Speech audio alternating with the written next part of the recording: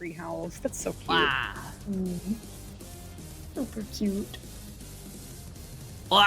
I am very smart. I am very clever, very good. Hold on 1 second. I slept a little wrong. I'm feeling a little stiff today. You know how it is. You know how it goes. Yeah. I forgot to turn on VTube Studio on my phone. Oh shit. Oh. Wow, look at me. There we go. I can move. Hey, how's it going, everybody? All right. Anyway, welcome. You've Scribble become Support legally. 14. I have engaged Jiggle. Yeah. I just realized I don't have this open. There we go. Man, it is a good day today. Good day. There we are. All right. Scribble Support 14 with Hyena Mags. We've known each other for a good bit now. She's Jim Goblin's wife, talented artist. Hello. First time Scribble supporter. And we got Mason of Nobilou.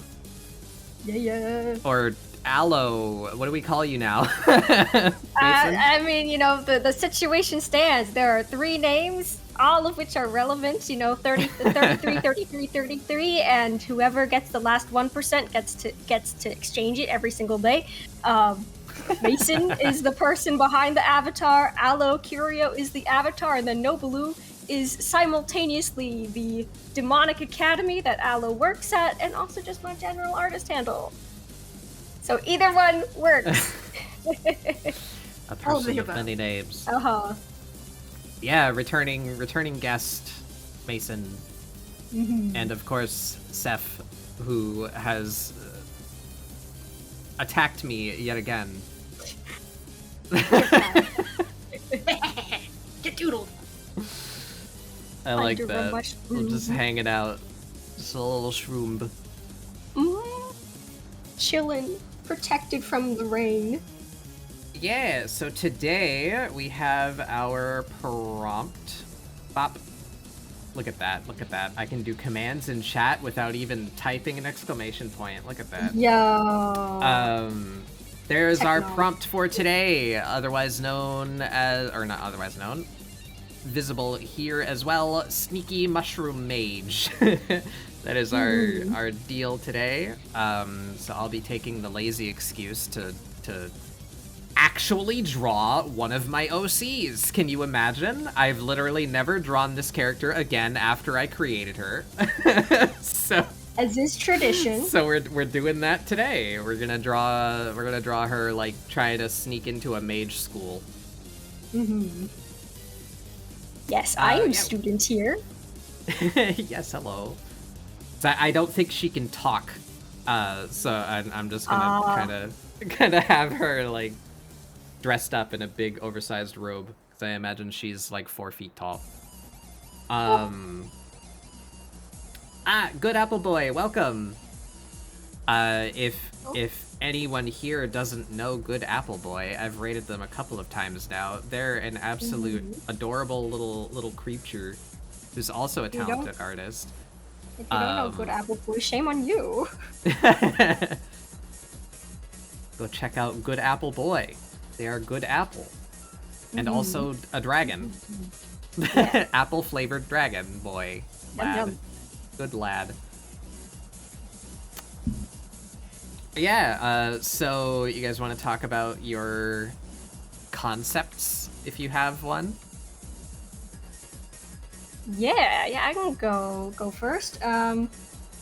My concept was is World War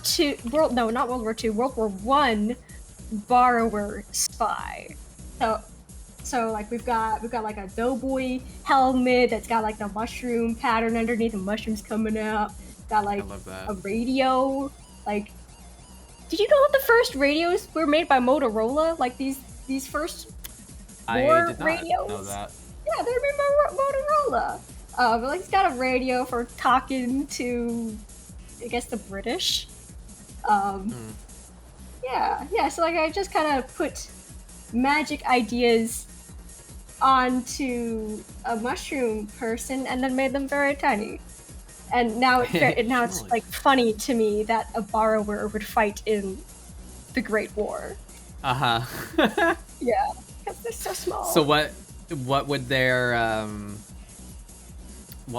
weapon be? Because the borrowers always have like actual person-sized things, you know, that they use. Yeah, in one of the renditions, I drew them with just like a rifle, but they wouldn't be able to make a rifle that's big enough for them. So I guess they would just have like a tiny piece of a bayonet, like a teeny tiny sliver of knife, and they'd be pretty happy with that. But yeah, that's the concept. Thank you, Cat Banier. I will have a drink. Well, I already did while they were talking. Mags, do you have any particular idea? You're just gonna draw a little shroombo? That's kind of what I'm doing. I'm probably gonna sit here and do like multiples because I had a lot of ideas come up whenever I saw this prompt. But I'm kind of inspired by the Fantasia mushroom scene, so I want to see if I can pull some sort of themes from that, and also pull some like I want to focus on sneaky more than mage, but I'm going to find a way to put mage in, and I want to kind of make like a magic using rogue character with her.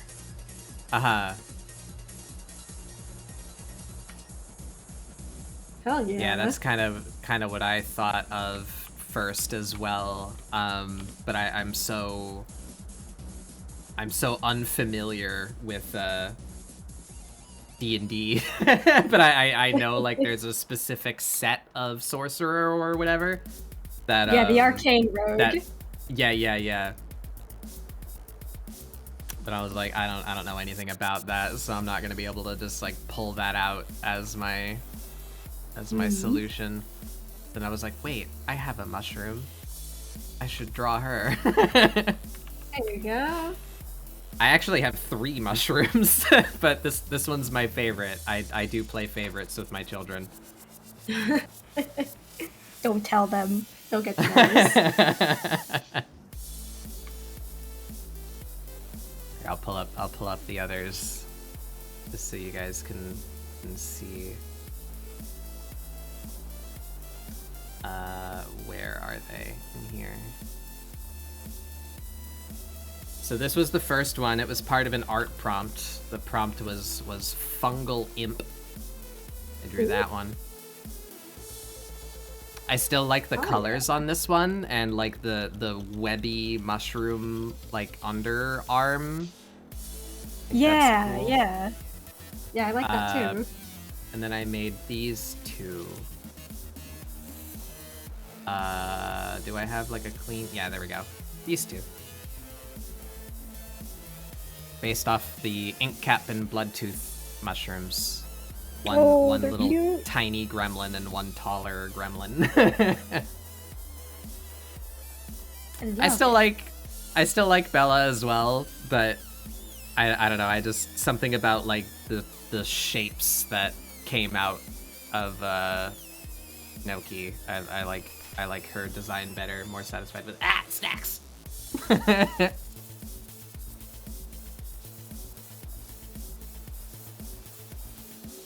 There we go.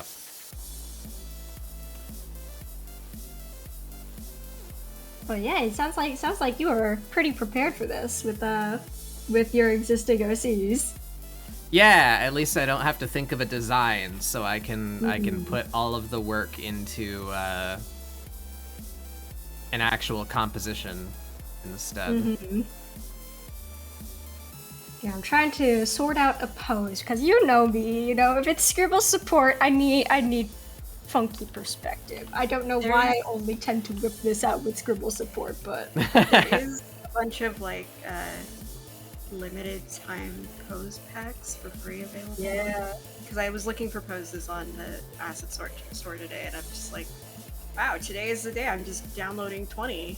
And by 20, I I haven't 71. seen those. Oh God. A lot of them were like couple. I should poses maybe or- go look at that before it's not free anymore. Ah! Hey, Yeah, Druid a lot by of them were, Night, like- welcome. Hey, Luna! Hello, my good Oh, friend. someone you know? Hello. Yeah. I was streaming with her earlier.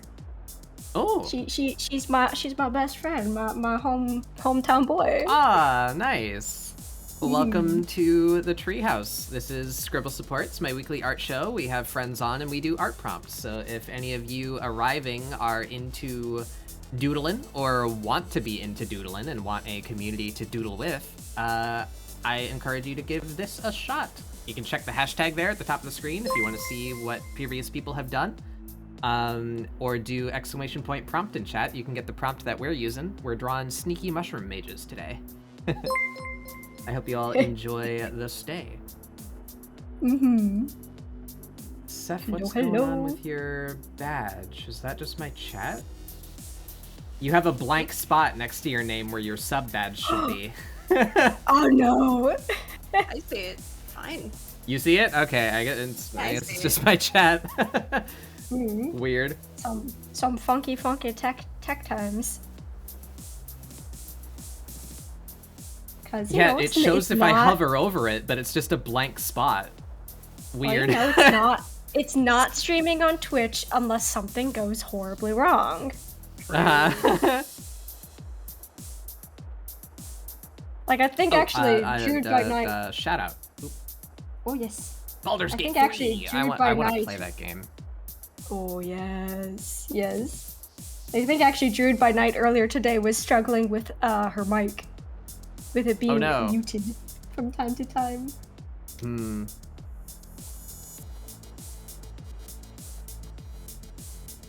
And I was fine and mix it up.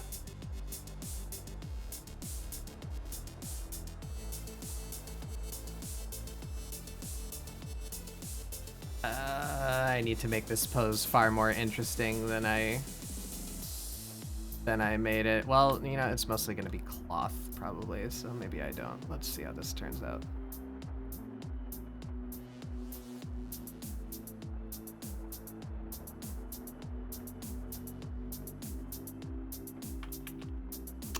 I just did all that on the wrong layer. Hogging.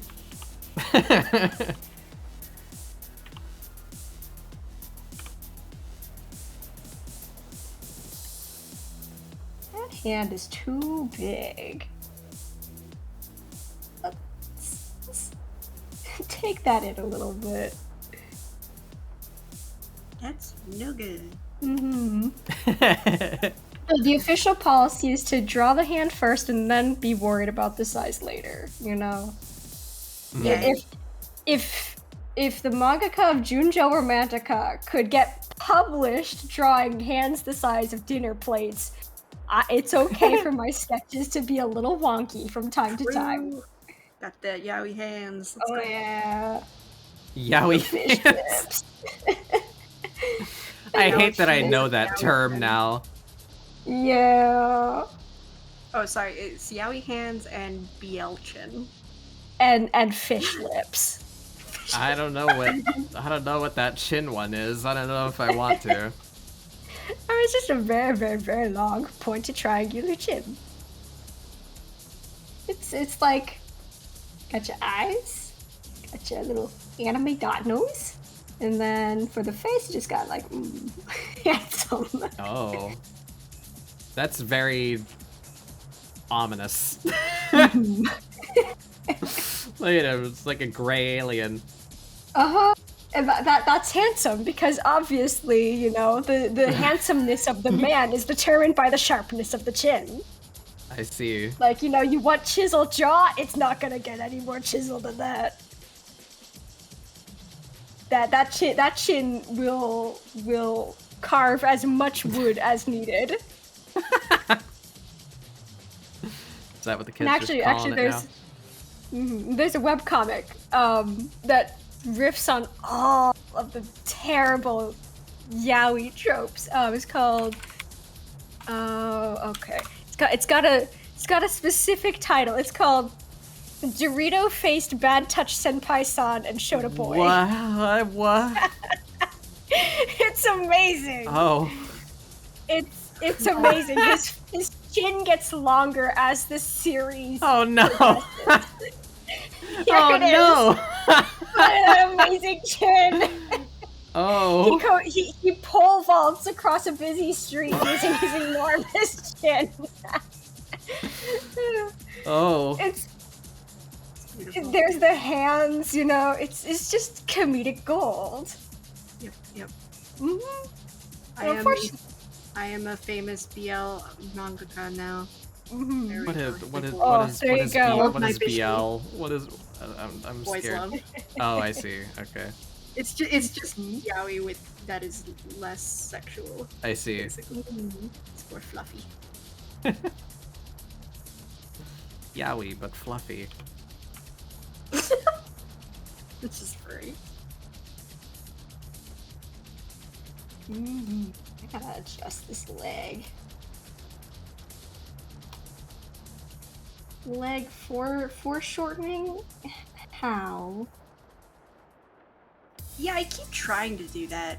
I've never been able to successfully do it. Yeah. Get confused. Yeah, it always looks wrong. Like if you're drawing a character like with their legs crossed or like kneeling, you know, where like the knee is in the foreground and then everything else is behind that. Like it never looks right. it never looks right. Yeah. It's like there's just this blob on their hip and it just doesn't look like anything. Maybe I need to take a picture of myself to help me out with this. So that's kind of been my go-to. Having a hard time with the pose, just take a picture of myself doing the pose. Wow, you're using a reference? Fake artist. Yeah, I'm gonna do that. BRB. I already love what you're doing. Mac. Yeah, you already have so much too. Shit, look at the little guy. I love Dude, him. I love designing shit on the fly. It's so fun. I gotta be in the mood for it, but I love doing it.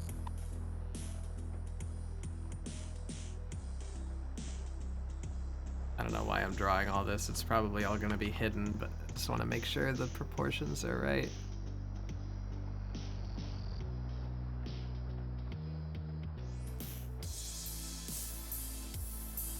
I can't see Sting's sub badge either.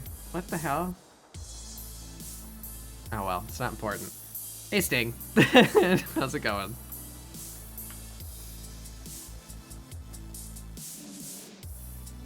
Oh, I can't do that. It looks like a dick.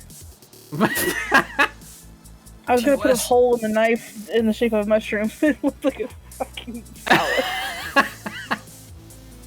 I mean, Or I just stab you with my dick knife. Mushrooms are inherently a little bit phallic looking. Yeah. There's not much you can really do about it.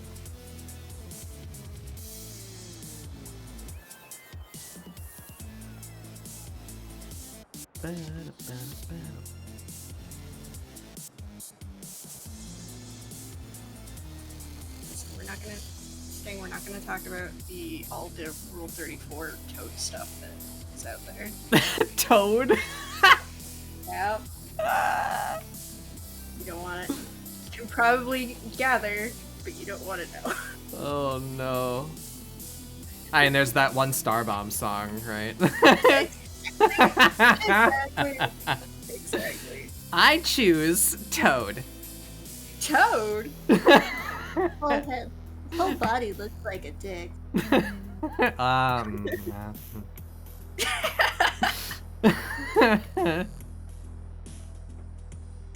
I know that entire song by memory. I have no shame.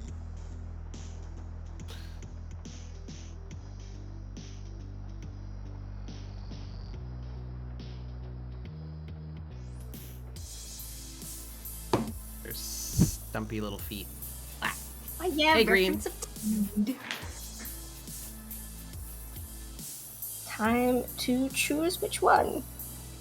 I think I'm gonna start working on that brushy redeem over the weekend. Mm-hmm. Did I tell you about that, Mason? No, I don't believe so. Someone suggested it in chat. I don't remember who it was. I'm sorry. Call yourself out if you're here. I have my head pat redeem, right? That screws up my hair if you pat me. And I have a button where I can fix my hair, but I never like bother to go push it. Because I feel like, myself included, everybody prefers the messy hair to the normal hair. But someone suggested it in chat, and I thought it was a really funny idea. You know the picture of like the adorable little fruit bat that he's just like chilled the fuck out, just like laying belly down in someone's hand, and they're like brushing him with a toothbrush. Yes. I want to make a brushy redeem where a toothbrush comes on screen and fixes my hair.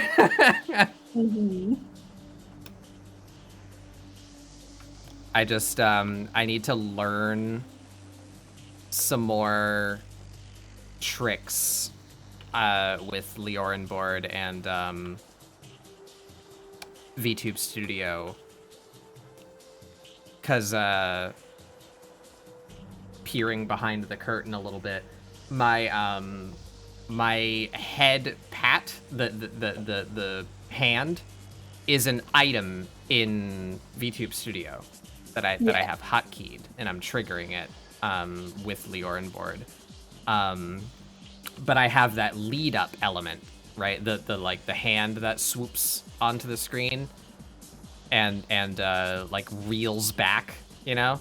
And it's funny because it's the exact same animation between the head pat and the splat, so I don't know which one is about to happen to me. Those are elements that I just made and rigged up with the motion inside of OBS. Yeah, there it is. Okay.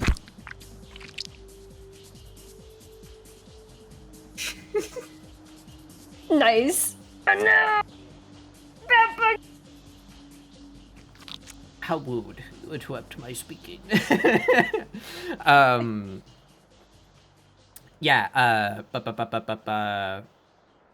The lead up happens inside of OBS. So if I were to actually take advantage of VTube Studio and the ability to, like, you know, go like, wow, look at me, it's me large on screen, wow, wow, wow. You know, if I were to, like, be funny like other people that have better control of such things, like Jummy, you know, she's really funny with the, like, zooming up to the camera and, like, giving them a disappointed look, or you know, like the things that she does. If I were to move around and someone redeemed one of those redeems, you would see the hand swoop on screen and aim where I normally am, and then miss me, you know, and then, like, the head would appear on screen. So I need to see if I can pull it off where the entire thing is an item in VTube Studio, like including the lead up animation, you know. That's kind of tough. Yeah, so I've been meaning to do some tests and experimentation with that. Beneficial Tech, welcome to the treehouse. How you doing? Welcome on in. I think it can be done because obviously you can place animated items or animated images as items in VTube Studio. You know, that's how the hand works. So I would just need to make a really big animation, I guess, you know, that's large enough for it to start off screen. I don't know if scale is maintained. Like, is the actual item larger if the image is larger? Or is there a way to define the scale in a way that would save between redeems? I don't know. I need to do a bunch of tests to see. Experimentation. Science. I feel you. It's tough. It's tough trying to figure out everything that you can do in VTube Studio. Mm-hmm. And in OBS, and trying to make sure also that it doesn't eat all your resources. Yeah, that's a big thing too. Mm-hmm. What did I just do the other day? There was something... Shit, what was it? I've completely blanked it out. I put so many hours of work into it, and it is gone from my brain. Relatable. I redid something. Mm-hmm. One of my video files. So it would have been like my outro? No, it's not my outro. Oh, it was my overlay. Duh. My overlay. You guys can see I have an animated overlay. It's not as visible in this scene as it is in others. And actually, I don't think it's running the new version in this scene. I should probably fix that.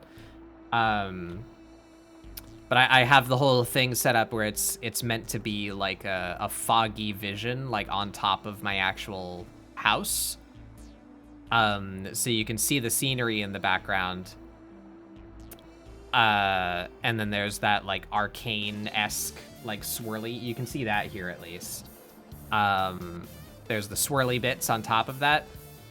So that's all done in Clip Studio and embedded to one video file that I'm just playing, you know, it's a looping video as the overlay.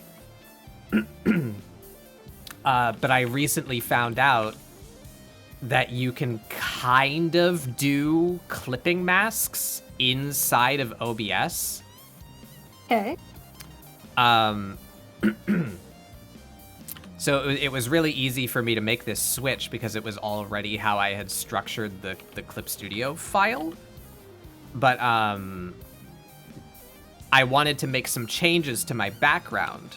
Like Soph drew this absolutely adorable little like framed photograph of Team Smoothbrain, like me and my friends, and I love it. I want to like put it on a shelf somewhere in the background. But that would mean I need to re-render that entire video file. Oh, And it is a 50-second long loop at 60 frames per second with a lot of motion and changing colors. So it takes a long time because it's like, what is that? What is that on? What's 50 times 60? Everybody, 30,000, 3,000? What's that? 3,000 frames, right? So it takes a while to re-render that. So it's really daunting to make like incremental changes to my overlay. Oh, right. It was because I just recently re-added the like recent subscriber, recent follower widgets to my main overlay. We don't have room for that in ScribbleSupport, but it's on the main overlay again. And I wanted there to be like a good mask to the ends of the scrolling text, you know? Because I don't want you to see the seam. Like it even annoys the hell out of me over there. You can see the chat bubbles are getting cut off. Yeah. The thing just ignored me. I told it to only have a maximum of one message on screen so that it wouldn't do that, but it's doing its own thing. But it still looks better than what was there before, at least. So I'm just leaving it for now and conceding to the technology. You've won, technology. But I hate having those like visible seams. You know, I want my setup to be nice and clean. So I wanted to cover the edges of the scrolling text. So I thought like, maybe I can just put like my little flames, you know, the little blue flames that I have like on my other screens. Maybe I can just put those at the edges, but it just looked like too uniform to do that. So I was like, no, I don't like that. So I wanted to embed it into the fog, so that the same kind of like scrolling fog is happening on the edges of the text, and they just kind of fade into it, you know? So it looks like they're like in the cloud. But that would mean I need to re-render a mask on top of the overlay, you know, like shaped like the fog that I want. So it's like, I need to restructure this so that things like this don't take 1,000 years and make me not want to do it. Yeah. So because I found out that clipping masks are kind of doable in OBS, my overlay is now actually just black. Okay. So all that the render has to do to do the motion, so for things like rendering the mask for the sides of the text boxes, all I need to render out is pure black. So the program doesn't need to think nearly as hard, you know, about all of the changing, swirling, like cloudy texture I have over it. It's just black. So that makes the rendering way faster. And then all I have to do is put the background picture with like the cloudiness overlay stuck on it. You can apply that as an image mask over the blackness. So the video file is way smaller, it loads way easier, it's way faster to render. So I overhauled my overlay in such a way where the file size is now 80% smaller than what it used to be. And it's easier to edit. So win. Yeah, I don't remember why I got on that topic. At some point, whenever I end up making my own overlay, because right now I'm just using what I got off of Etsy. Whenever I make it, I will pick your brains on how to best get what I would like to have. Because I kind of plan on animating in Live 2D, because that's where I do all my animations. I really want to learn that, because it looks so well suited for stuff like that. Like Moon does her like alert boxes and stuff, you know, and even her animated emotes, she does them in Live 2D, and because I mean that's what it was made for before everyone started making VTubers, right? Was just really simply and smoothly animating an image, and Live 2D at its core is really just keyframe animation software. But it's gotta get better at doing what it does.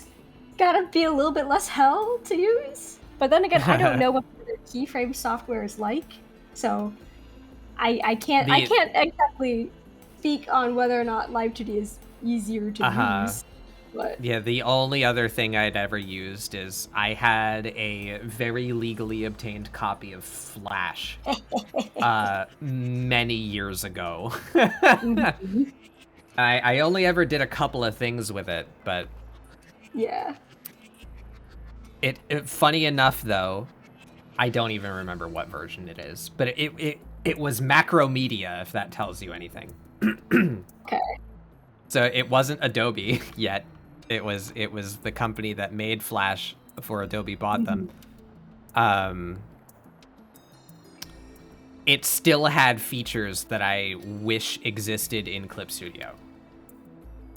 Yeah. So like, despite it being so old, it still had stuff going for it that Clip Studio still doesn't. Mostly, I mean, this kind of exists in Clip Studio, but mostly symbols. I really wish Clip Studio had like a better thing that resembled symbols. Yeah. That allows you to essentially just have an animated object that you don't need to think about anymore. So you can animate a thing and make it a symbol, and then that thing will just animate on its own. So like if you place that thing in a scene with a bunch of other things, you don't like have to worry about their timing or their frame rate or whatever. You know, they're all just symbols that are animating on the screen. And then you can keyframe the symbols. So like you can move the bouncing ball around like while it bounces. You know, it was just way easier to grasp animation, I feel, in that way. That does sound nice. Yeah. And Clip Studio kind of can do that. You can just use file object references. I don't remember what they're called, but so you can make an animated file and save that and then import that file as a layer into another document. Okay. But it doesn't loop. And as far as I can tell, there's no way to make it loop other than manually copy-pasting it across your entire timeline. Because you can't stretch, like, so if it's an animated file and you put it into another animated document with its own timeline, you can see, like, the small file's timeline on your timeline. But you can't edit it in the main document. You have to go to the individual document to edit it. So if you wanted to like stretch it out to make it play slower, like over a longer period of time, you need to go back into the root document and change that timeline and then update it in the main document. That is ass cheeks. So it's a pain in the butt. But at least you can kind of micromanage. So like that's how I did my leaf transition. I made a couple of animated leaves and then I just like threw them into a cluster together, and then I saved that cluster as a document, you know, and then threw a few of the clusters in together, like offset a little bit, you know. So all of the leaves you see in my scene transition, that's like 3 leaves just copy pasted a whole bunch of times and tweaked so that it doesn't look repeating. But yeah, tangent, live 2D, way better at doing that kind of thing. I want to put time into but it. the downside is like you have to make your parameters before you animate. So you have to like think about all the stuff that you want to have moving, and then like there's that disconnect when you're doing it specifically for an animation. You have to. The brain hamsters have to work way too freaking hard.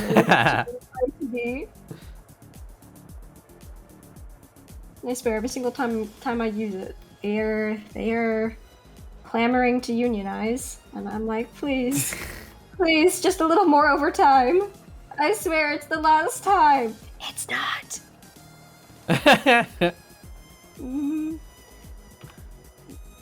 Yeah, it's a hell program, and it doesn't help that its UI is terrible, and the manual is poorly translated. Yeah, that was the main reason why I didn't get into live 2D. Was before I accidentally became a VTuber, I had considered learning to make them, like just as a form of income, because I'm a game designer by degree, and I thought it was like I could probably grasp, you know, this like more technical aspect to the art creation. But then at the time anyway, and this was in like mid to late 2020, I think. It's when it was like in the midst of exploding, you know, like we have VTubers everywhere now. But it's gotten a lot better, but at that time it was like just starting to go nuts. And all of the documentation I could find for Live 2D was in Japanese. Yeah. So I was like, well, you had to go on YouTube tutorials, and I couldn't find any at that time. I couldn't find anything in English on YouTube at that time that I'd looked. So I looked, and maybe I was just searching wrong, or it's just like they were privated, or they were just like advertisements of like, back me on Patreon to get access to this video or whatever. So I tried to just download the program and be like, well, I taught myself Photoshop, so maybe I'll just fuck around with it for a while and see if I can do something, but I could not. The UI for Live 2D is a hellscape. And I was like, nope. Yeah, I know that Brian Sui had some tutorials of like the very early Live 2D, but it was like basic VTuber stuff, so yeah. And they're not very good tutorials. It's mostly like how to, you know, split up artwork to use in VTubes or in Live 2D rather than how to use the program itself. And I feel like that's a lot of stuff that's really missing from the tutorials out there, because so many of the Live 2D tutorials are focused at how do you make a model rather than how do you understand the software itself. Like it was just like a couple weeks ago that someone made a dedicated video on how the physics engine works. And it's like, that's basic stuff. We should have had that kind of thing really early on. And like, Live 2D also hasn't helped. Like the company itself hasn't helped very much in making this stuff more accessible. Because like they've got videos on like, say like the glue function, but they don't explain how to use the glue function. They're just like, here's what you can do with the glue function. I'm like, cool. How do I do it? And they're like, fuck you. The glue section of our manual is like the worst translated part in the entire thing. Yeah, so it is a slog to learn it, and it's definitely got a ton easier, but you know, it's booty butt cheeks. And I don't recommend it. I don't recommend the experience. Yeah, I gave up pretty fast whenever I tried to get into that. Yeah. One day I'll try again, because now there's like a bunch of resources, and Honey was kind enough to share. Like she taught herself how to do it, but I guess she did it like just a little bit after I tried to do it. So she managed to scrounge up some videos that were actually useful, and she sent me that like playlist of the ones that she used to really learn how to do what she does. So I'll try again one day when I stop finding things to put on my list of things to do. Which will be never. Yeah. Because, let's be honest, the list of things to do is unending, and you can never escape. Yeah,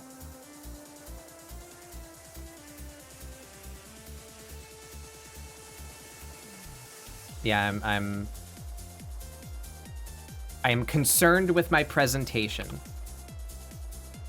I really want it to look nice and be fun and interactive game meme. So I keep on giving myself things to do, like the brushy redeem, you know, and all of that. But once I feel like I'm in a spot where I like my whole spiel, I want to give myself more time to do expansion type stuff, you know, learn new things like Live 2D and all of that. Wow. Snacks. Next. Do I have a bush brush? Oh yeah, that's why I wanted to. I can only imagine how much easier it would have been if I knew Live 2D to make my starting soon screen. Oh yeah. The only thing that I have an issue with it though, with specifically videos, is that no matter how I try to make the video, like, make it easy for Live 2D to render, it always renders with like little glitches in it. Like there's like just like little patches of pixelation that appear and disappear, and it's very strange, and I do not know why it does it, and I would like for it to stop. Like it happens even if I tell it to render it high quality. Yeah, It and it is sounds like a source. compression thing, but I don't know why it would be Mm-hmm. doing that if you're not telling it to. Yeah, even if I'm working like 1920 by 1080p, you know, nothing too crazy, but like reasonable for it to handle, it still manages to do weird things, and I'm like, please stop doing weird things. Have you tried rendering something with your task manager open? And Maybe. see if it's like maxing out your GPU or CPU while it's doing its thing? I haven't tried that, but I don't think it would max it out because I've got a 3060 in here. Maybe the CPU though.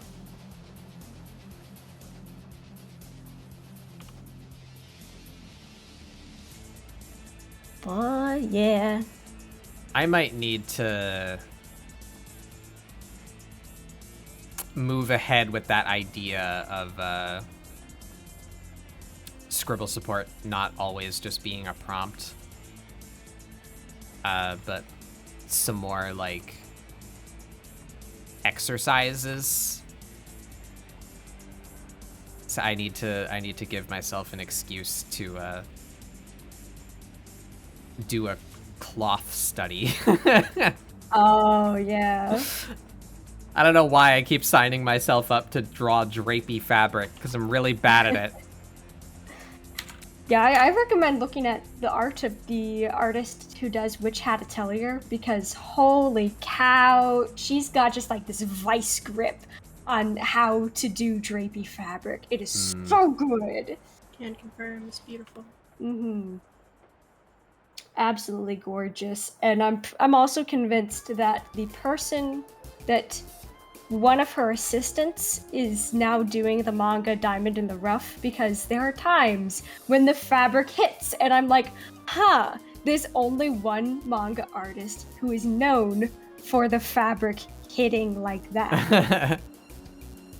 So it's my theory, and it's hard getting that kind of information, like sussing out whose assistants are now doing that kind of work without like someone being like, hey, this person's now doing their own manga and they worked under this person.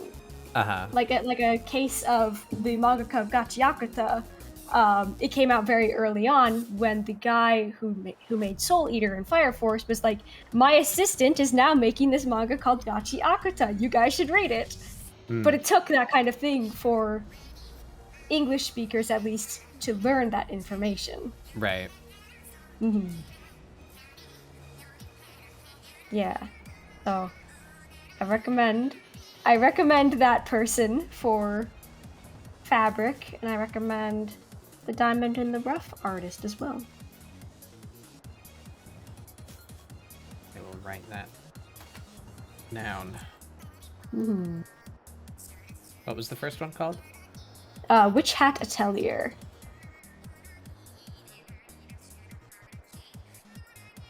Aside from the art being really good, it's also just a really good story as well.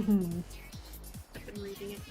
Yeah, you got canon gay characters.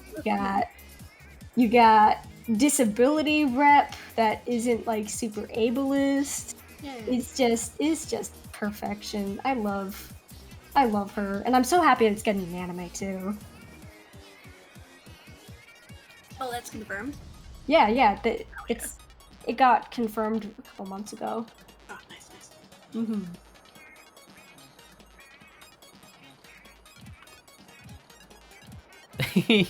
I like that though. It's not the most dynamic pose ever, but look at her. She's happy. Like, yeah, I got my regular sized person's tunic on. And I'm gonna draw like a big floppy hat on her. Hell yeah. You gotta have a big floppy hat. Not complete without your big floppy hat.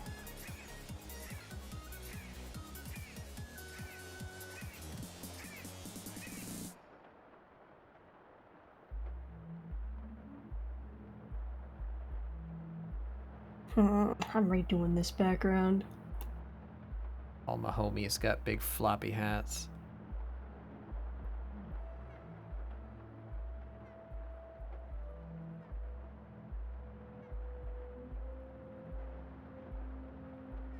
Characters with big floppy hats do be my favorite gender. I think that was on Twitter the other day. Someone posted, Yep. love big floppy witch hats, gonna be one of my favorite genders. I think I was like tagged in that twice. Nice. Shit.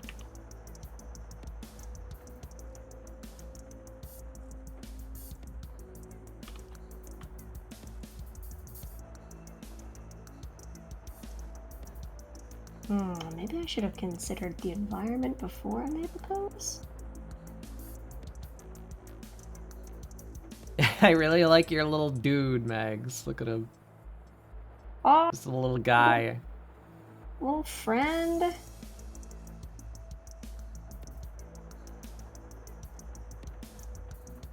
The coloring is where I tend to get lost. Yeah. I've been trying to work on techniques for coloring myself. I basically 100% of my art experience before I started taking it seriously, like 2 years ago, is drawing. So the idea of painting things or like a lineless style or just like color theory in general is all stuff that's like just not in my head. Oh, hey, Prince. Here for cute mushroom girls? Yeah.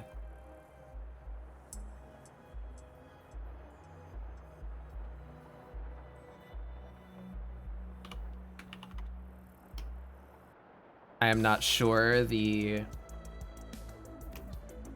gender identities of what everyone else is drawing. I'm drawing a cute mushroom girl. It looks like Seth might be too. I can't tell. Yeah. I think I'd Maybe. classify this more as just a depressed mushroom dude. A dude. Yeah, PTSD mushroom dude. Oh yeah, you know it. Oh no. Okay, this background might be hitting a little bit better. Thinking about it more as like they're inside like a tree hollow or something. Hmm.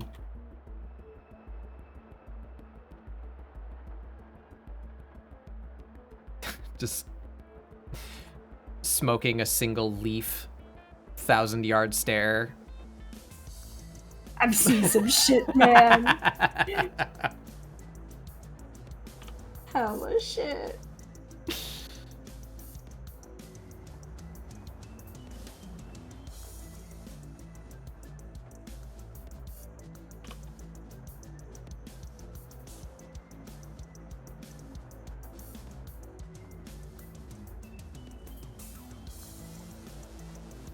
Yeah, like the idea of making them into a borrower kind of character was because combination of things. I was like, I want them to sit on a mushroom because I'm not sure how many ways I can incorporate a mushroom into a World War I uniform. And then I was like, wait, if they're sitting on a mushroom, it has to be small because like then it's really apparent that they're just chilling on a mushroom. Like Right. that's not good stuff. And then I remembered this adorable little manga called Hakume and Mikochi. Absolutely adorable. Like teeny tiny people, usually making good food, sometimes doing carpentry, you know, a variety of fun and adorable activities. And I was like, they will go to war. They will go to war. No. Yes. The draft came and claimed all the wholesome little creatures.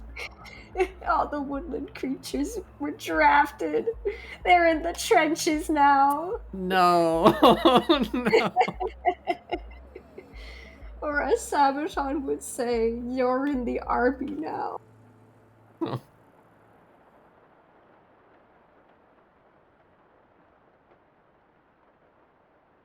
Okay, yeah, this one feels better to me.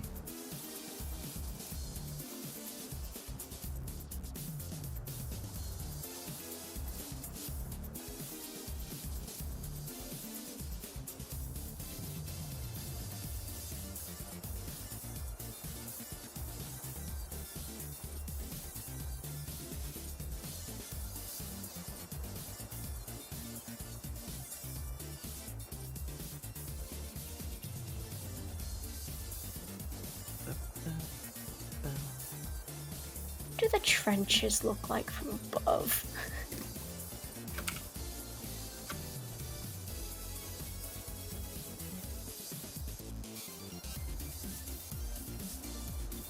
Okay.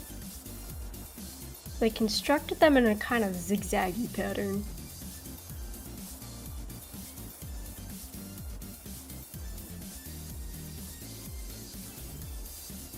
I also blame the anime 86 for this. If I wasn't actively watching 86 right now, then I would not be doing this topic, I think. I wondered where the World War I tie-in came in. I was like, that's a very specific setting that you've chosen. 86 doesn't take place in World War I, but it's a warfare kind of setting. And then because that was already in my head, on another stream, I think on Monday, we had a very, very involved conversation on stream about just World War I in general. Because I find it to be the most interesting of the World Wars. Like, people like to talk about World War II all the time, but we would not have World War II without World War I. And World War I had massive, massive consequences on global politics and literally everything. Uh-huh. So I find it to be very, very cool. Like, helmets, as we know them, became a thing during that time. Before then, they were using caps. And, caps don't do very well with shrapnel. And so the French actually were the first ones to introduce something like a helmet. It was a metal skull cap, which didn't do very much, but it was better than nothing. And then the British were like, hey, that's pretty cool, that people's heads aren't getting shrapnel stuck in them quite as much. What if we made a helmet that was just like a little soup bowl kind of deal? And it was super cheap and easy to make. And people were like, hell yeah, I love not getting shrapnel stuck in my head. Parachutes are another thing that wouldn't exist. Yeah. They were like, how can we, one, help our pilots survive a little bit better, and how can we sneak people into the areas? The air. Okay, but how do we get them safely to the ground? Give us a minute. Yeah, and tanks too. The fact they're called tanks is because they were disguised as a septic tank project. No shit. I didn't know that. Yeah, that's literally it. That's funny. Yeah, and the first one sucked. It's kind of an unfortunate part of reality and history is that we wouldn't be as technologically developed as we are. Oh yeah, no. Without war. Yeah. Like, damn. Imagine if it was all if we didn't fight and all that development was just made because hey, what if What if we just made people's lives better? Yeah. Why didn't we make helmets for, I don't know, construction workers? Why didn't we make parachutes for in case these flying devices fail and we want people to survive rather than war? Or like the I'm not going to get into it too much because it gets real dark real fast. The medical advancements due to experiments and stuff, and it's just like, man, I wish we were able to figure this stuff out without everything being horrible. Sure would be sick as hell. Humans suck. That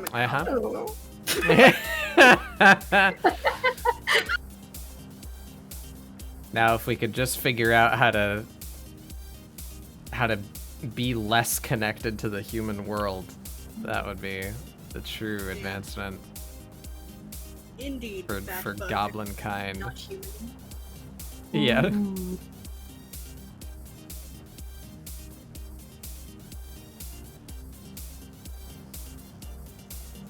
What is up, fellow non-humans?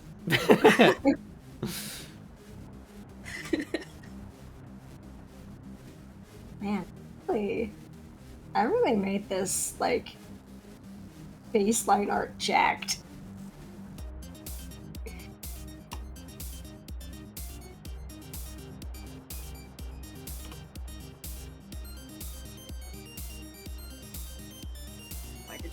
Why did I make my mushroom white mage a ballerina? I don't know why. But I'm not mad. Yeah.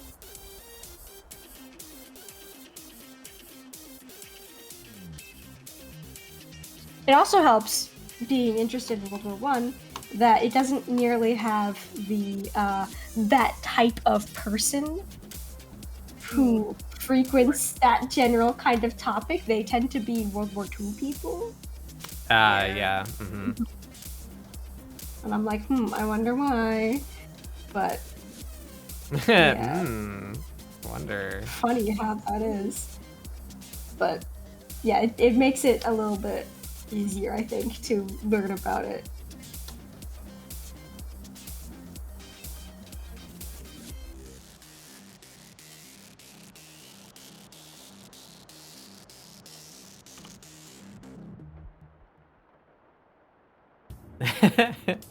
I like this.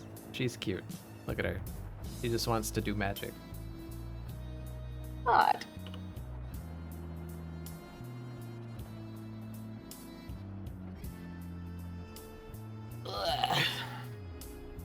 And this is where I am once again marveled by, like, ScribbleSupport prompts that, like, it's the same prompt. We all got the same prompt. Look at the variation. Yeah, that's the best part. Hey, Tome. Yeah. Hello. You bat popping in that chat? Are you even a real bat? I like your model. Your new. I've been watching you work on it. It's really cute. I remember learning about something that I think was called survivor's bias, where people took a look at where returning planes were shot to determine which parts of the plane needed better protection. Instead of looking at where the most bullet holes were, they reinforced the areas with the least, because less of the planes with those holes made it back. Right, yeah. Yeah. That's a very relevant term for a lot of things. It's used to describe that I went through it, therefore I have knowledge on how to do so. You know, and sometimes that can be true, but a lot of times it's purely coincidence. You know, what's the thing? Correlation is not causation. You know. So like when you have those funny streamer courses that say, I can teach you how to be a successful streamer. Yep. No, you can't. Also, they only did it once.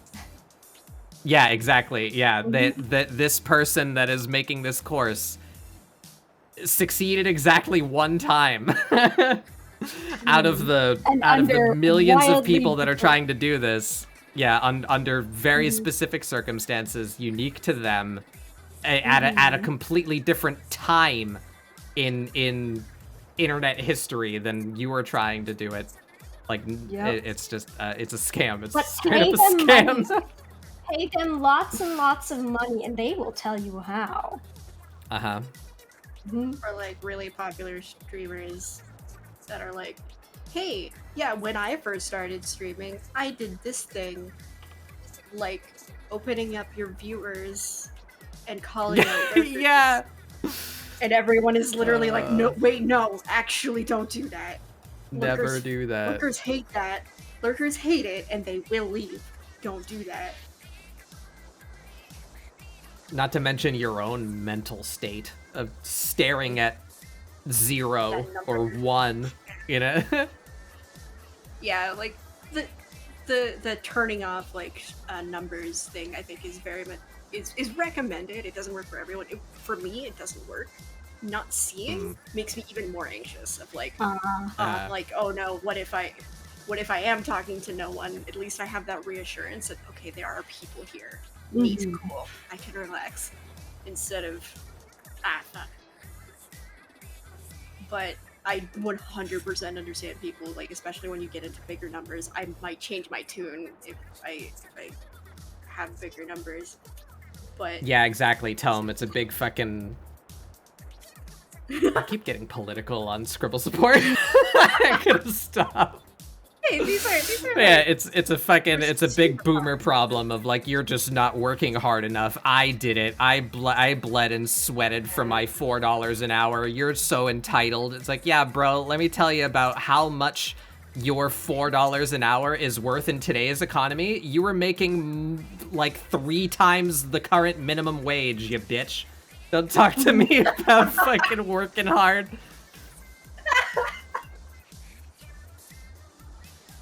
like what a house. $4 an hour in 1960 is like $20 an hour in today's money.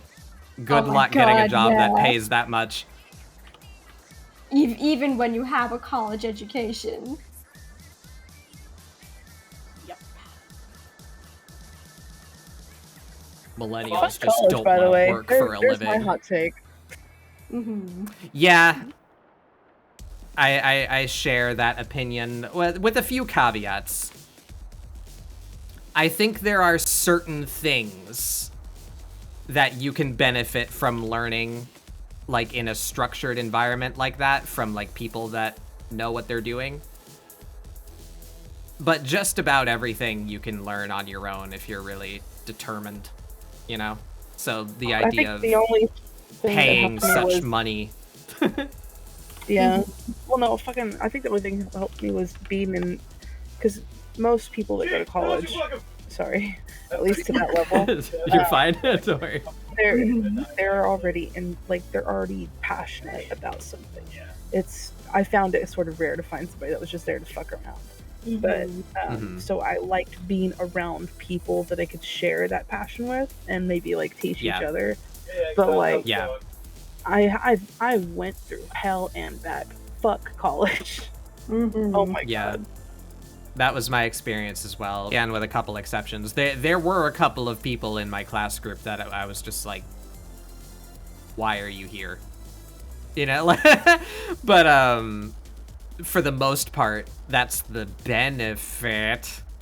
I hate using that terminology of it being so expensive. Is that if you're there, you're much more likely to actually be giving a shit about what you're doing because you have a vested interest in getting through these courses and actually coming away with value to you to return on your investment. But yeah, sucks about the gatekeeping. Yeah, true.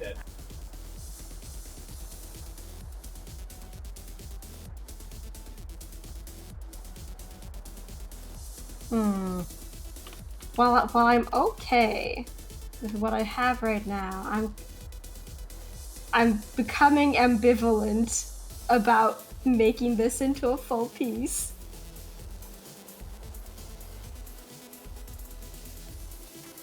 The other thing that may not come to the mind of some people,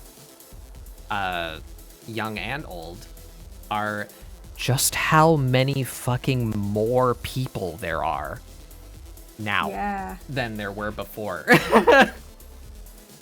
So not only is it struggle, you know, with the current minimum wage being what it is and corporations not being held to, you know, care about their workers' survival, but there's a much stronger competition for the jobs that actually do pay good. There's far fewer of them than there are human beings, so I hope I hope you're lucky or you got connections.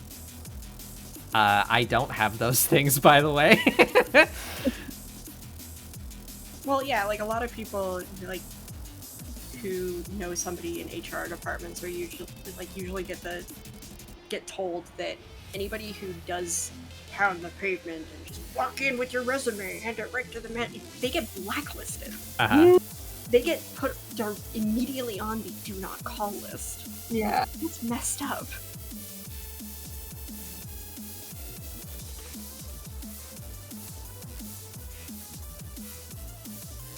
So yeah, like if you make the unfortunate mistake of, I don't know, listening to your elders and going by their their advice, it's like, it doesn't work anymore. Mm-hmm. Most of these people haven't needed to look for a job in like 40 years. Yeah. Like the ones that end up having to because they either get laid off or whatever after working someplace for 40 years, they end up getting lost. Mm-hmm. Because they can't find work again. They don't know how anything works, and it really sucks. Yeah. So it's like the very system that they made is hostile, especially to them. Yeah, it's hostile to everybody. That's why the system sucks. but there's a whole subsect of people that are just like, nah, you're just weak. You're just lazy. Yeah, like, there's also. It's also in part because of a field of psychology called industrial organizational psychology, aka corporate sellout psychology. Yeah, so it's like all those like employee quizzes and whatnot that get made. That's kind of stuff that kind of thing gets made by industrial organizational psychologists, which is why they are the highest paid field of psychologists out there, except for like psychiatrists. But Tell that's us only 'cause they have to go to how med to school. manipulate our workforce better. Yeah, that's basically the field. Like I took one of those classes just because I needed to 3 credits more, and I left that class feeling so gross. Yeah. Because like it was being framed as like, oh no, like this is to find the best employees for the job and to make sure that the place is super efficient, and it was just like, wow, this sucks. Yeah. This is the worst. It's basically the like gaslight gatekeep girl boss the course. Yeah, like I can see ways in which industrial organizational psychology can be good, like in making workplaces genuinely better, but I can tell use it for I can tell that is not how it is typically done, how it's typically utilized. And like I've seen on I used to follow a blog on Tumblr for a while that was exclusively for like documenting the fucked up shit that they were taught in business schools, and the stuff that were actually said by people, either teachers or actual students. And by the end of it, she eventually graduated, so a lot stopped. But near the end, she was like, I've come to the conclusion that they have slowly, through these 4 years of classes in learning business, that they instrumentally like teach you to stop looking at people like people and to start looking at them like assets. And that's so messed up. Yeah. But you're part of a family when you work here. That's why if you want to go to your cousin's wedding, don't. Because they're just your cousin. Well, corporation is your family. Yeah, a few years ago, there was a family tragedy where like somebody who wasn't my brother, but I grew up with him. I knew him as long as my brother, and my brother is older than me. So I've literally known him my entire life. Was basically like another brother, and to my mom, it was like another son. Tragic things happened, and we needed to go to his funeral. Oh no. My mom was almost not allowed to go because he's not actually your son, though. Oh, fuck you. Yeah. And it's just like people like that. Meanwhile, other people were like, my mom's job is stupid anyway, because it's like, oh, you can't take work off in the first like 2 years that you work here. Meanwhile, people were just like, hey, I'm just not gonna come in. I just don't feel up to it. And they're like, okay. Meanwhile, my mom is like, hey, I gotta go to a funeral. Do you really have to go though? Yeah. And my mom's work isn't the only place that's like that. It's unfortunately extremely common. Yep. Yeah, my mom has to schedule her time off 6 months in advance. Ew. I don't even know what I'm doing next week. Because she's a doctor. So, because like they schedule patients 6 months out. And they're supposed to have, I think, 6 pediatricians within the area that she works in. There were 2.5 pediatricians in the company, in the area that she works in. Oh, hey, look, hey, I haven't seen you guys in a while. Wow, look at they have like actual names too. Francois the Francais, look at you. Oh, it's so fancy. So exotic. Bye.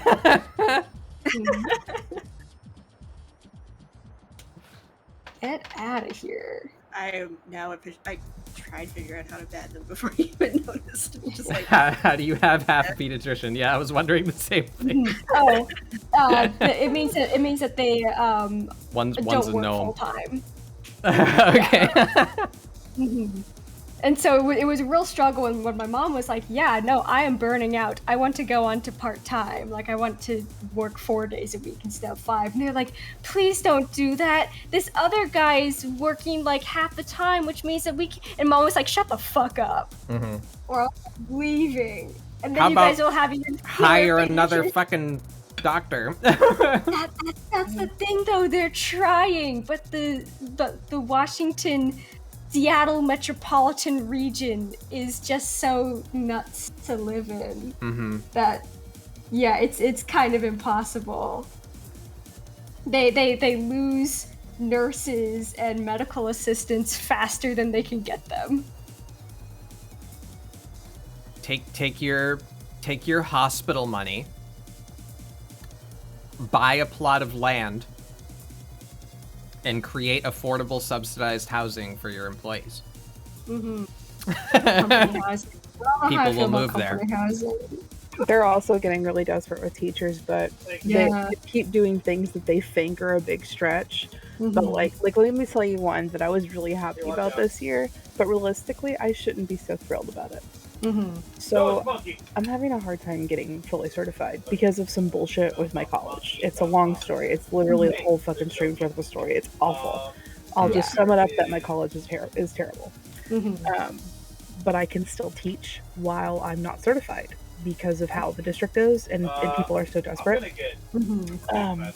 While I've been on this quote-unquote MOU, which means I'm not certified, but they're letting me teach, and it's like some sort of legal bullshit.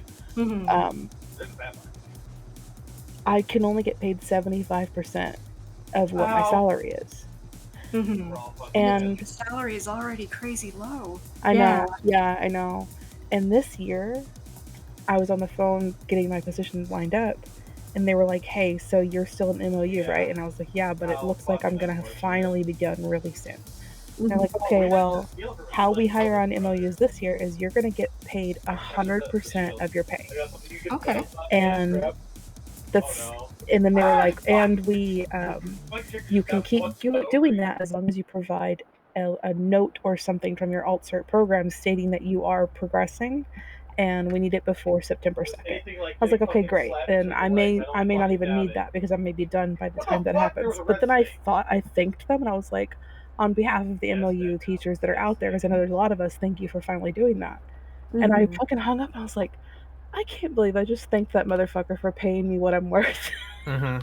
Oh my god. That's awful. I'm so sorry. It's horse shit out here.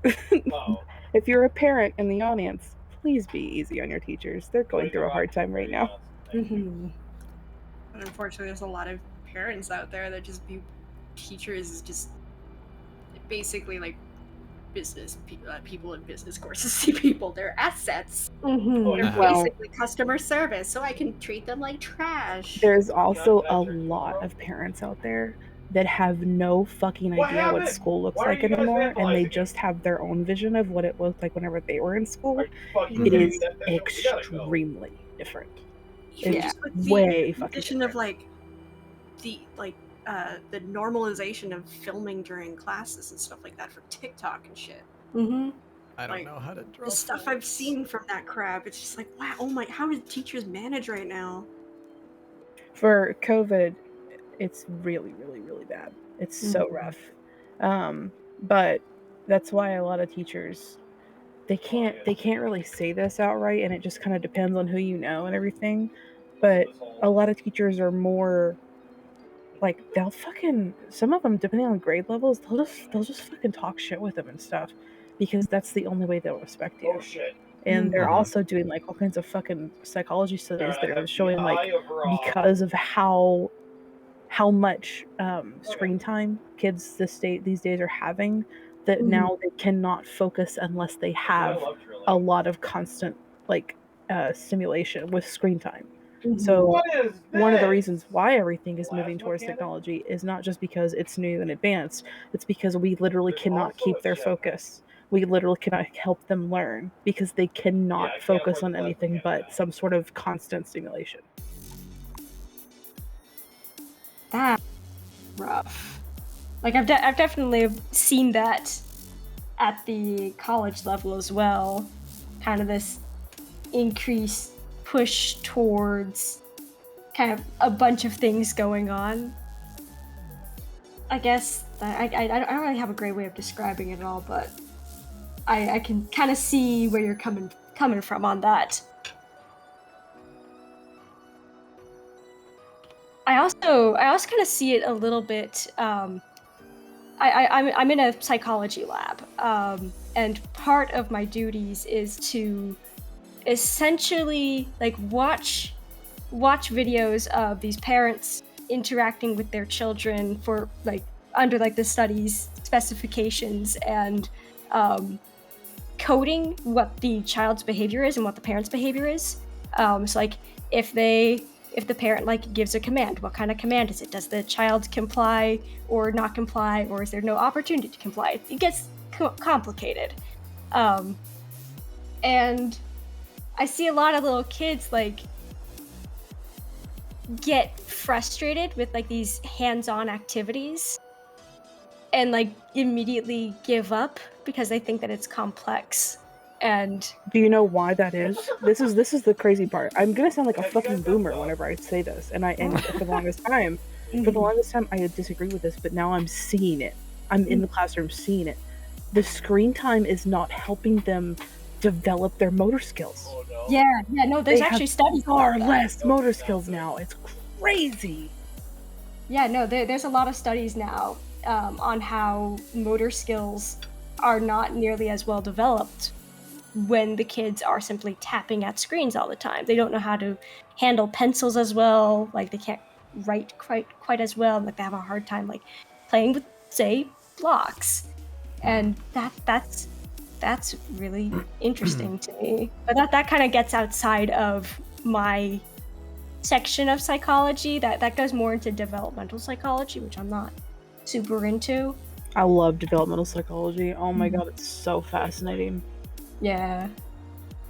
Yeah, I'd never really thought about that either. I mean, it makes sense, but that's kind of how I've always viewed it. I'll sound like a boomer too.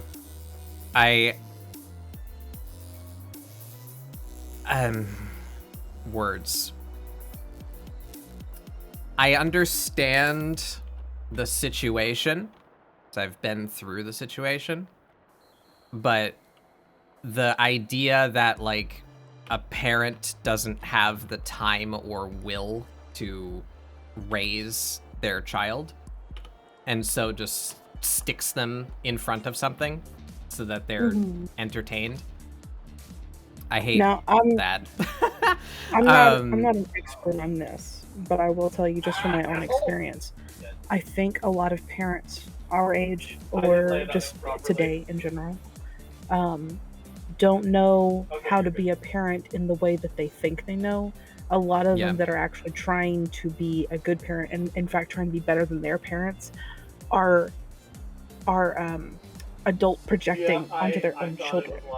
And so their child is becoming not something to raise and monitor and dictate, but something to try to love and teach to love through your mistakes.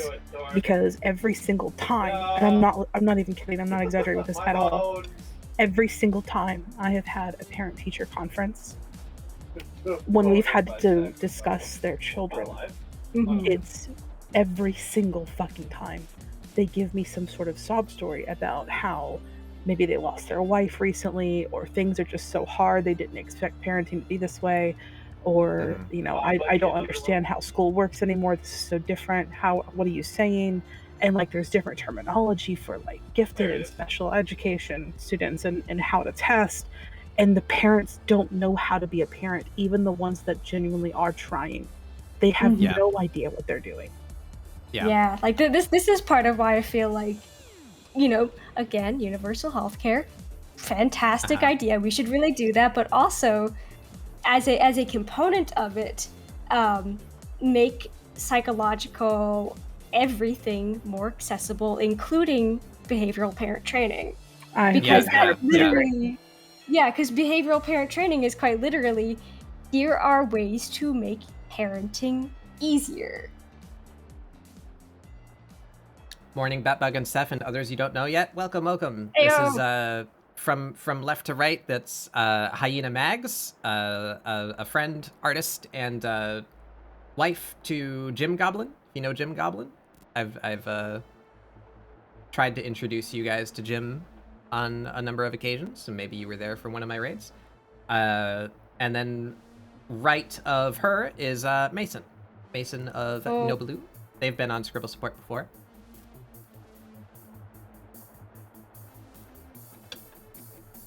But yeah, that's the unfortunate thing, like, especially for just general health of people and relationships, regardless of what they are. It's a topic that comes up a lot, in the VTuber space, of like people that don't understand social interactions very well, or people that form like unhealthy relationships. It's a thing that happens a lot with VTubers, so we talk about it, and it's always like the solution that's easy to say is just like, get therapy, right? Boy, it's hard to get it. Yeah, like that can be taken as like an insulting or dismissive term, but like they're right. You need therapy, but like if only that were a thing that were accessible, huh? You might not grasp it if you're not an American, but yeah, you can't just go do that. That's not. The unfortunate state of psychology, though, is that quite literally everywhere, no matter where you are in the world, literally doesn't matter, you are going to have a hard time finding a therapist who can do the things that you need them to do. And another thing is, even if you do find a therapist who can do the things that you need them to do, are they updated on the current best empirically proven and tested practices? Because another thing that's really hard for practitioners on the ground is accessing modern journals and accessing those articles, because these scientific journals are fucking expensive. Like, let me see what a subscription to Nature is. Nature is a really high impact journal, like really fantastic. Subscription price. Subscribe to Nature. Oh boy.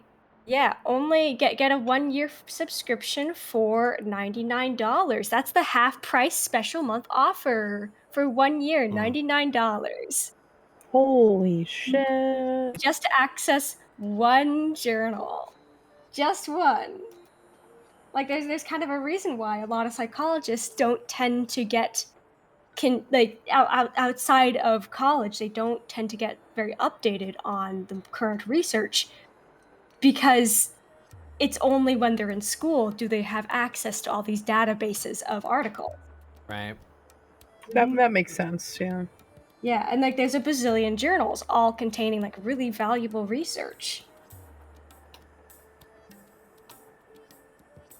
So it's a difficult thing, and like the difficulty of dissemination and spreading of research and how to properly train people and how to make therapies take less time and be less expensive to implement is like one of the big things facing psychology right now, because we've got a lot of the baseline research down, but it's the difficulty of making it accessible.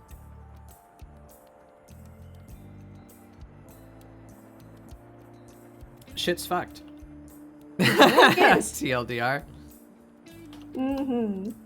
And also can confirm from a country with healthcare, it is extremely difficult to get services up here. Like, literally, if you don't spend the money, if you can't spend the money, which only a certain amount is covered by healthcare, you can't spend the money to get a therapist. Basically, your only other option is to hit rock bottom and admit that you're at rock bottom, go to the ER, and be like, hey, if I leave this building tonight, I'm going to unalive myself. Yeah, and then that can come with a ton of issues in and of itself, because getting committed is this huge fucking ordeal. Well, no, that's the thing. If you're just there for idolizing the idea of unaliving yourself, it just you can stay there overnight, and then you get resources, you can get additional help elsewhere, but it's getting that access. That's the only way you can get it. As somebody who's been to the ER for only kind of being suicidal and not like, this is ages ago, so don't worry. Yeah.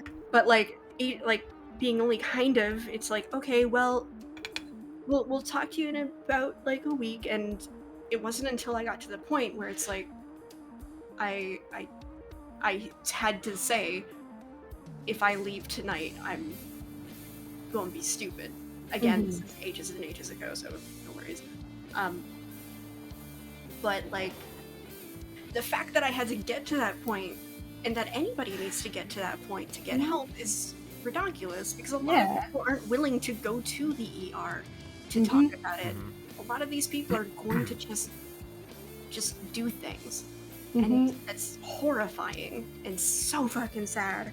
Yeah, and it's harder to treat people when they're at rock bottom. It's so much easier to treat people when they're, only, getting there, when they're still on the path downwards. Yeah, because it's like, oh, well, it's not so bad because you're not at rock bottom, and you get dismissed, and it's so bad. But also there's the problem of, even if you have these people hitting rock bottom, there's still a lot of people going through this system, and there's only so many that are working at that level, and they tend to be overworked. They tend to be like generalized, where they're like they have their specialties and stuff like that, but they can't work those specialties because they have no choice. They have to work with somebody else because there's a need for it. Yeah. Like, for example, like I was put with somebody whose specialty was addiction. I don't have an issue with addiction. Yeah. So, like, but that was the person who was available. Exactly. So it's just kind of like, you're unfortunately, like, you have to, both the person, the service, like, who you're going to, and the person who's going to see somebody, sorry, like, fucking trains. Sorry, Greg sneezed. Greg, my overgrown Canadian has a vote. Anyway, the unfortunate reality is, like, you just kind of have to deal with what you've got. But with those kind of things, you kind of should be going to somebody who knows how to help you most effectively. Yeah, it's actually really have that option.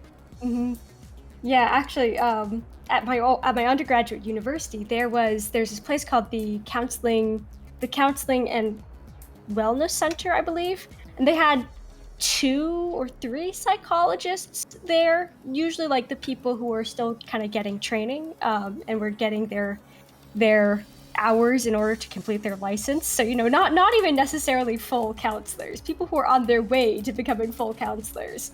And it was always kind of a sticking point every single year with the student government elections that this group, this resource on campus badly needed more resources, and student government never gave them more resources.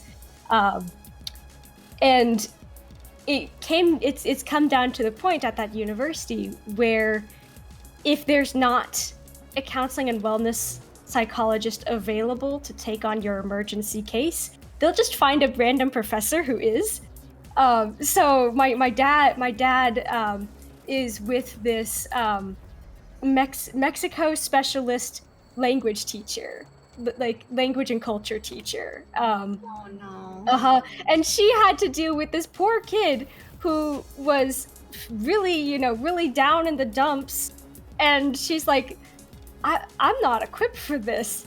I'm equipped to talk about like gender and gender identity and like machismo and like Mexican children's literature, not deal with this.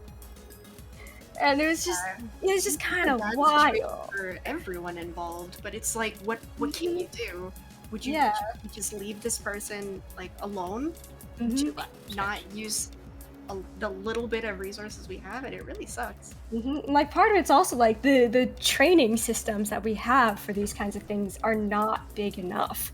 Like a lot of my friends kind of already know about this because I've vented about this a lot. But most psychology PhD programs in the United States accept anywhere between Thank you, Jet. 5% to like 0.1% of applicants for like total incoming classes of like, depending on the school size, like 5 to 10 people or so typically is what I tend to see.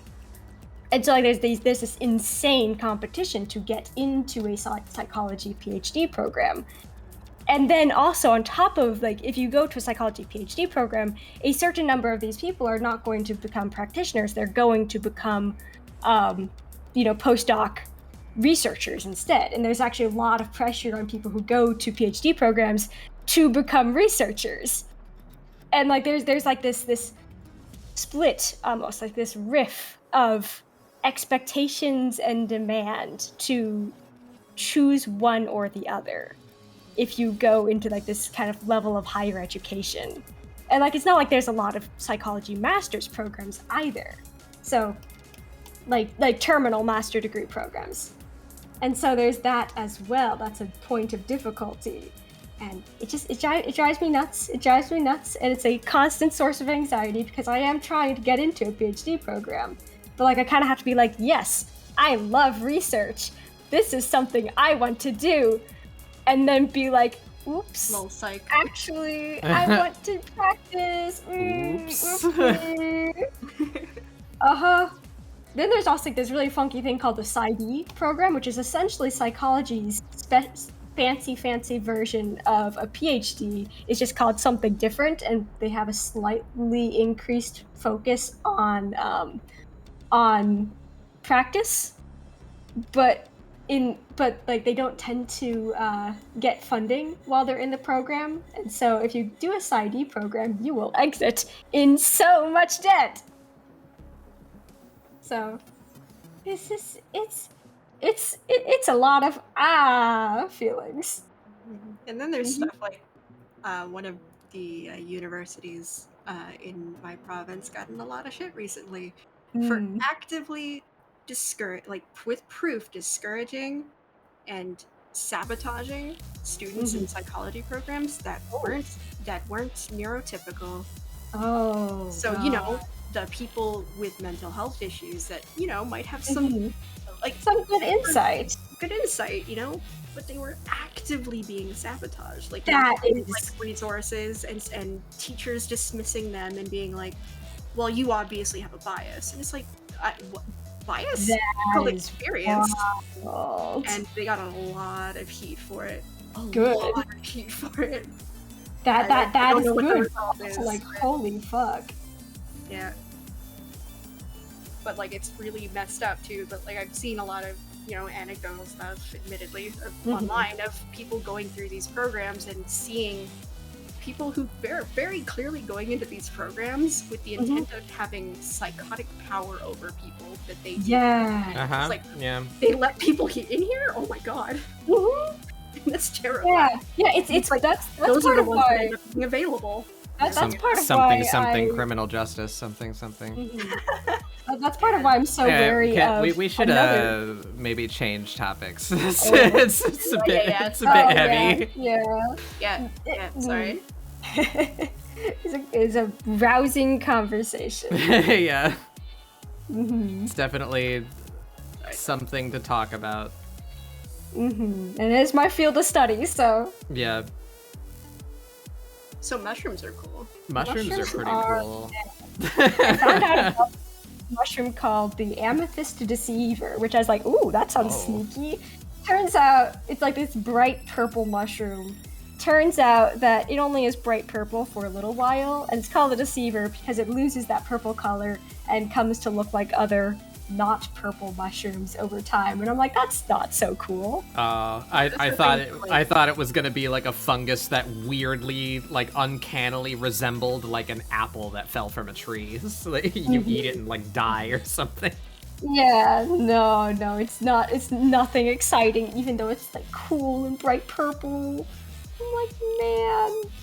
Yeah, but I do like some really wonky stuff, like the ones that look like they're bleeding when you cut into them. Yeah, that's one of my OCs is. Or like ones that when you cook them, they taste exactly like meat. Yeah, there she is. Yeah. She's got the little goopies and the drippies. Yum yum. Mushrooms are cool. Hmm. Kind of scare me though. Yeah, I just find it fascinating that they're like literally fucking aliens. Like they they have like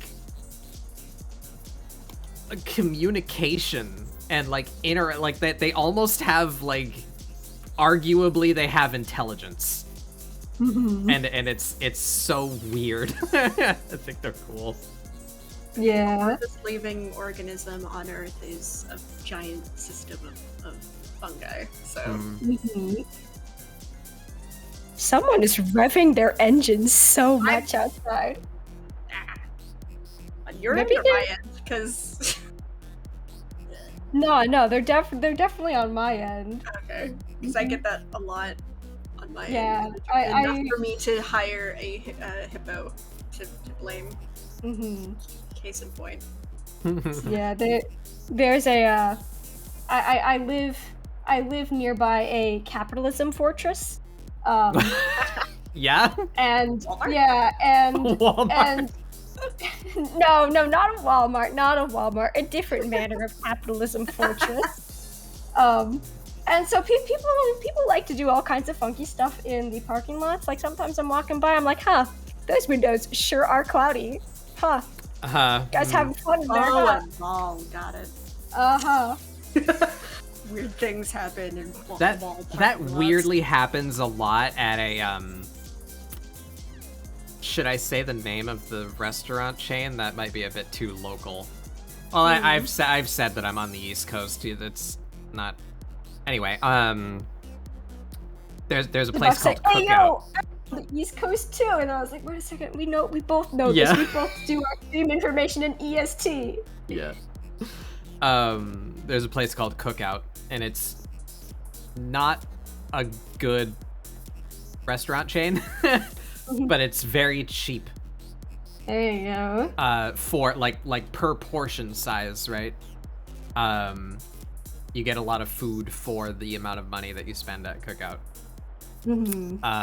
I've gotten terrible indigestion like all 3 times that I've tried to go to a Cookout, and I'm like, that's probably not coincidental. But anyway,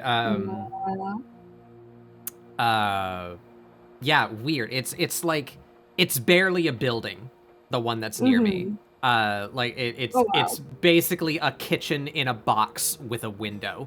You know, it's a small place. There's like 3 people in that building. And then it's just parking lot, because I guess the agreed upon method of enjoying Cookout is to just go get your food from the window and then eat in your car. This establishment is directly off of a highway, like a main road. Like it is on the road. Like it's not even like an off ramp. You know, you turn. There it is. So there's a lot of traffic passing this location. And yet and yet there's a lot of fogged windows. It's very bizarre. People are just enjoying their steaming hot food. Yeah. It's just that steaming hot, you know? Whenever you get it from Cookout, you know, Yeah. you know it's Oh my god, so if they made that like a fucking selling point, that'd be so funny.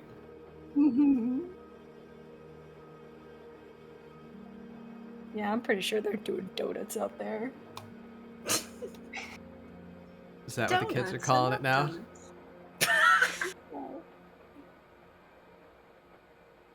Is it bad that I was able to think of something that could be called that? I'm not gonna elaborate, but I thought of something. Okay.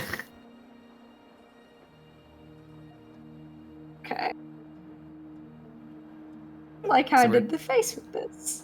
It feels like three-dimensional. Yeah, that's a good angle. Yeah. He definitely looks sad. Oh yeah, he looks like he's seen some bad shit. He looks like he did something horrible and is grappling with his life choices.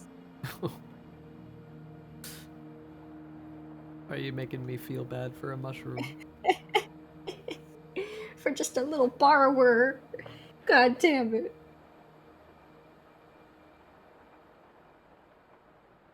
So I'm using my pencil today for my line work. We'll see how that compares to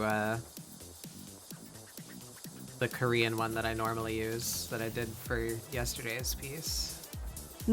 Korean pencil. Yeah, see, here's the difference.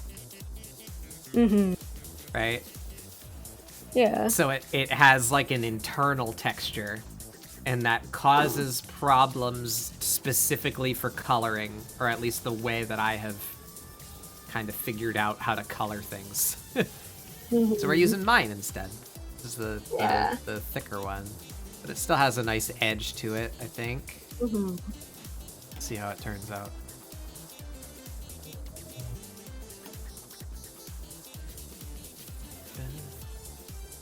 Oh my god, I'm not writing any music. Dear God.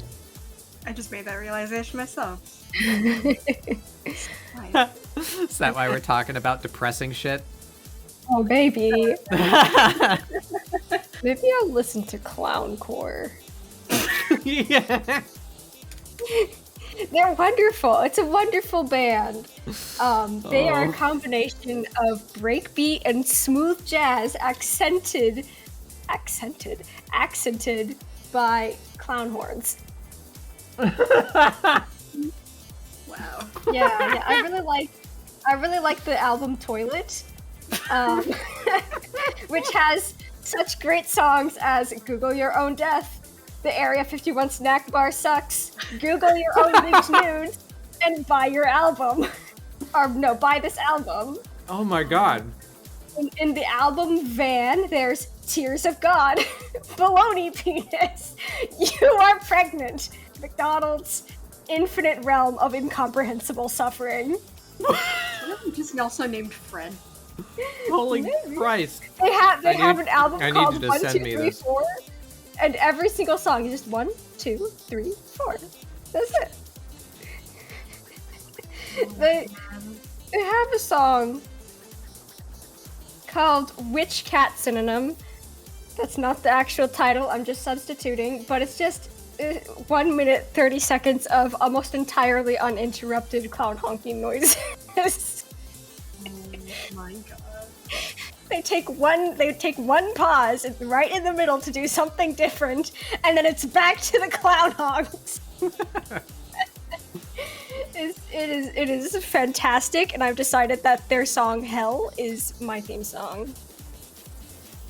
I know some people that would have a strong interest in this. Jesus Christ.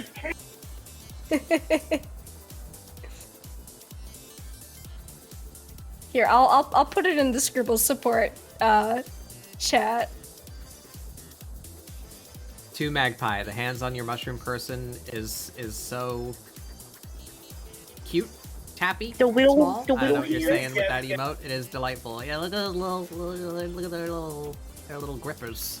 The little bats.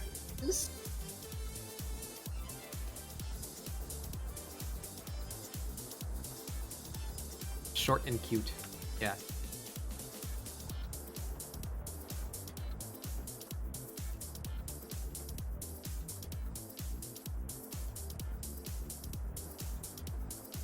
Oh yeah, if anyone... Y'all, this looks like a Neopet.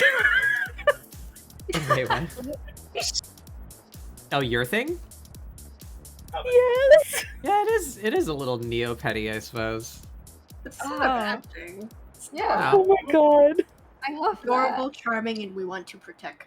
that. Except it protect itself And- as a knife. Hold And on. obtain paintbrushes for I think I'm gonna have to change what kind of magic she uses to gloop magic.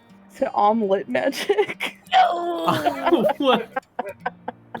Is that a That's a deep cut Neopet thing. Neopet reference? Okay. Yeah. Yeah. I never got too into Neopets. I was just, aware of it as every denizen of the internet in the early 2000s had to be. I didn't like Neopets for some reason. I know that sounds crazy because I play a lot of virtual pet stuff, but I did not like Neopets because I could never progress. I could never ever progress. I could never get fucking Neo points. I'm shitty Yeah, at all the games. aren't they one of the really early examples of just like straight up like predatory gambling mechanics? Like, Yes, absolutely.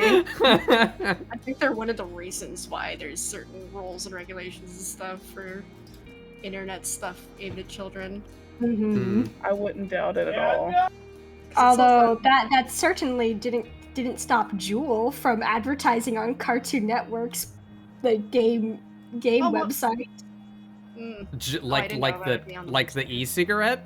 like the e-cigarette. Yeah, they directly advertised that's on fucked. Cartoon Network. That's fucked. Yeah, Holy shit. that's why so many kids picked up Jules. It's wild. What the hell? Speaking of that, I'm glad. I was surprised to learn that it wasn't.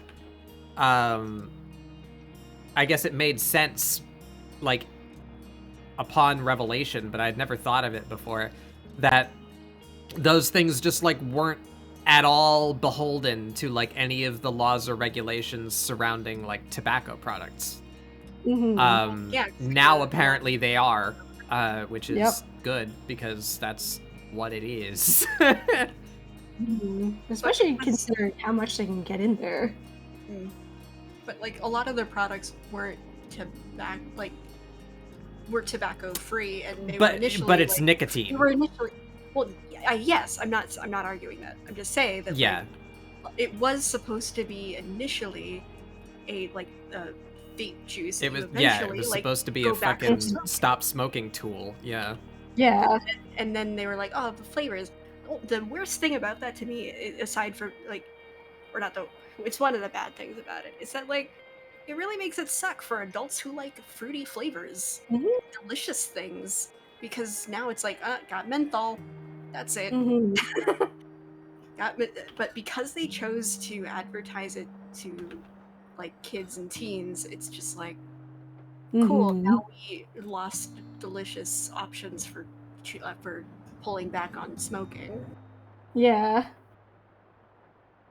Yeah, they weren't beholden to the laws because it was synthetic nicotine. But, like, that's so stupid. Like, it's an addictive substance. Yeah.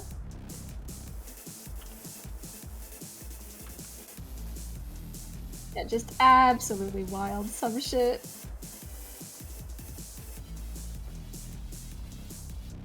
I have my opinions on people that voluntarily get into it, but aside from that, those people should be adults with the capacity to make the decision that they're gonna get into something voluntarily that can cause your death. or you know, alter your lifestyle for the rest of your life, barring significant effort to free yourself from it.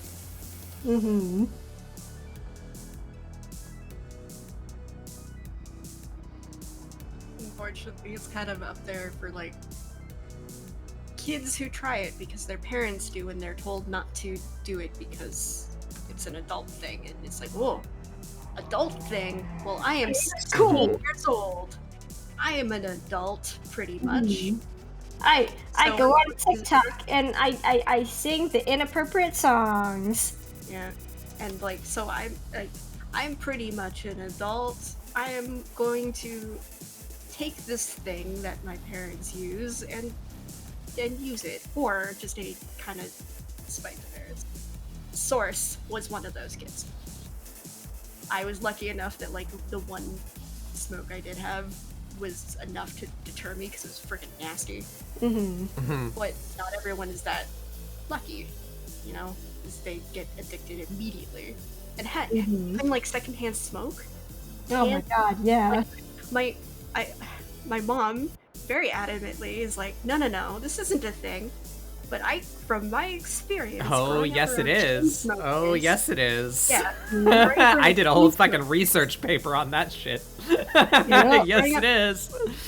Yeah, growing up around chain smokers, even if I never smoked, when I moved out, like after a couple months, I was like, why am I craving a cigarette? Like, really bad. Like, holy shit, I didn't know that was a study. That opens my eyes so bad. Yeah, holy you get a mild nicotine addiction just from constant exposure to secondhand smoke. And when you leave that environment, you can get withdrawal symptoms. And some people start smoking because of it. And oh my god. That's scary. Shit's wild. Don't smoke, kids. Don't smoke. And try to please encourage your parents if they're going to smoke, to smoke outside. Do whatever you can. Because my parents never did. And I have lifelong breathing problems because of it.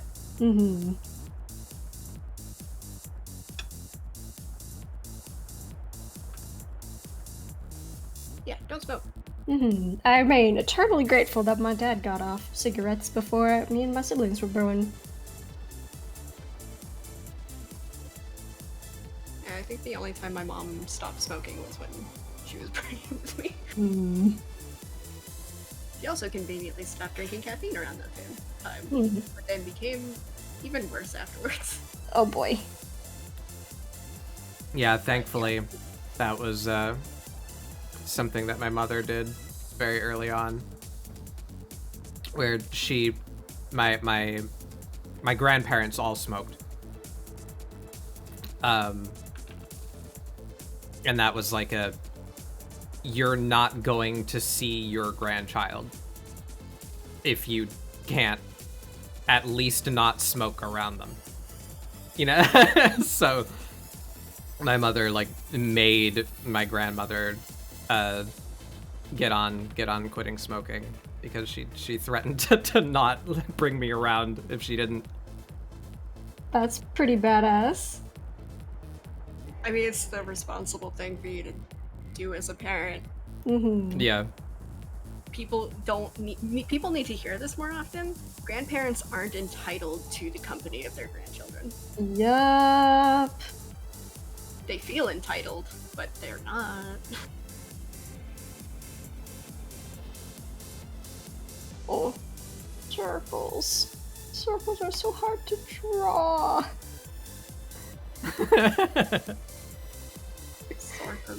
Circles. I love the I'm a level 1 goblin tone. Oh, circles!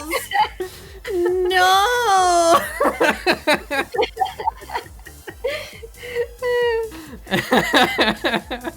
Damn, you're right. I don't even drop good brush brushes.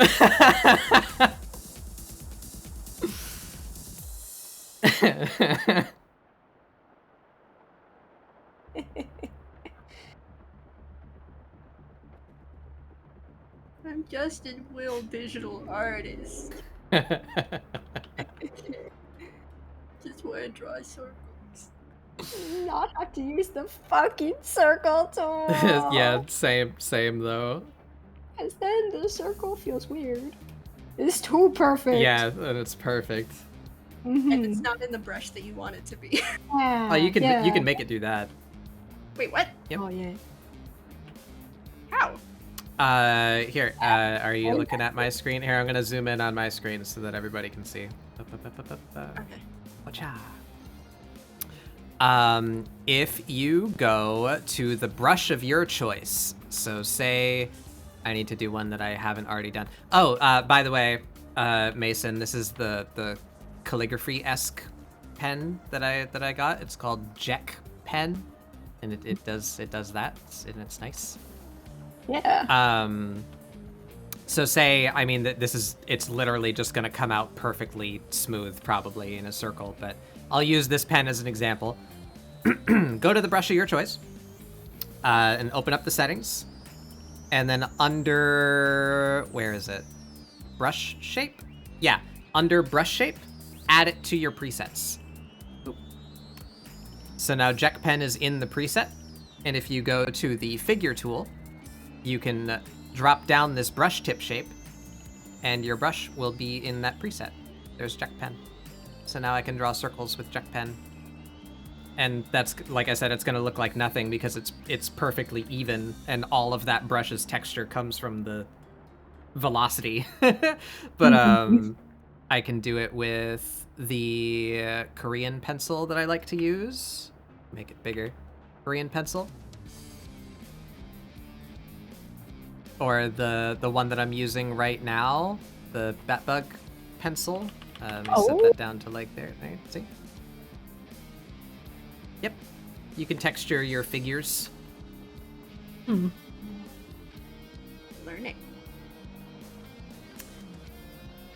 Hashtag shilling. If you do it in vectors, you can change it after the fact.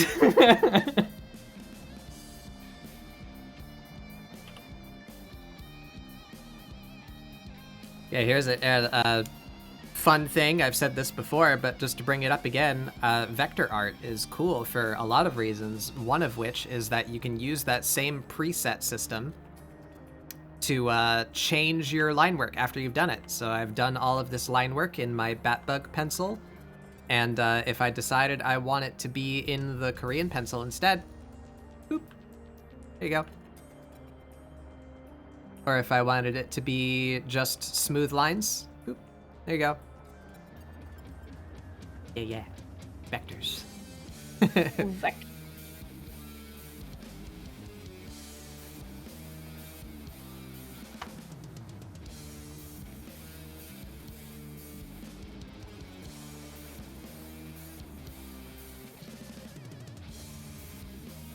We now can do like fun roughed up little like burnt patches and whatever.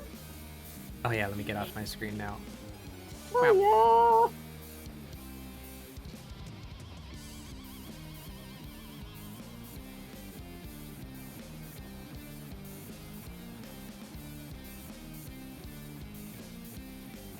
yeah. Come look all scrunkly.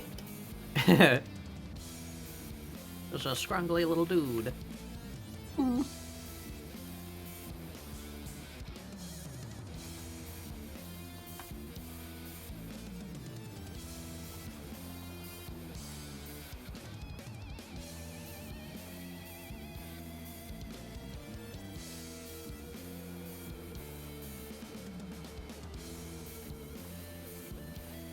Some good rips in the fabric.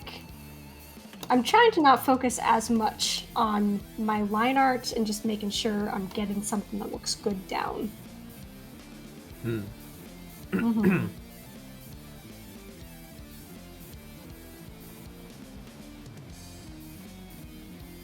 Oh god, the circle.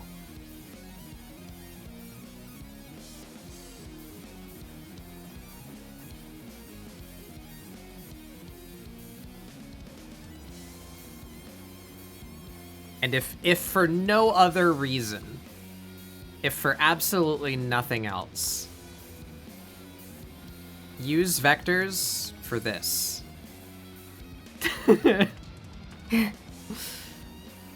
Straight line. Just the erase to intersection function, where you just you have that and you just go and it's done. That's literally the reason I took the time to teach myself inking with a vector. Jim's having a time. I'm sorry. That was funny. We're having a 5-for-1 stream here, guys. Mm-hmm. A 5-for-1. What's he doing? Oh, there's 5 of us. Yeah. Because of Jim. Ah. Secret guest Jim. Jim did say he was interested in getting on ScribbleSupport. Mm-hmm. Little did he know he has already been here. Yeah, if he does join officially, just say, and returning. Yeah, and returning guest, Jim Goblin. He'd be like, what?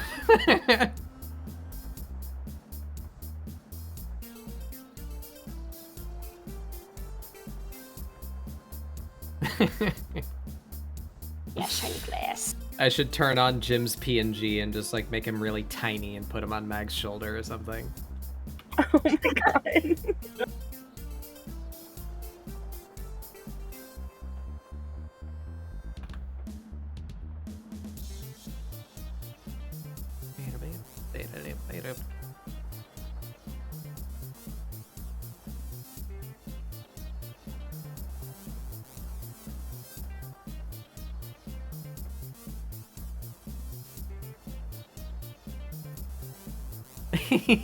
I'm really happy with this. Oh yeah. My child is happy. Look at her. She's like, yeah. Full of joy.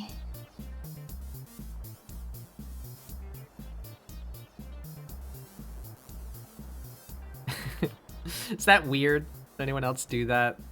Is it an awkward thing to refer to your OCs as your children?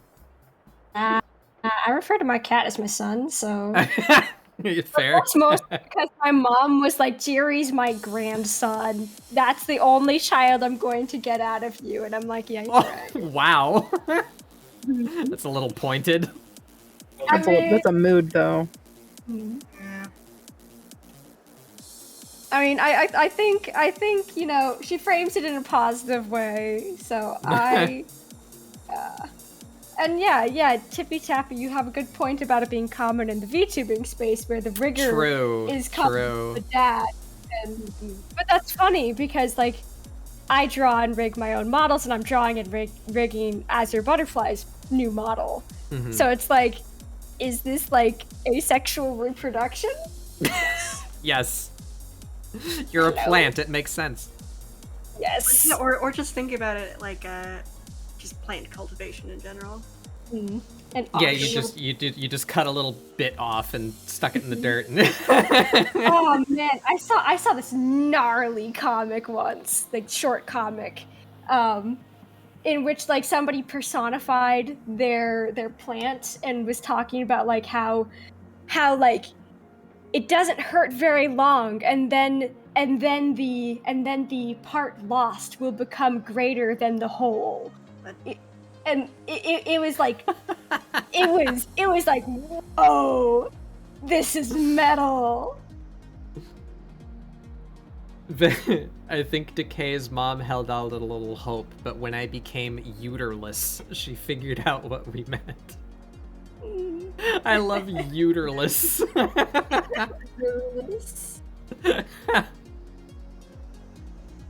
I am an asexual VTuber parent. Yes, yes, plant-based VTuber parents. Seedling, podling. Take over. You world. take a grandpa from Rugrats. Sprouts.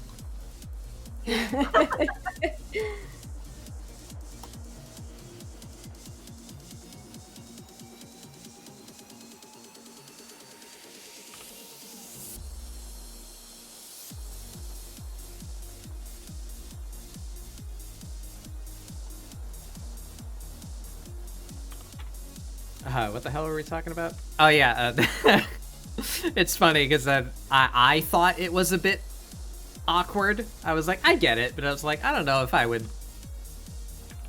say that, or how I would feel if like I made one and somebody called me that. You know, I was like, seems a little strange. But then like, then Sun made this model, and I was like, Grub Father. The immediate understanding. Yeah. Now.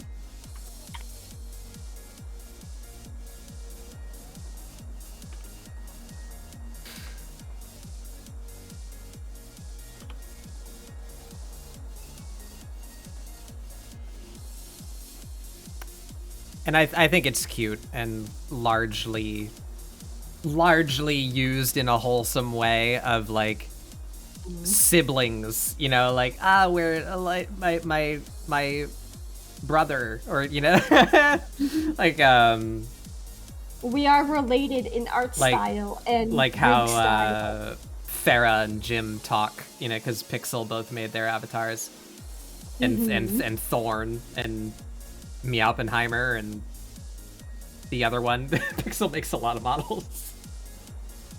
Space Mousy, I think they're called. I don't know that one.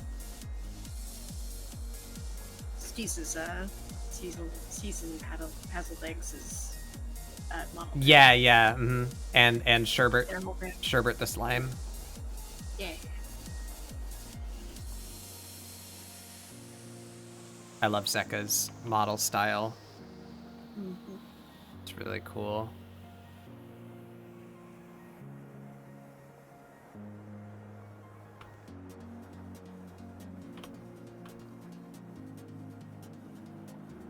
I love Paz. I wish she streamed more.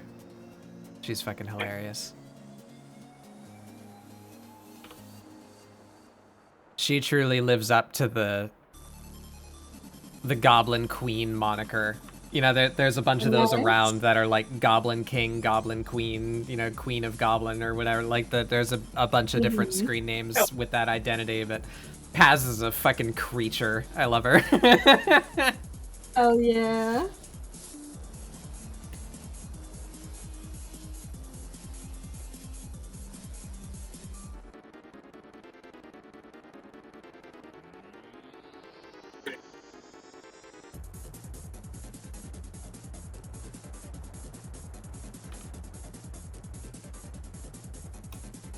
And Seth is mostly civilized, you know.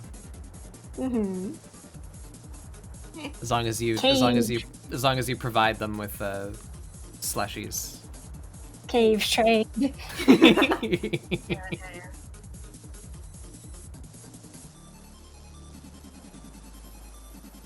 Once weekly Slurpee and I'm good.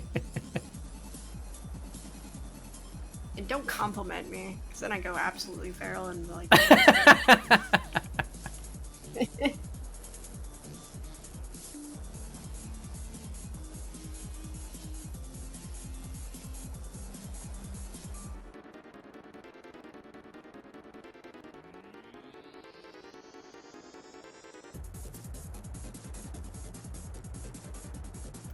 Here comes Lord of Decay. That wasn't. No. It wasn't an invitation. Ah! I will not make the goblin noises. Can't make me. I will just not press the button for push a tug. Oh.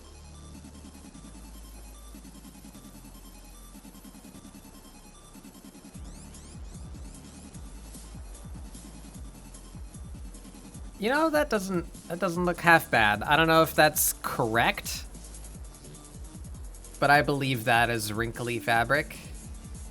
I'll figure it out eventually. Yup. I found a brush that's wrinkles. It's a wrinkle brush. A brush. Wonder how that would work. Yeah, or like a series of brushes. Let me pull it up because it's Japanese. It is content ID 177379. And it's just like stamps, essentially. Oh, I see. For just like shadow of... shapes. Yeah, yeah. It's pretty cool. Mm-hmm. It's called Wrinkle Brush with 5 minutes. With 5 minutes. With 5 minutes. Mm-hmm. It's 100 clippy. I gotta spend mine. I still have a whole bunch from that login campaign not too long ago. Yeah. Yeah, I've got 200 left. Gotta find shit to spend it on because it doesn't last forever. Yeah.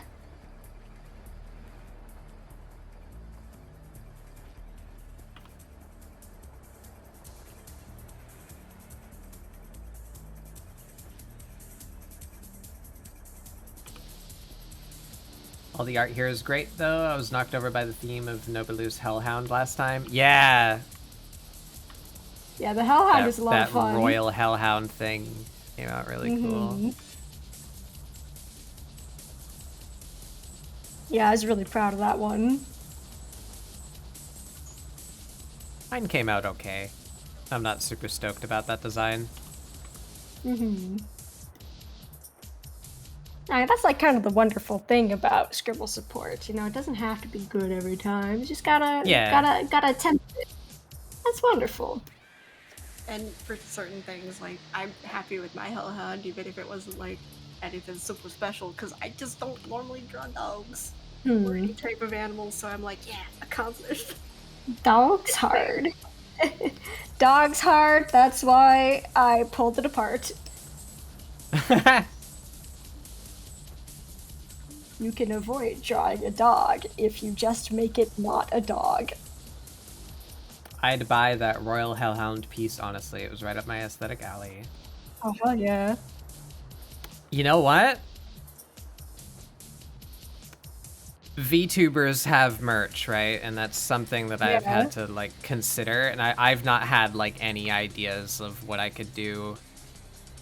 I wonder, I mean, it would have to, that would be a licensing nightmare, but I mean, maybe just mine. Having, like, a collection of ScribbleSupport. Like, maybe, like, once we reach a year, you know? Compile them all. And have, like, a book. I do want to do a plush, but that's future, more complicated. Future. Yeah. I need like a big following to do a plush, because the only ways that I know to get a custom plushie that's like available to the public, right, in like a produced way, is those campaigns where like you need X number of pre-orders to put this into production. Yep. So I know some of you want it, and I'm grateful for that. I kind of want it too, honestly, but I don't think we have, you know, a couple hundred people that would pre-order it to make that happen. You know, it's actually kind of interesting. There's this one person in the Warhammer community who I follow who's like their professional job is making plushie patterns. Like whenever like a company is like having to make a certain kind of plushie, they will draft up how to make that plushie.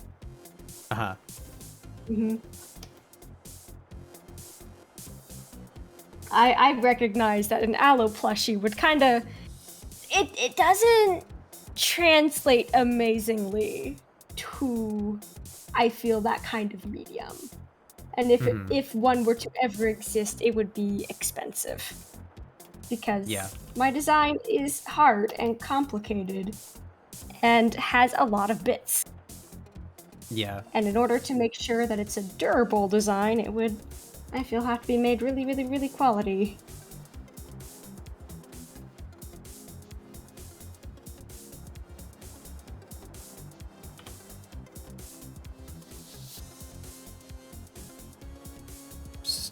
stubby little mushroom feet.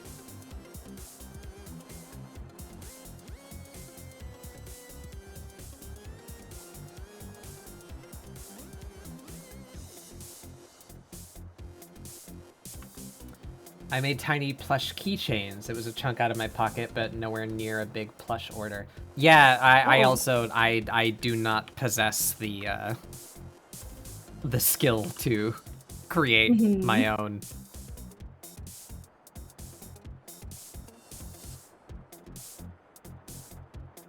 Yeah, I've thought of making my own plush myself, and just like doing things like have it like limited time thing or raffle or something, or have it be a reward for things. And just like, yeah, fabric's expensive. It really is. Especially plush fabric. Especially good plush fabric that's easy to work with. And getting it in the right colors is a nightmare too. God, yeah. I mean, luckily I'm a highlighter, so I just have to get it on. But still.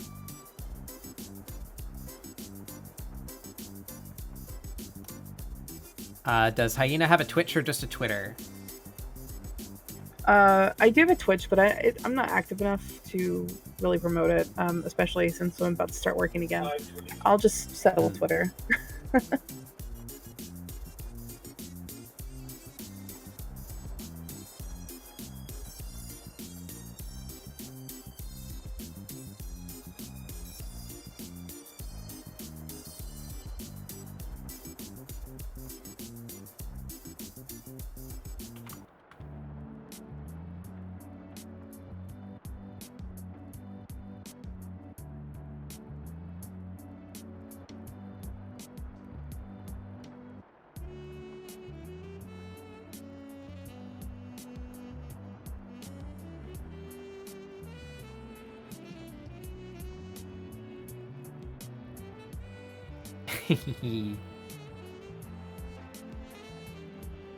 She's gonna be a wizard. Wizard!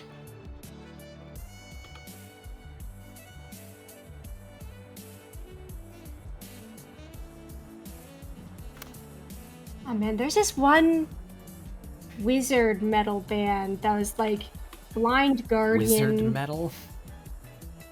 Well, like it was like something wizard, I feel. And it was Blind Guardian and the singer of Iced Earth. And because the singer of Iced Earth decided to go to January 6th, that band is now no longer a thing. Which is really sad, because apparently it's really good. Because Blind Guardian is good at everything they do.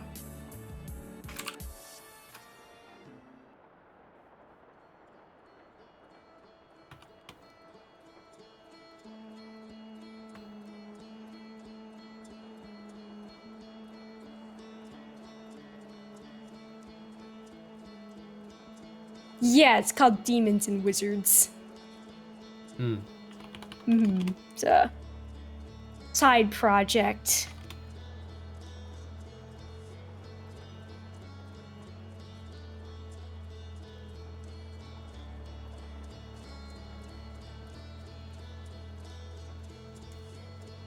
Wow. I managed to make a pose with no negative space. It's good for silhouetting. I haven't saved this whole time. Let's fix that. Where's the badge? Where's my badge? I'm doing what I do. There it is. Wah. Wah, one of them hit me.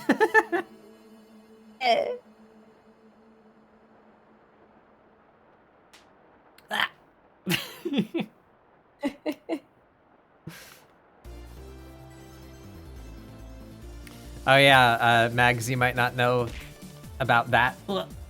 Snacks. About what? This is what I did with my follower emotes. It's an idea taken from Adam Savage. I really like and agree with his mindset toward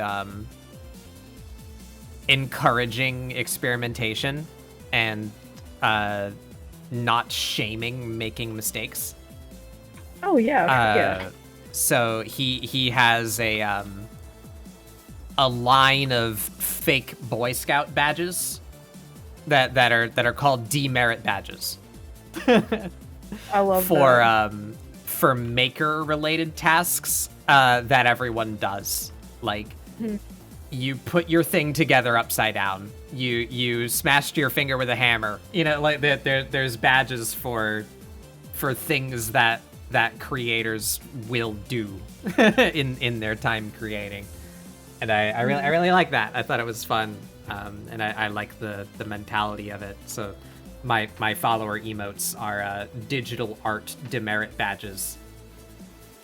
So we have where am I here? We have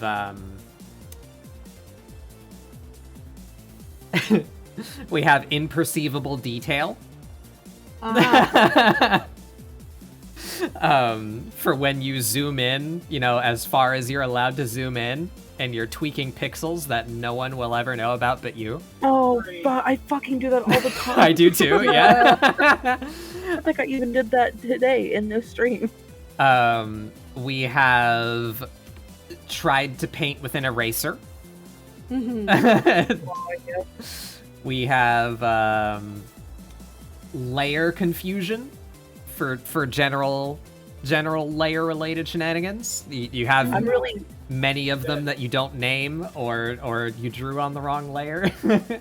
I'm so bad about that because like when my friend Chemical, when we're sitting in a call and we're both drawing, she'll sit there and bitch about it, and I'm like, name your fucking layers, and like everybody can see here I didn't name a single fucking layer. Do as I say, not as I do. And then we have the relevant one that just came up, the you haven't saved in a very long time. And very last, this one's, I think it's the most specific and hard to read one, but it's the only way I could think of to display it. This is an icon unique to Clip Studio, but that there is the merge regret badge. Oh no. That's why I never merge anything. My pieces stay at 40 to 50 layers, and they'll fucking like it. Oh yeah, that's a good one, Lord. You did your entire sketch on the paper layer? Yeah. That's a good one. I should write that down. I might cycle these out occasionally. See, I need to have a gray background, so that never happens to me. Same. Gotta fight against an eye strain. I recently found out a way to make the transparency color instead of the checkerboard a color. That's currently what I'm working on right now. Oh. I love it. Pretty cool. If you want the video, I'll go find it. I think I'd get confused though. It took me a while to get confused with it, but now I'm pretty much used to it. Yeah.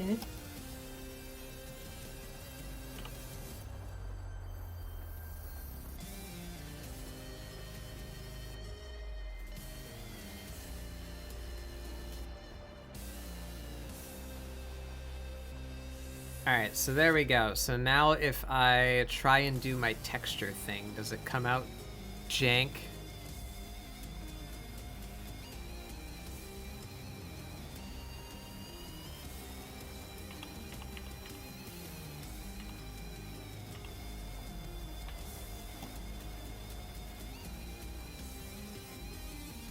I still miss Photoshop's selection tools. Yeah, Photoshop had good selection tools. Had? Present tense. As.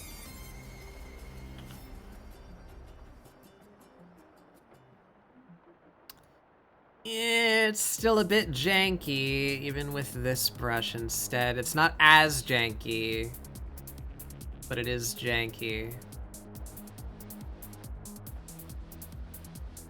So I'll do this again then. We copy the line layer, we make it smooth. You set that as the reference, and we select outside of it.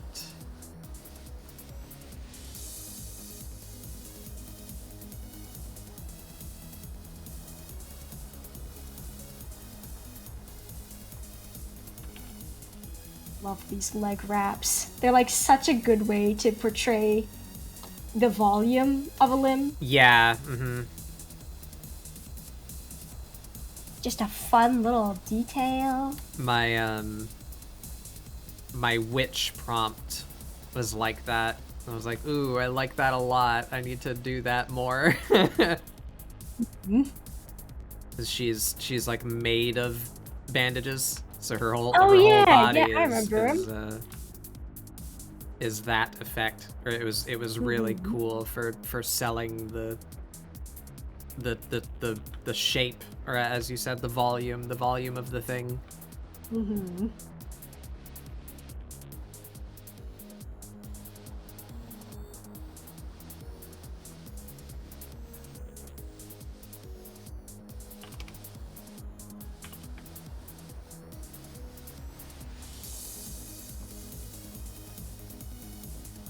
You'll never guess what Mistress did today. Don't even. Oh yeah? What'd you do? She again didn't read the size dimensions on a dog toy. Oh no. Did you get a giant toy for your small dog?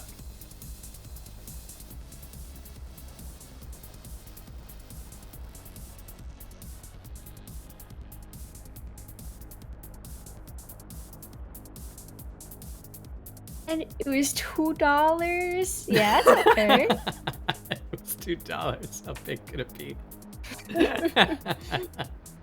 Mood. I'm sure the dog likes it anyway.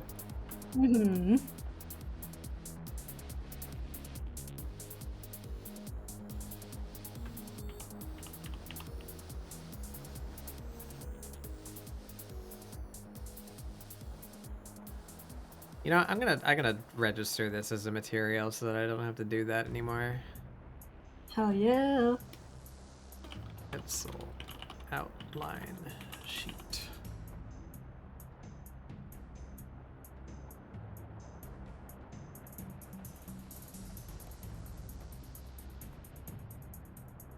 So our 15-pound, 12-inch tall dog got a watermelon slice that is like 2 feet long. Damn. Nice. Does she like it?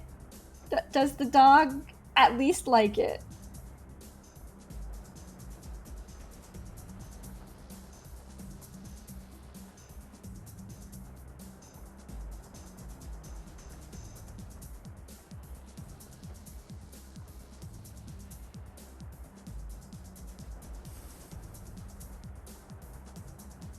Dog loves it. Hey, it's wonderful. What a relief.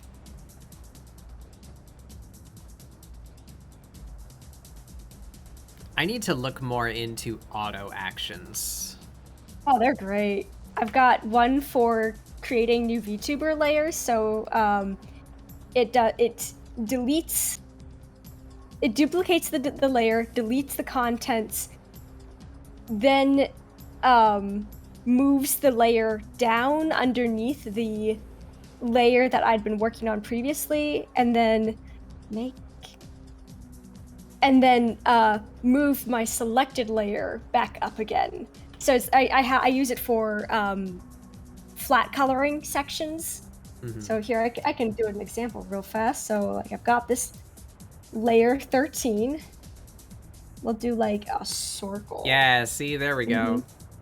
That came out circle nice. layer, and then I'll just play the auto action. Now there's a copy of that layer. It has nothing in it. It says that it's a copy of that one, but I'm still selected on this one, so I can grab the wand tool, select it, go down, and be like, all right, boom, there you go. Instead of having to manually do the layer, duplicate, go back over here, press delete, move it manually down, select the other one on top. Just pain in the ass. Pictures. Like that was how I've been making my past 2 VTuber models and coloring them. And And Grubhub, you know all the stuff that's in my model. Like, yeah, it's not fun doing all that. And I was doing my 2.0 and I was like, I hate this. This is so much time. And like I think I was working on the individual leaves of the succulents. And I was like, I can't stand this. I hate this. This is the worst. Yeah. And I made another auto action for removing. I made another action for removing the symmetrical ruler, so like it, and then like making like duplicating the layer so I could like make a left and right. Like I still got to do some stuff of that manually, but it's a lot easier. Yeah, I'm just not sure like what actions it does and doesn't record. But I'm sure I could come up with some things. So like this, what I just did, for instance, that's a very formulaic process. And I think, maybe I'm misremembering, maybe this was Photoshop, but I think there's a way to actually put user confirmation in the auto action. So that if there's like a step in the middle where like you need to do something, you can like have it stop and then ask like if you've done it. Ooh. But before continuing. I think that's a thing in Clip Studio. Maybe I'm thinking of Photoshop though. I don't remember. But yeah, so like if I have the flat layer done, the flat color layer done, it's just throw in, thank you, Matt, throw in the texture, select the flat layer, expand the selection by 4 pixels, invert the selection, and delete. You know, and then put the texture under the flat layer. And then I end up with this, where I have like a nice. I'll zoom in on my screen for a sec so y'all can see. You have this nice border, where it just helps them pop out from the background a little bit more. It looks nice. It looks even better once you like line weight everything, you know, and you can like like blend in. Like here, I'll do it really fast at the bottom of the shirt. If you do like this deal. And kind of work it into that thick border, you know, like that. It starts to look real nice. See? Yeah. So yeah, if I could do all of those things really simply, but the problem with that is, if I wanted to include the flat color layer creation, like in that auto action, I need to fix the flat layer. Ooh. Because you know when there's like really tight intersections like this, the fill will come out to like here, you know? Yeah. And you need to like manually cut that little triangle out. But if I'm correct and there's a way to like pause the auto action and say like, okay, we made you a flat layer, now make it pretty, and then press continue, you know? I wonder if I could do that. And yeah, I saw that. Can I show it on stream, Lord? Would you rather not your dog be on the internet? Okay, alright. Here, we'll zoom in on my screen again. Here, look at this.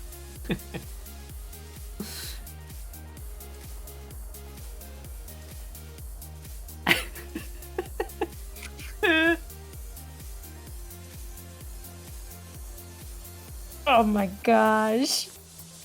That dog's having an amazing time. Just absolutely loving it. I like this one. This one's my favorite. My goodness. They're so fluffy. And there's the going turbo mode. Hyperspace. What a good dog.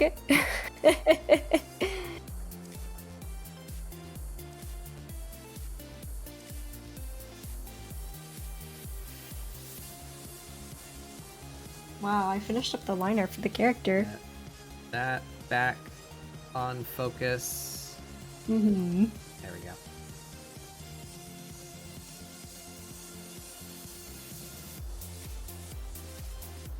And then just the radio.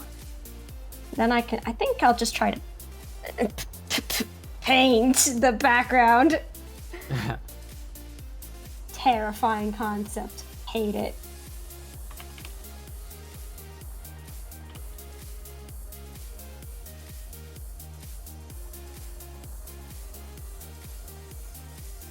Then maybe I'll like try to add lines to it to make it cohesive.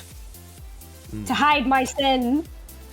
Hide the crimes.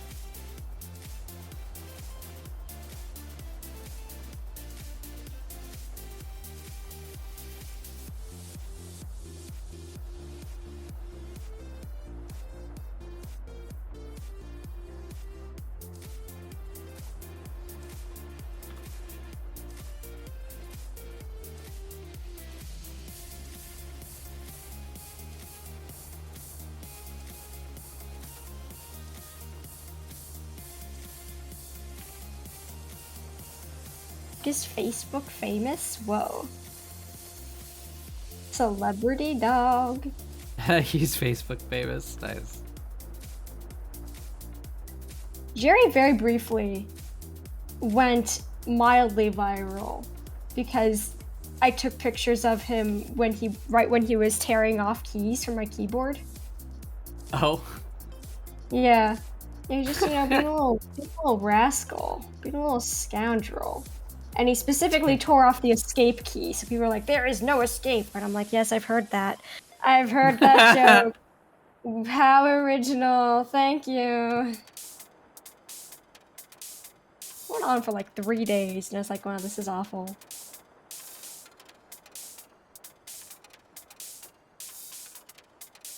Especially because, of course, the artwork got no traction. Aww. Mm-hmm. And it blew up my follow numbers with people who were not interested in what I actually did. Uh-huh. Mm-hmm. And it's like, do people just follow without, like, looking at what people do? Yep. The audacity. I enjoy this post. Haha, funny. Press follow, subscribe. And then get upset when there's not more pictures of the cat. But that's when you go, you can see the cat if you come to my stream. Follow now at ttv/Novalu. To see the cherry. We like to joke on my channel that I'm just the opening act for my cat.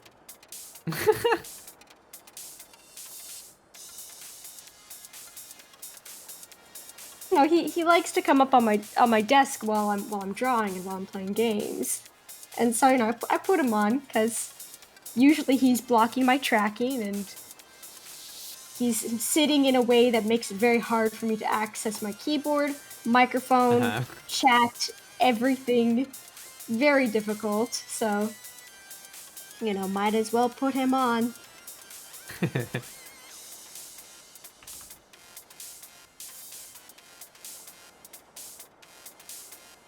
Yeah, it's a feeling.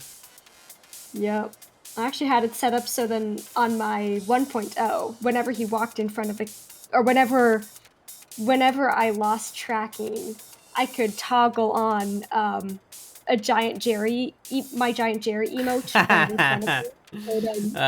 And yeah, this is why I don't have tracking. That's really funny. Mm-hmm. Sometimes people would come into the stream and be like, "Why is there a cat in front of your model?" It's because there's a cat in front of me in real life. Leave me alone. Yeah, I did a big appreciation piece, I guess. It was like a giant piece of fan art of as many of the OCs that I could grab of the artists that I was inspired by. Yeah. So I spent like months on that. And then I did a shit post. Oh. And of course the shit post blows up. Yeah. Yeah. I think it's still my most popular tweet. Was I mean, it wasn't. Damn. I guess shit post is not a correct word. It was another piece of art, but it was very. It was only 2 characters, and it was way lower effort, and I did it in an afternoon. You know. Yeah. But that one. That was the one. Yep. So social media really rewards comedy over all else. Or hashtag relatable. Until you manage to somehow build up an audience of people who are genuinely interested in what you're making, which is why I'm really happy I've finally regained an interest in drawing my own Warhammer stuff, because I primarily built my audience on Warhammer, and then not drawing Warhammer really busted my interaction.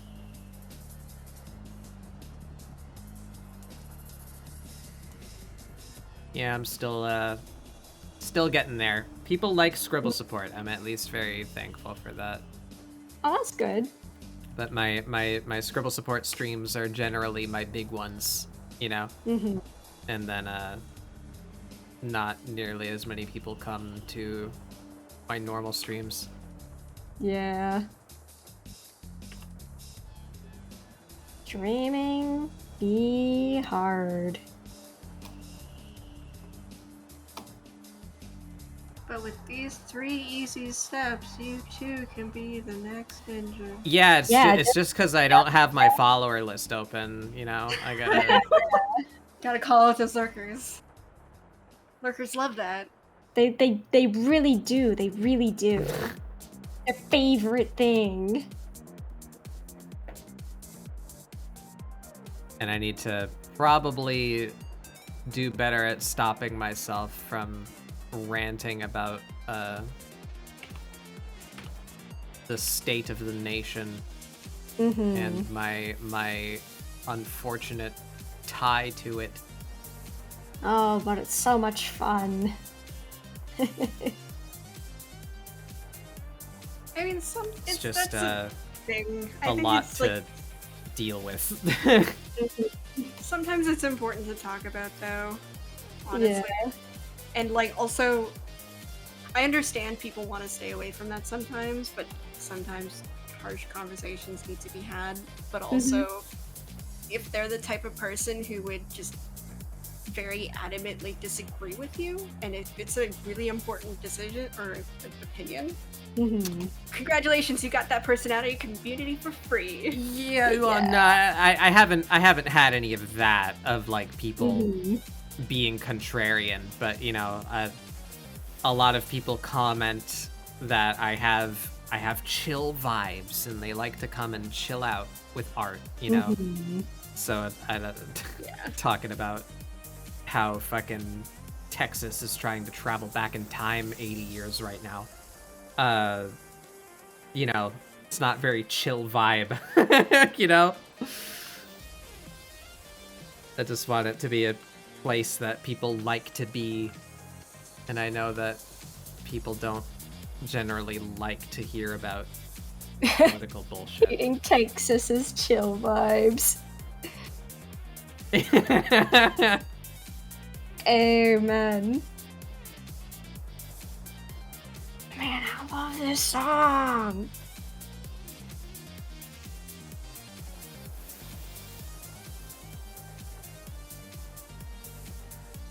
Lordy with an I is such a vibe.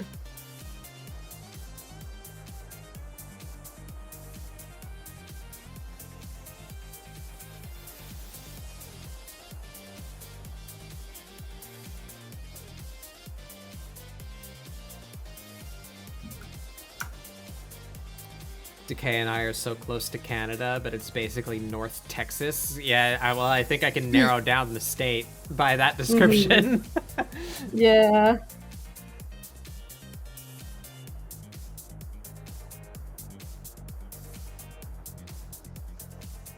Oh wait, no, actually I already know it because I know where Moon is, and therefore I know where you guys are. It rhymes with South Dakota. Yeah. I was actually wrong then. I thought you were in Wisconsin. Mm-hmm. I used to be a Florida person. I'm no longer in Florida. I escaped the swamps. Oh yeah? Mm-hmm. The swamps will not have me back. I refuse. I refuse. I refuse. But it is good because a lot of my classmates are from northern states. And then, like, it's summer right now where I am. Well, it's summer right now. Northern hemisphere. It's right. hot and humid here.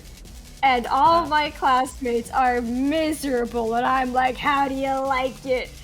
This is normal weather for me. I'll take off my hoodie today, I think. It feels good. It feels good. Did I drain the swamp on the way out? Hey, the gators need that. I wouldn't drain a diverse and ecologically significant ecosystem. Ecologically significant ecosystem. Strange term. But it's stinky. Just take the ball pythons out with you on your way.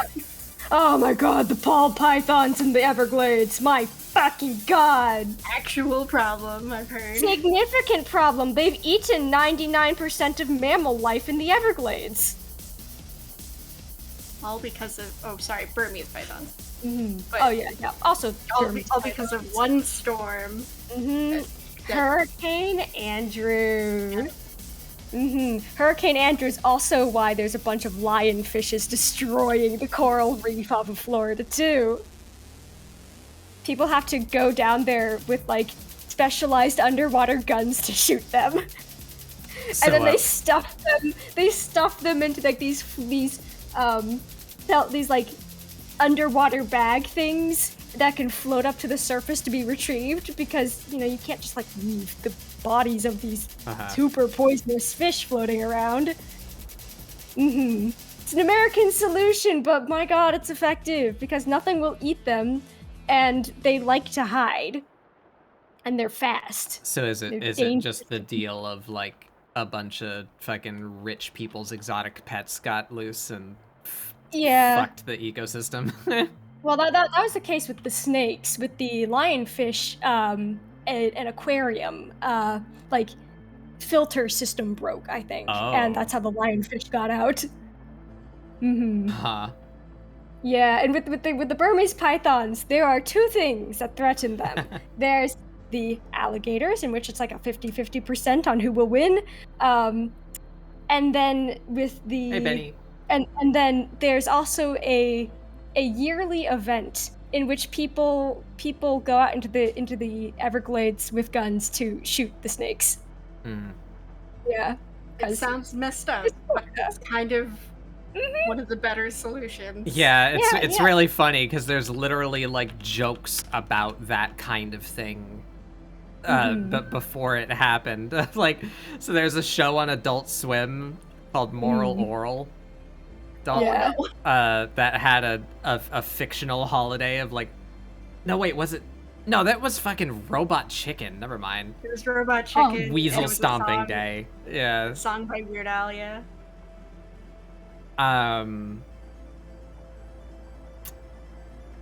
Somebody asked, did a hurricane transport snakes and fish to new biomes and environment? No, just a hurricane blew through Florida, and so all the people that had to like evacuate their homes, and apparently something malfunctioned at an aquarium that got these animals out of their containment. Snakes, it was a specific like high high population like breeder for snakes that just completely just destroyed the building, and the snakes got out and did their thing. Yeah. Our local zoo, whenever Hurricane Harvey came by, they're a very small zoo, but like they take in primarily like rescue animals and stuff like that, and they had some of the last, I think it was Asiatic lions or something. Wow.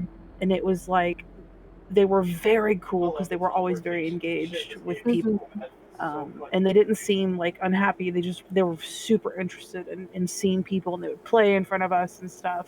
And they couldn't do anything to save the animals, and some of them got out and some of them drowned, and apparently they had to put those two down because they got out and were just kind of waterlogged in the fucking middle of the neighborhood. Yeah, extreme weather and animal conservation is really hard.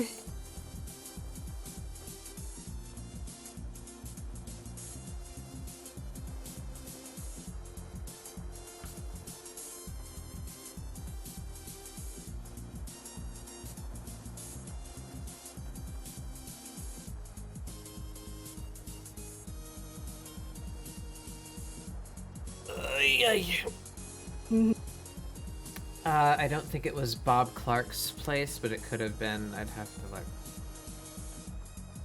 Or are they talking about the snakes stuff? Yeah.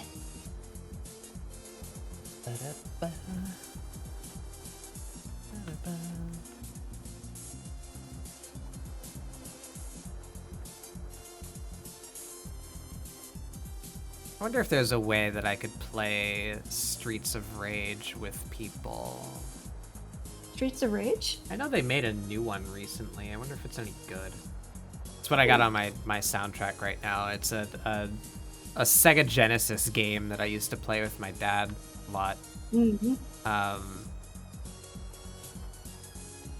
having the OST on here gives me nostalgia feels. I want to play it again. But I only enjoyed it so much because it was a co-op game, so I'd want people. So I don't know if there's like is there a Steam port of Streets of Rage 2? Does it have online co-op? How could I sort that? Yeah, I really wish that there was a remake or something of Kirby Air Ride. So fun.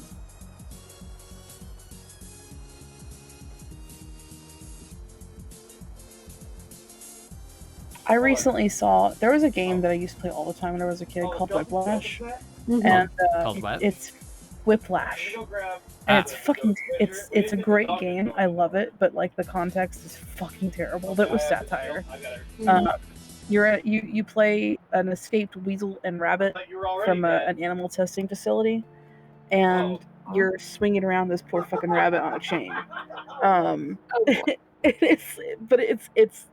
It's that fucking crude 90s humor shit, you know? I saw today, was it today? It was either today or yesterday, that they put a fucking game that has like almost the same exact mechanics on Steam called Hell Pie. I was like, holy shit. And because nobody fucking seems to remember Whiplash. I think it's very niche. But I'm really thrilled. I want to give it a try. Yeah.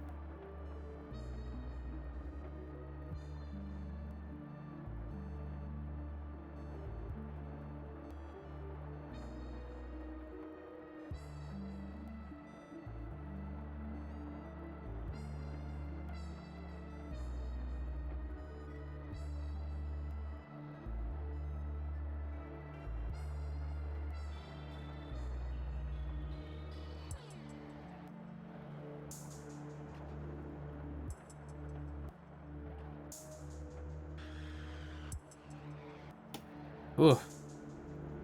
My eyes. Oh, no blinking. I just gave myself the thing where I was like, I didn't blink while I was making that line, and then I like moved my canvas, and then I could still see the line like where I was staring. You know, Yeah. I gave myself the screen burn in my eye holes. I do that, but I forget to breathe. Yup. Save D shrimp slorp. Yes, do the things.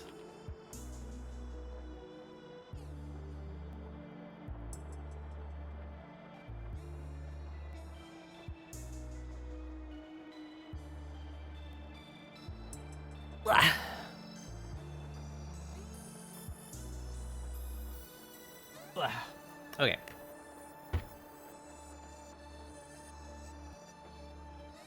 There we go. I think that's a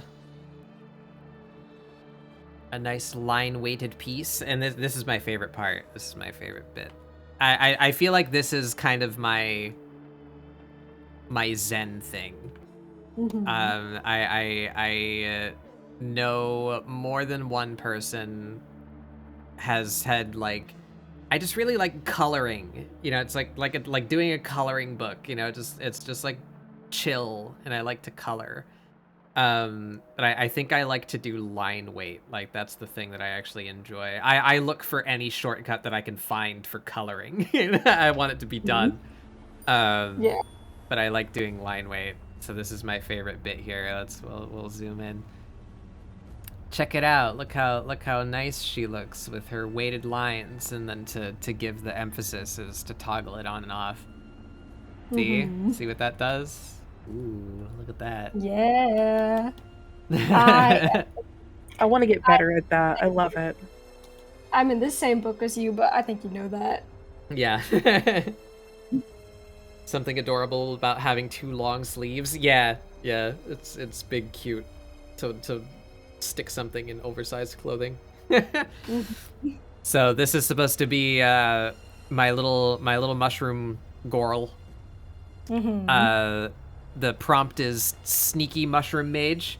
I already have a mushroom OC, so I took her and I stuck her in what would be like someone's tunic. You know, like this would just be like a barely below the waist kind of clothing article for a normal person. But she's wearing it like it's her whole robe, and she found a giant oversized hat, and she's trying to sneak into mage school to become a wizard. I love it.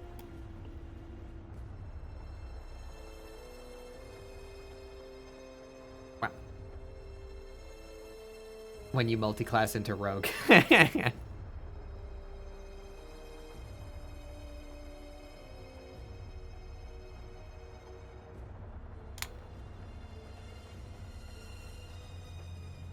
All right, time to start doing colors.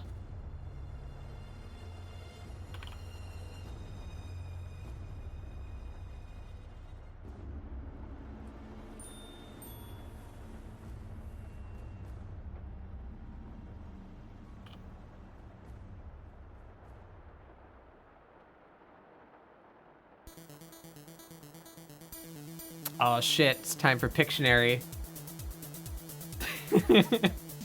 Yeah.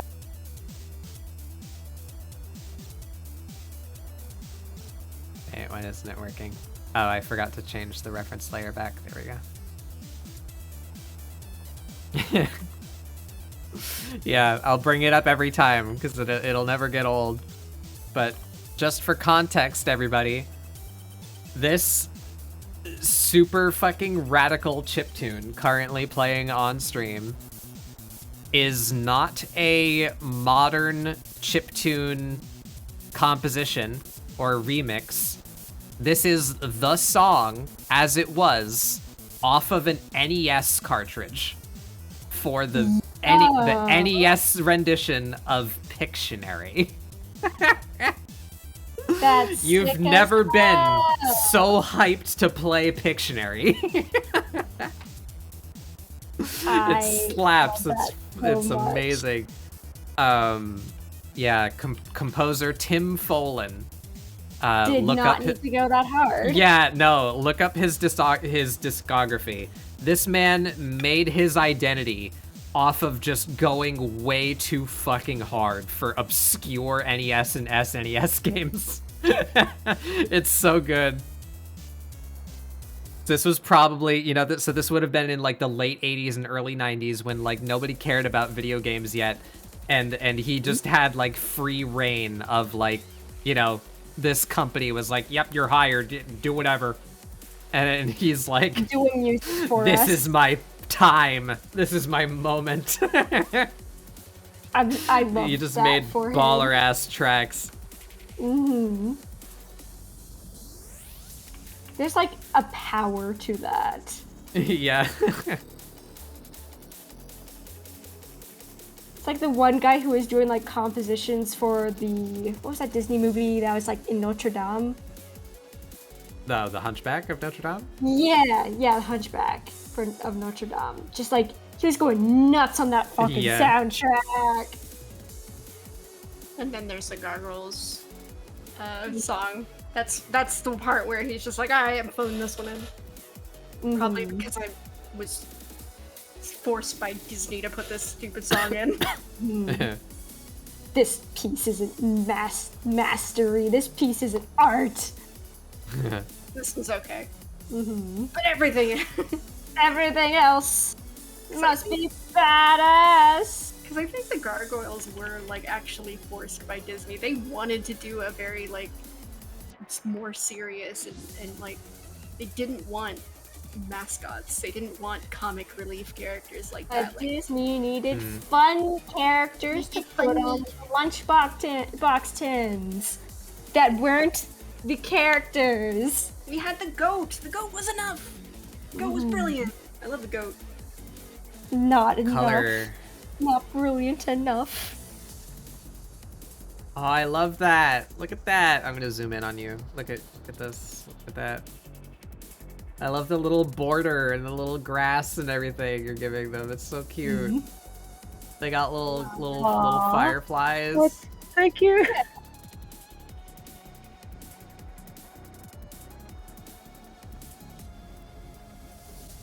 Yeah, let's do a little zoom through. What do we got here? You're painting the background. That looks super cool. Yeah, those are the same ones that I looked at. Those were one of the mushrooms that I had like in my reference pictures for the first one that I did, the one on the side of the tree. Oh, I love that. They're so cool. The like tie-dyed shingles. Yeah, They're neat. the turkey tail mushrooms. Yeah, I'm about to go through all of this and just give it a nice big thick Mike Mignola black shadow. Yeah. So that's the only way I can do shading, or rather painting of any kind, to go full on Mike Mignola.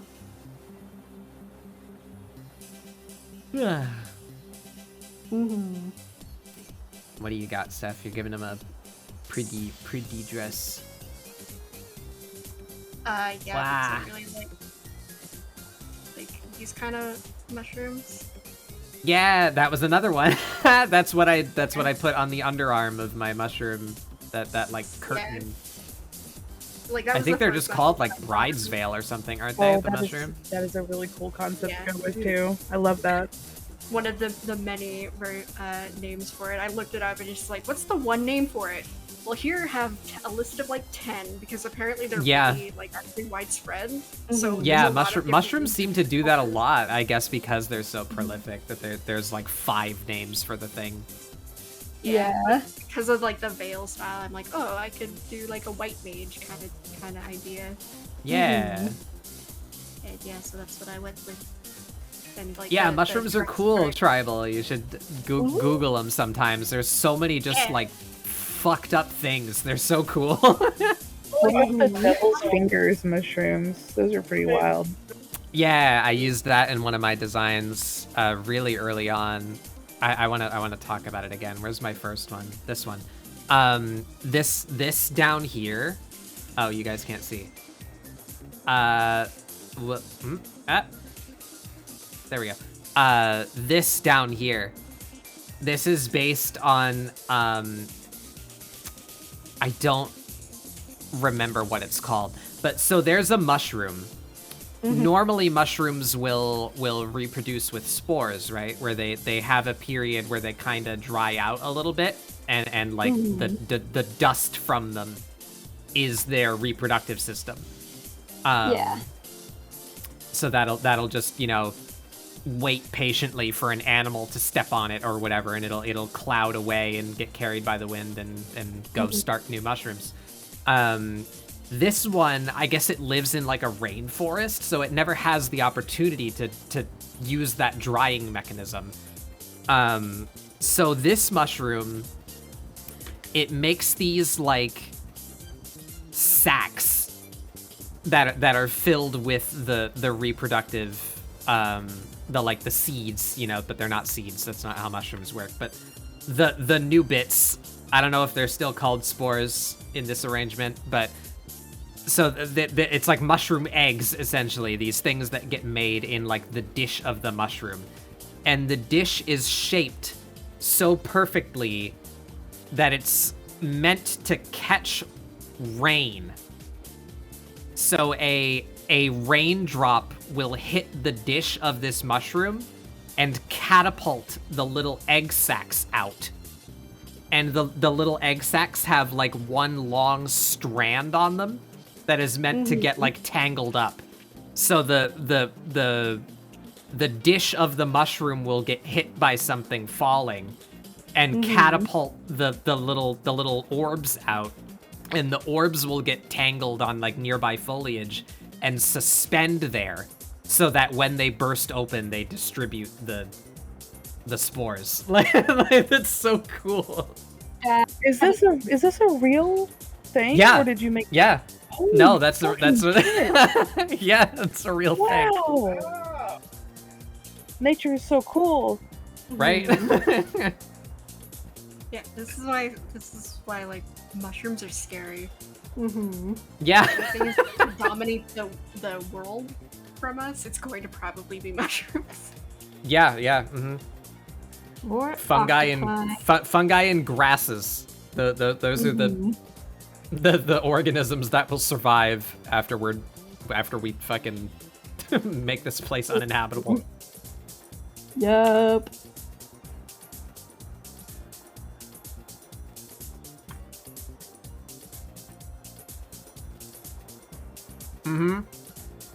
Cordyceps, yeah.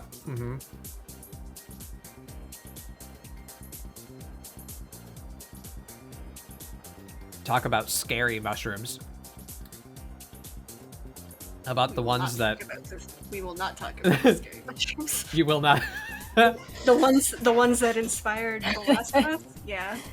The ones that literally brainwash their host to just go climb to a tall place and die so that it can distribute its spores. Yeah. There you Pretty scary.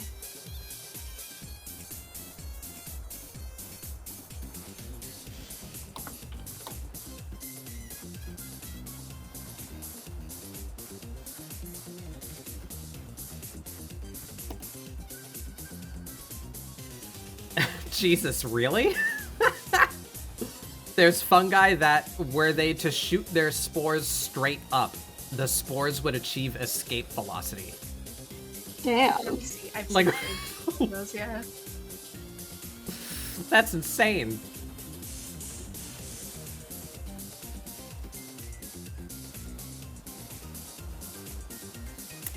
Yeah, so back to this. Oh, let me zoom back out so you can see everybody. I need to figure out what color this robe is. I feel like the default mage color is just like dark desaturated purple. Yeah. Like a Like this brown color. color for like mage apprentices. The more vibrant. Like here it is. This is that's the every wizard color right there. There it is.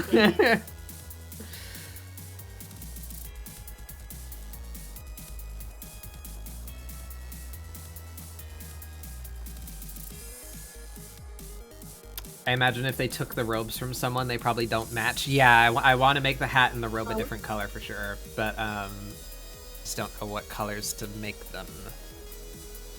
I like the idea of a brown, like they're a low rank, like potato sack tunic, like that. Mm-hmm.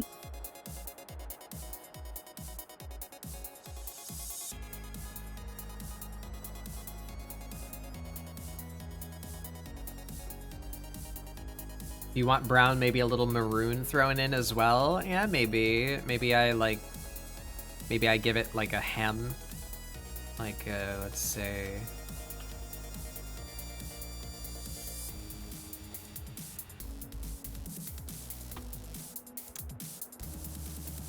I kind of regret deleting that one brush.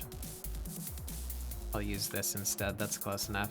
If we give it like a liner, like that maybe?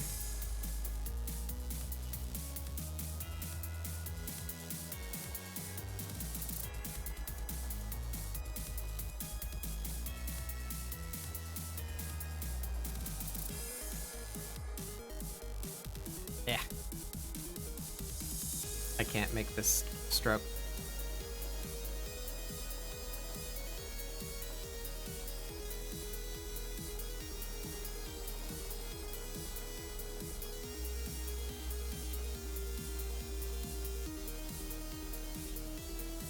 Am I too late into the new model to make a Grubhub joke?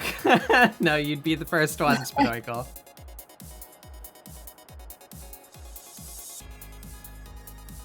So when I get my new form, do I have to download the like Miku dance file to make me do that stupid Grubhub CG dance thing that Do it. Yes.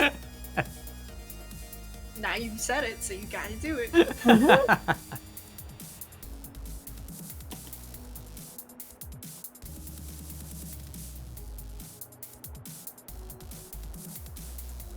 Only if you do caramel dancing as well. Oh, of course, of course. Oh yeah, mandatory.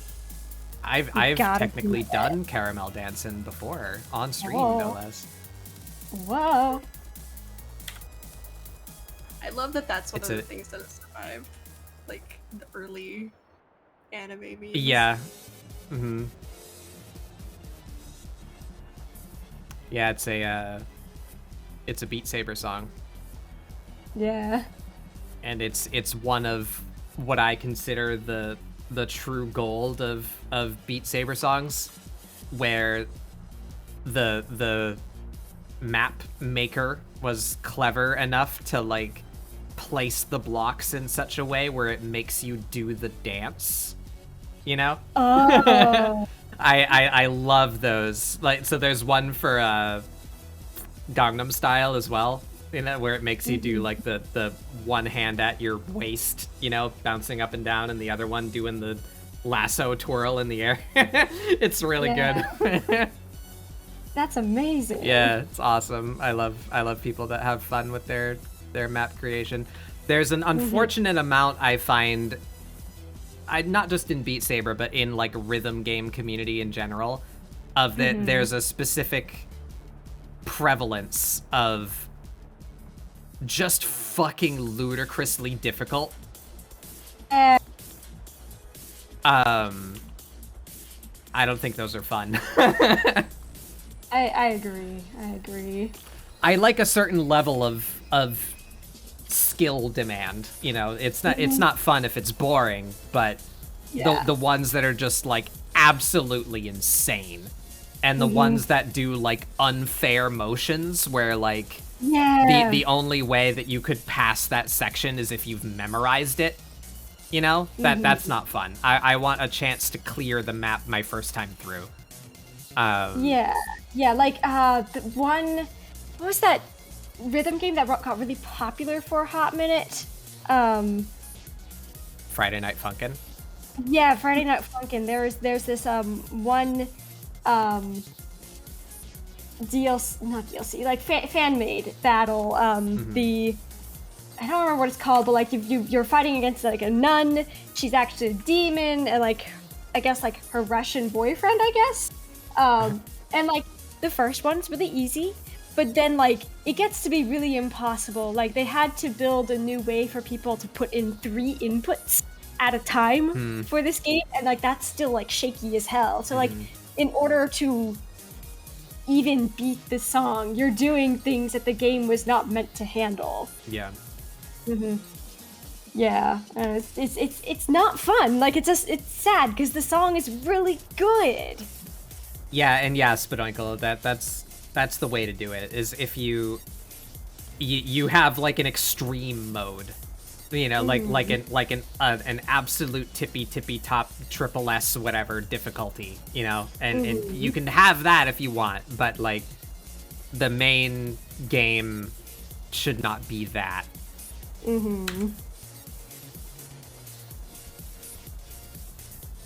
But I mean, the main game in Beat Saber only a good year or 2 after the fact came out with Expert Plus. The main game, Beat Saber, is not very hard. So the unfortunate part about community created content is that it is community created content. There's no regulation, you know. So because the only tag they have is Expert Plus, that can vary so widely between songs that I actually like and songs that are like 80 beats per minute. Or sorry, that's actually not even very high. What is it? They dumb it down to seconds. There's ones that are like 8 beats a second. Oh. You know, so it's like it's just bonkers.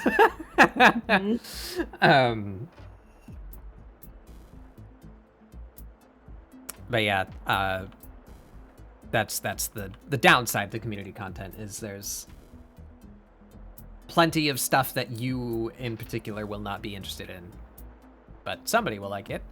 I just wish there was better tags.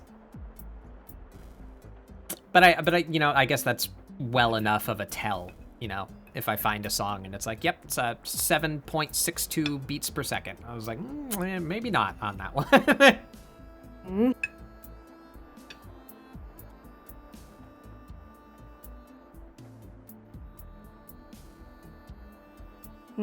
I think I definitely need to make a lot of these colors darker and more saturated to go with the black shading.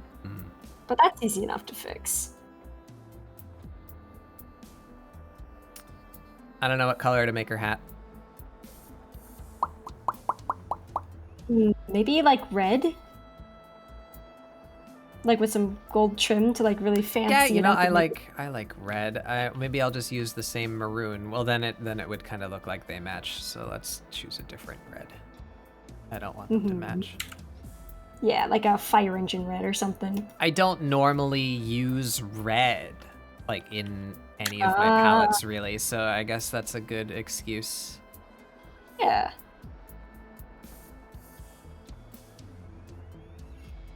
Yeah, I like that.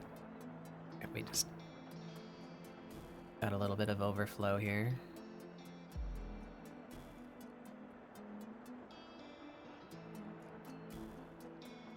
Nice cherry red.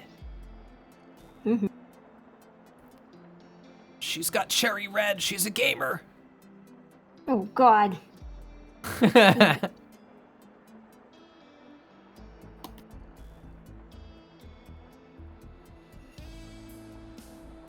Who shades with solid black? What maniac would choose that road? Yeah, I don't know. I think that's really cool. I like that style. I've only tried to do it once, but I had fun doing it. I'm not good at it, but I want to do it more. I'm doing it a tiny bit here. But yeah, Spadoinkle, you, Soph, all have a very good handle on the hard ink style, is what I would describe it as. Yeah, I used to do this a lot more when I was younger, and was working with just India ink. That definitely was a shaping component for me, or shaping medium. It's a lot easier to do what Mike Mignola does when you're working with the same material he does. Yeah. Mm-hmm.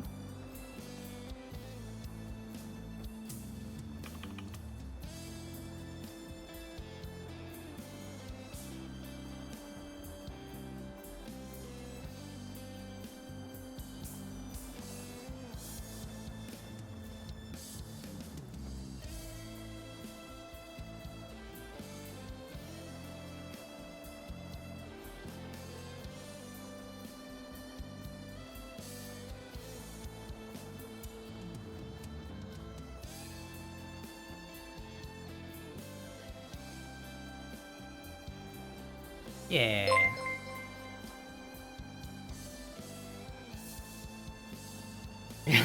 Thank you, Lord. 3 months. Yeah. I love that moon emote. I kind of want one like that. Yeah.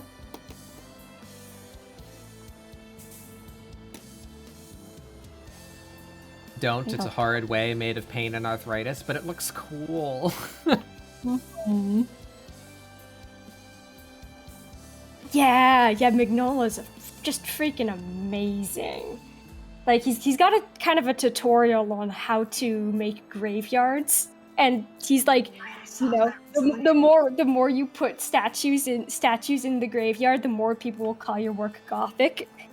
Just what a guy! What a guy!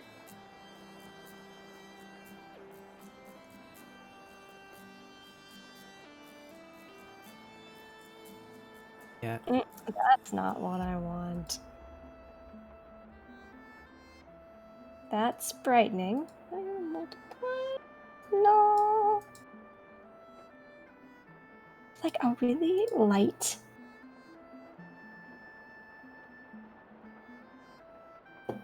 Soph draws the way I wish I could. Yeah, kind of. Yeah, same. Same. I love Soph's art.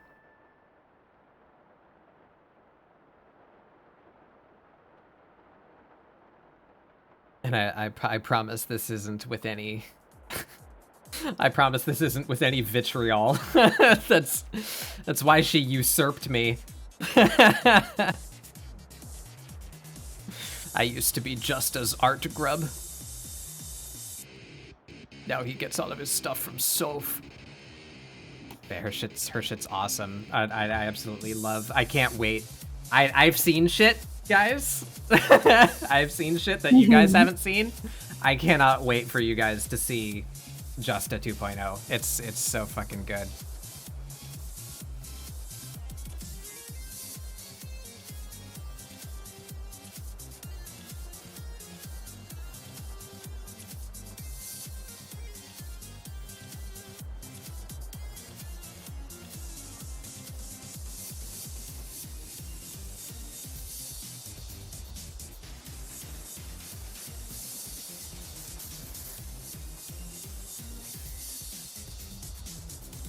Soph the Usurper has a nice ring to it. Yeah, she'd probably like it. She'd probably like it.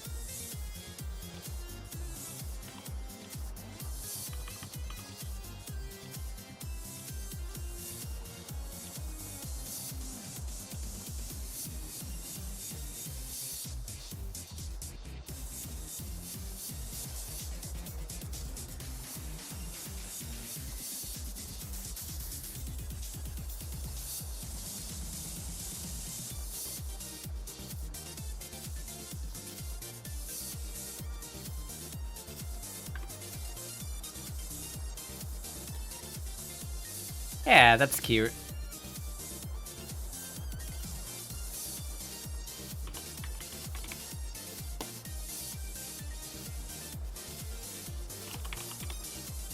Hey, Jim. How's it going? I've kidnapped your wife for art. Haha!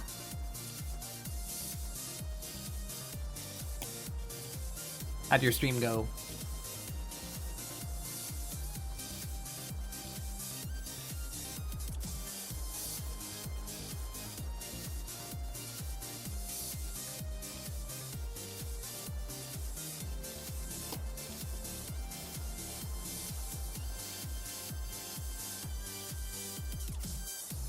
All right, time for me to not remember how I did any of this texture.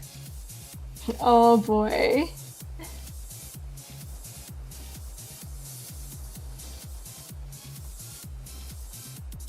Looks like this might just be like a freckle brush. Mm-hmm.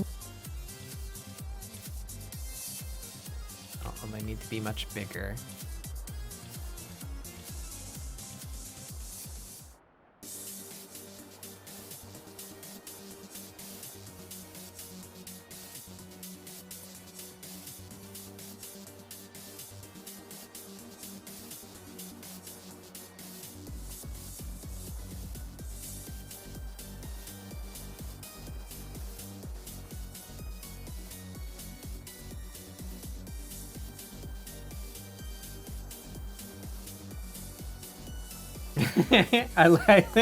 I keep forgetting you have that. I love the little punchy gym. It was fine aside from the internet messing up as usual. Yeah. I guess maybe it's just because we're doing something more simple here, but at least it seems that Mags hasn't like DC'd or anything. Blame the fact that there's a solar event going on.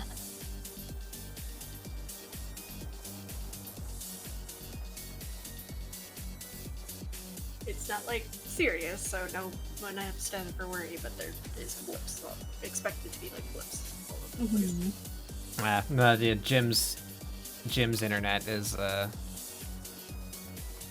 his ISP is just a shithead. This is a frequent and ongoing problem. Bad internet is a plague. Where have I put my grunge brush? There you are.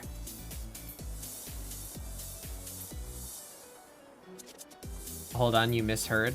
What did I say?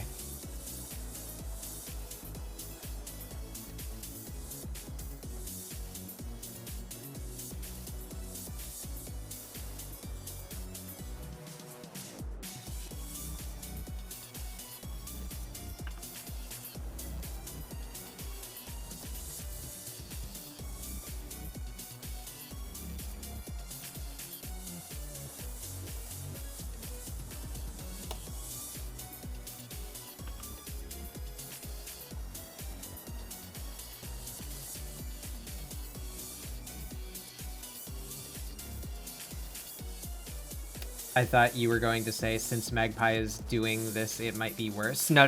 I was just saying, we haven't seemed to have had any problems on our end, but I guess it's probably because we're not, like, playing a video game.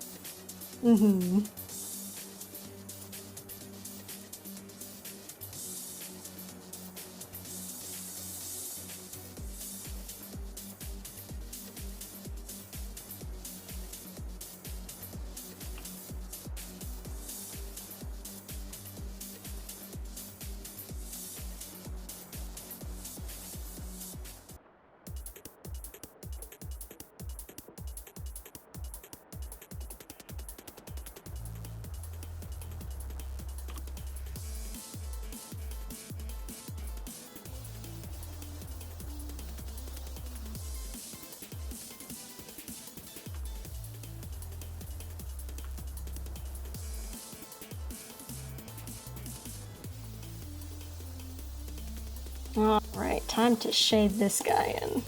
And then give him shading that matches everything else. At least I didn't go too hard on my line art.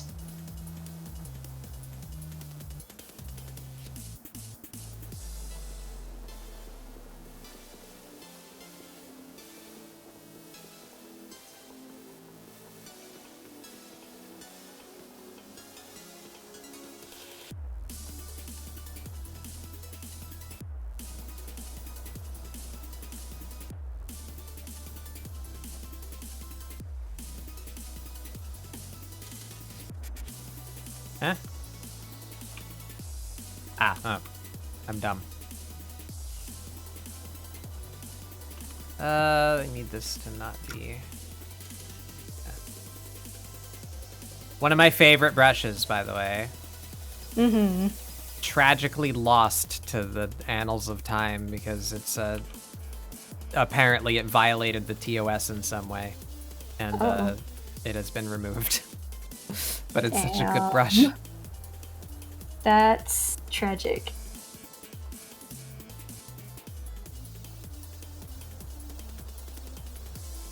Oh, it's more of like that color. Interesting. I've been meaning to try and remake it, and then like upload mine, you know, because I want to chill this brush. It's a really good, like, look at it, just it's like the perfect mess brush, and you can like layer it on top of itself, and it looks good. I love it, but I'm guessing it somebody like stole it from somewhere or something. Oh. But I want to just analyze how it works, you know, the brush settings, and like approximate the texture shapes and make my own. Also, thank you, C's. Holy shit, 1 year. Wow, the anniversaries. Wow. I really did meet all of you like really close to when I started myself, huh? It felt like a really long time at the time. Like I had started and I went a long time of being alone, and then I found a bunch of friends. But it's only like a couple months. Well,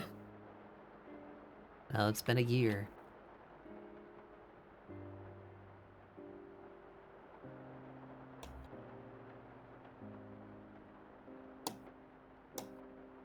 I'm drawing my shroom girl.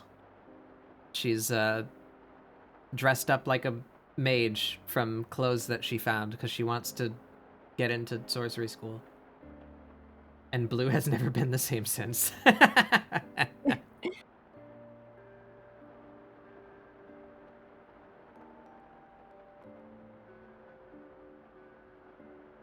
I gotta texture her cap. How did I do that? At least I saved the colors. Thank you, past Batbug.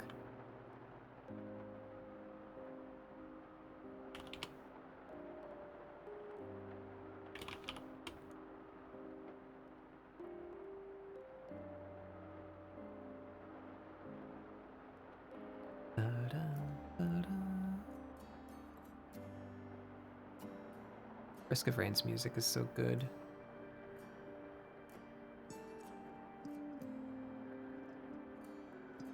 How did I go about that? I guess it doesn't really matter because I can just kind of fill it in.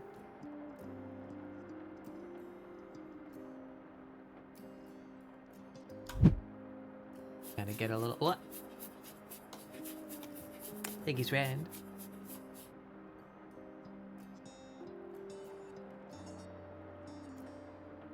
Yeah, that'll do, I suppose.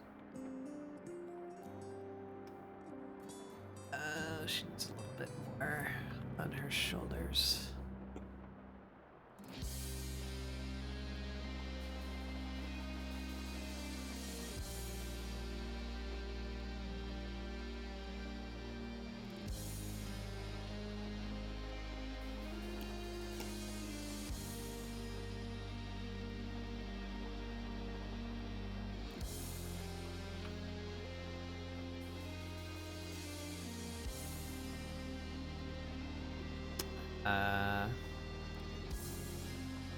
What do we call this?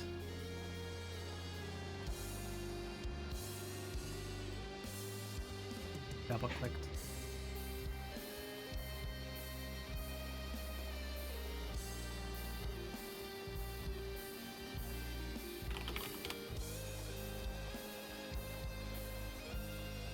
Yeah, airbrush. Oh yeah. Need like a warm kind of, be like that.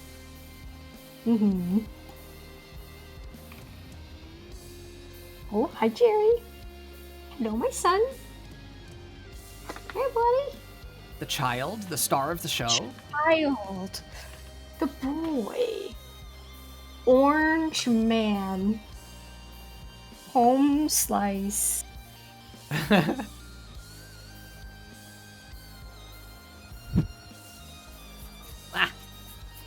Pets. Now I can't move my mouse. Thank you, Jerry, for standing right on the cable. I love this.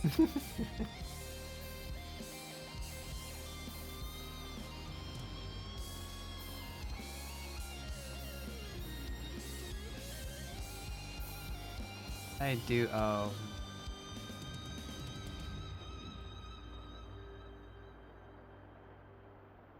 We do this. Now I step on my keyboard. Thank you, Jerry. Thank you.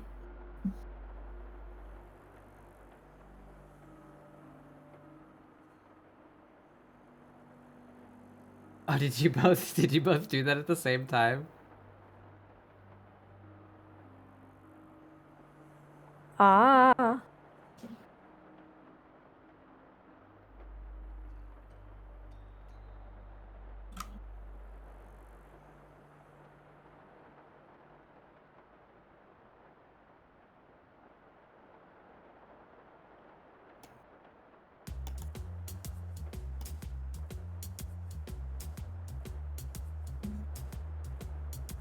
Little dude's purring as he causes chaos over here. I hope he's proud of himself. You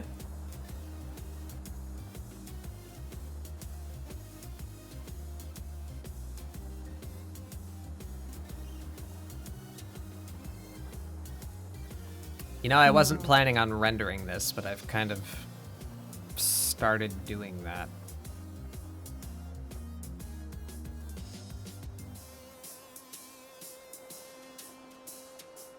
Okay. Should I?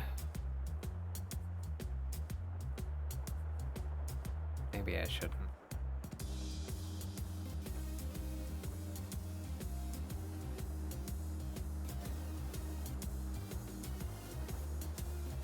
Managing to balance himself perfectly on the arm of my desk chair.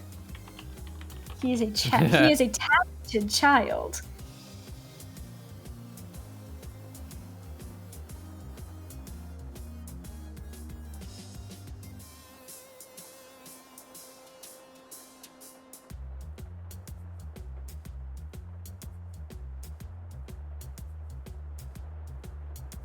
Jerry, Jerry, Jerry.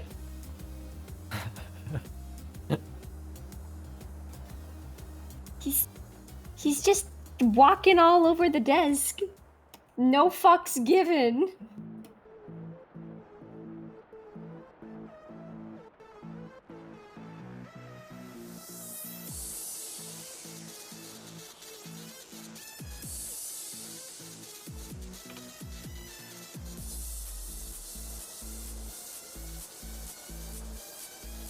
I don't know how to sell shade.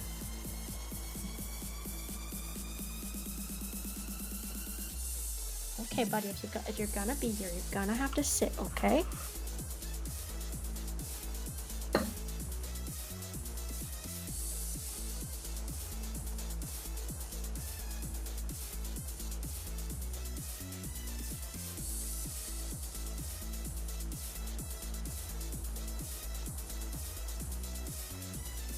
We're going on an adventure right now, chat. I don't know what the hell I'm doing. I'm just winging it. Mm-hmm.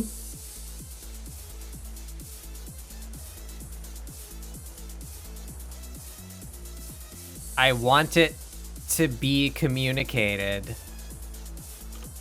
that she's like hiding under this giant hat. Right? Mm-hmm. So I want like a hard shadow on her face. Yeah. But if I do like airbrushed shadows, then it looks dumb if like not everything has that. Yeah. So I'm trying some kind of that looks stupid as hell. I like doing my shadows on, or my cell shaded shadows on multiply layers. Yeah, that's what I'm doing too. But it doesn't have a blend mode yet. But I'm just trying to figure out like the shape of this thing. Yeah, and then kind of soften it up a little bit. I'll lock opacity and then take that color, but like shift it to be lighter and warmer, and then I'll airbrush along the edges to kind of show that the shadow's not just this one flat-ish color.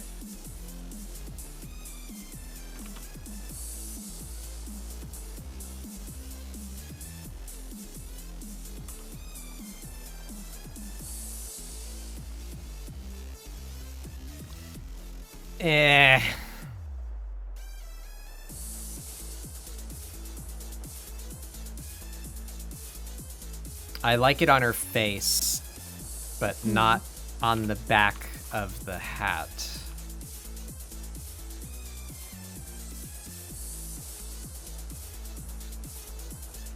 How would I fix that? Just less of it.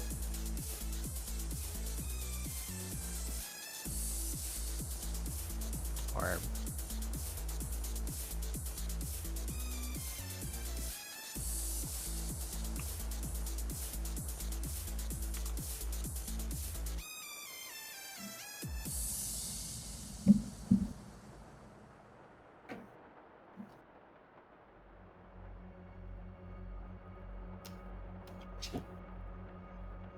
I guess that works.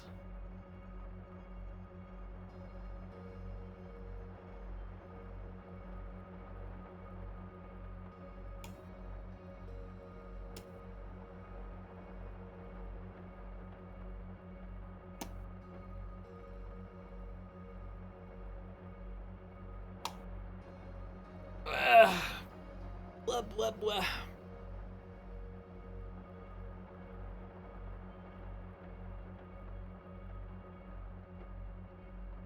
Okay.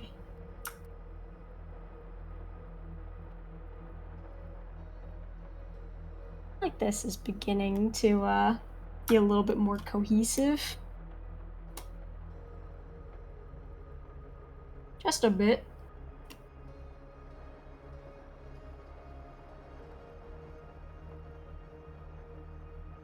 It's difficult looking at the reference for World War I uniforms because the pictures of people wearing them are all black and white. So you're kind of relying on recreations and illustrations. Mm-hmm.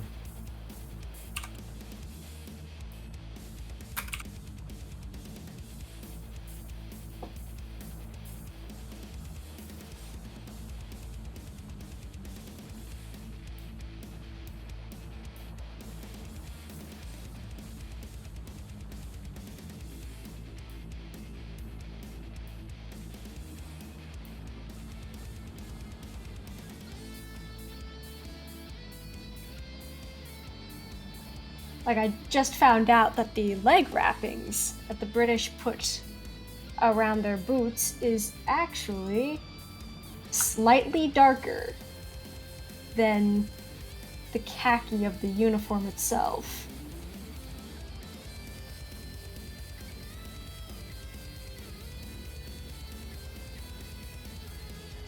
And that really does a lot to make it feel a little bit less oppressively the same.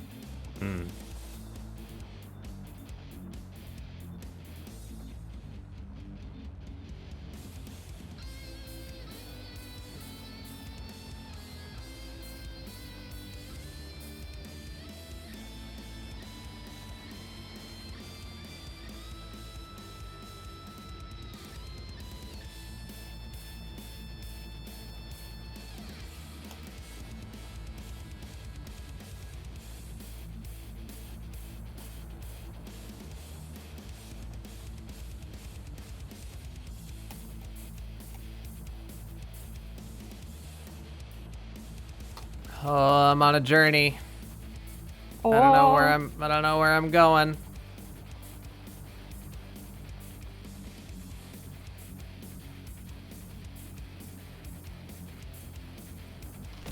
I got snacks for the road. Thank you.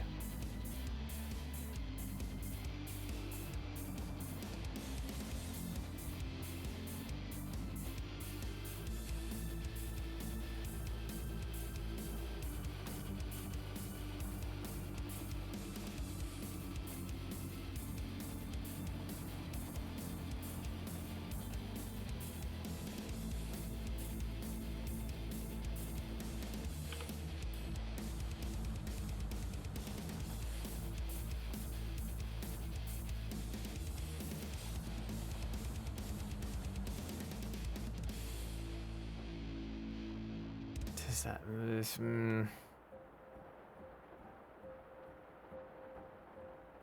lighting is hard.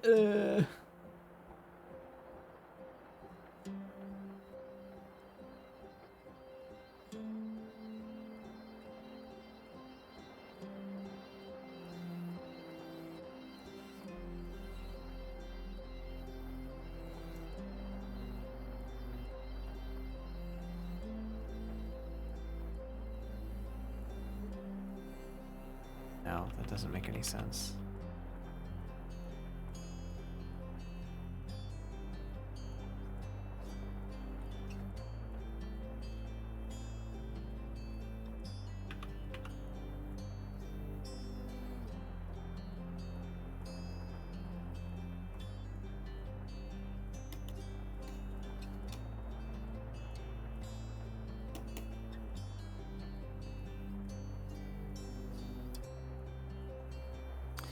I'm imagining the light is up here. Right, so... Does that look right on the arm? Would it have that little? I don't know. My brain is small.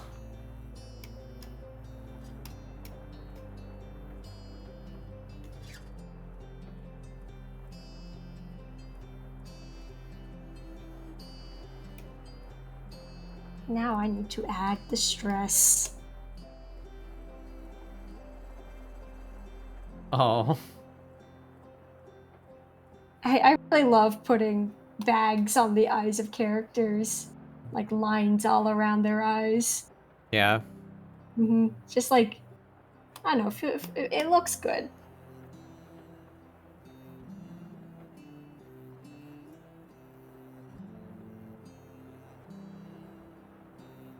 It makes them look like sickly Victorian children. He just needs his polio vaccine.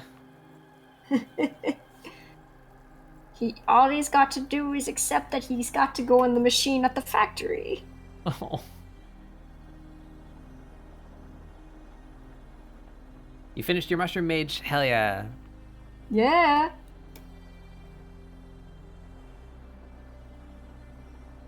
I think mine is at a state where I could call it finished if I wanted to give up on this shading that I'm attempting and failing.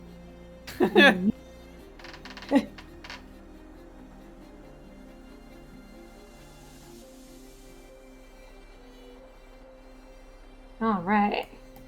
Time to do some nice harsh shadows.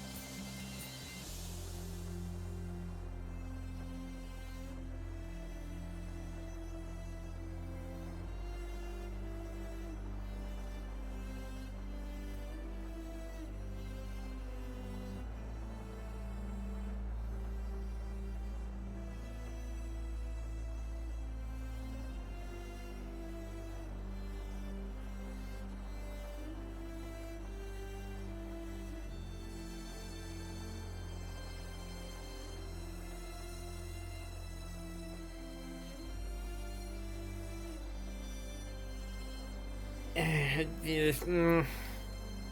don't like It's it. not I don't like feeling it. right. No, Oh I don't no. like it. I don't know what's wrong with it, but I don't like it. Mm-hmm. So this should be like full.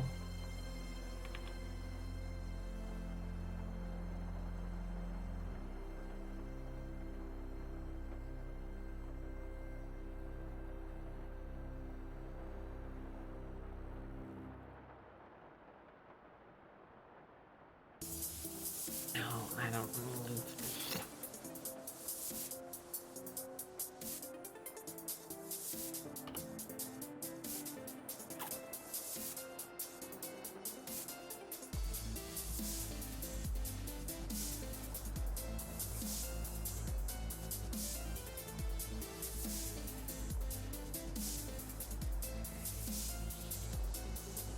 I don't know. What do you think? Does that look stupid? Maybe if it was a little bit lighter Lighter. of a color. Yeah. Hey, Elk. And maybe like purple or cooler. some yeah. Cause what color did you use as your base shadow color? It's just like a brown. Mm. Yeah, it's kind of coming off like black. Which would look. Yeah, that's a bit better. Oh, there we go. That's Try- I just don't know play about around the with shape of it. Sorry. Play around with a reddish or orange to complement the reds and the earth tones in there. yeah.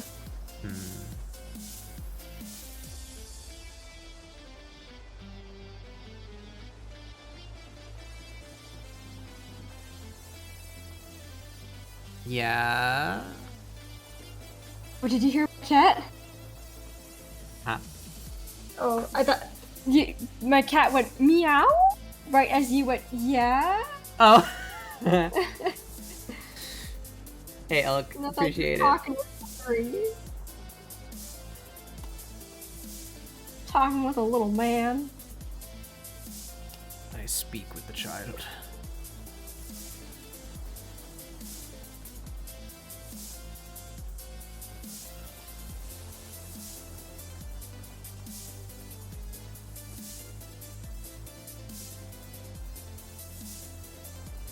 Maybe if I added like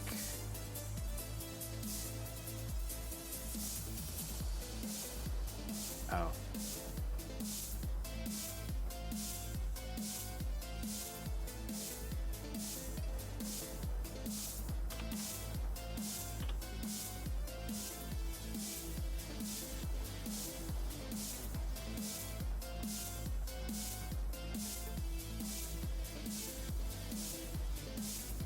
That actually helped. Oh, nice. To just give a very simple ground shadow under her.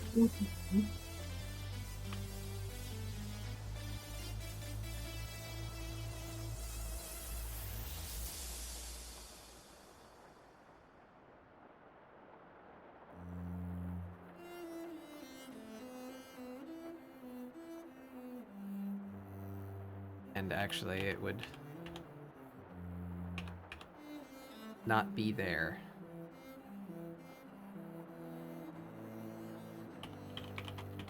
Gee. Slayer.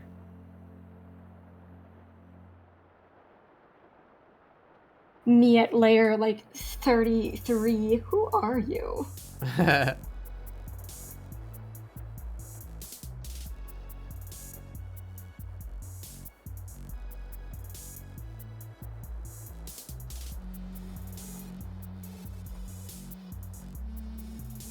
Okay, yeah. Yeah, this dark cell shading is making this blend in better. With the background stylistically. Just from what little I have. I'm not reading her smile anymore. Added too much goop to her face. No, not too much goop. Unfortunately, I do have to say goodbye to some of my fun tatters.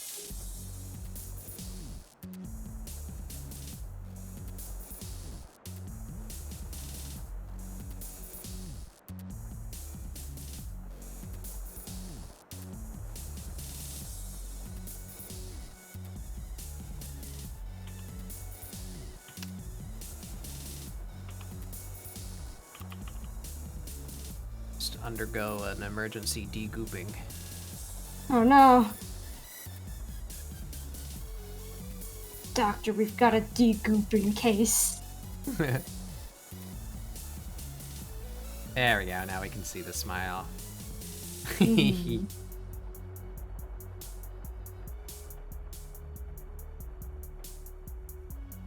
So I like the colors better, but what about the shape of it? Does that look nonsensical to you? Just like where the shadows are? Pretty good to me. I think this area is standing out as weird to me.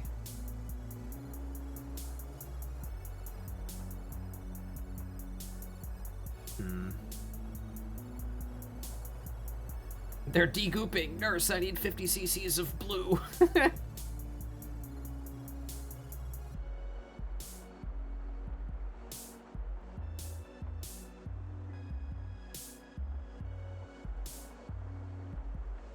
This needs to be a different color.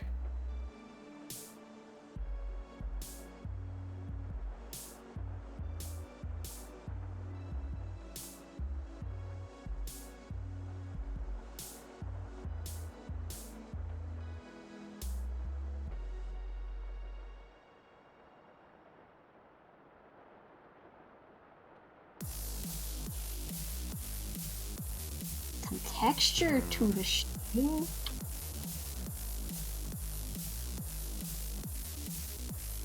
Like some nice hatching. Oh my.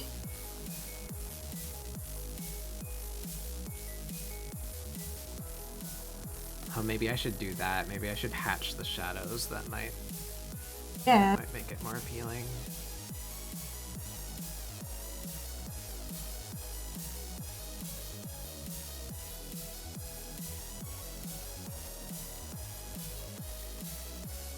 Fun with this. I forgot how much I loved doing this kind of process. Like, this was like my bread and butter before I picked up watercolor again.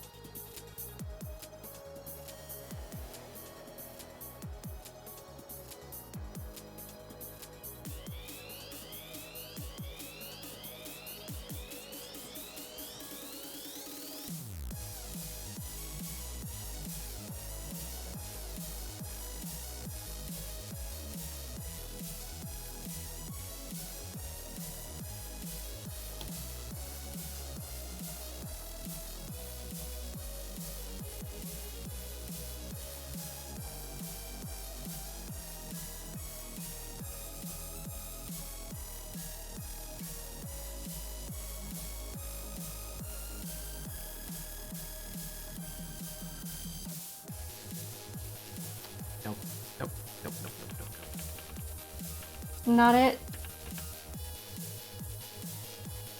I like it in exactly that one spot, but I don't really know how to apply it everywhere else.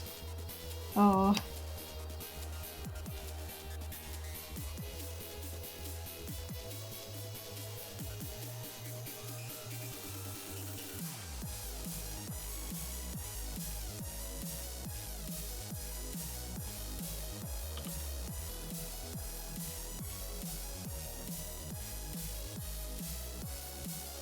Nah, I'm just not gonna do that.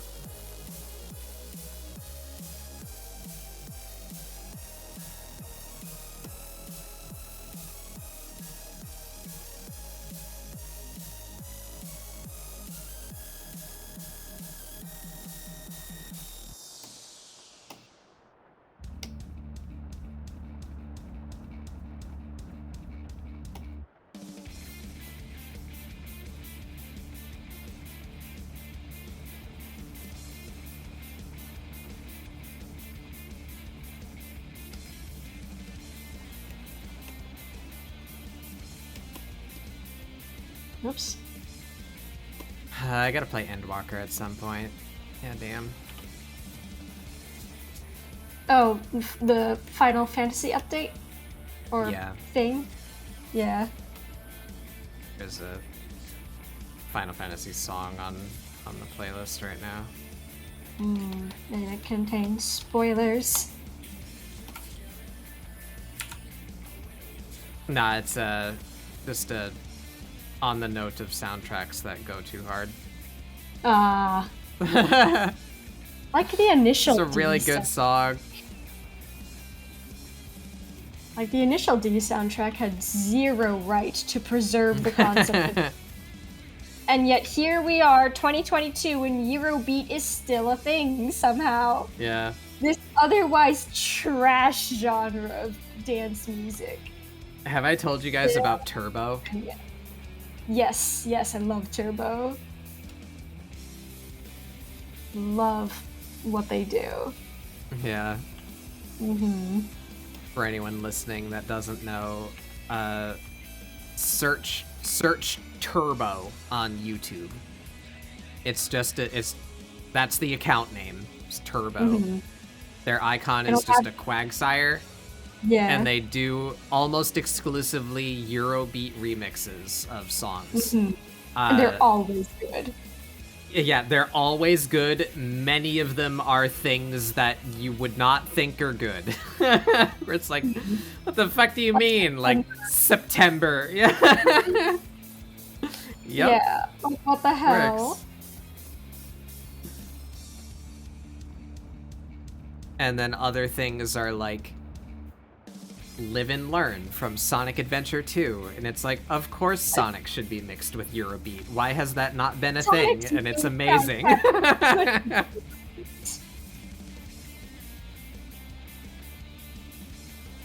Like, Sonic is made for Eurobeat. Yeah. Especially the Crush 40. Mm-hmm. Crush 40 tracks. Like his vocals along with the Eurobeat. it's like how this is just the song. This is just how the song should be.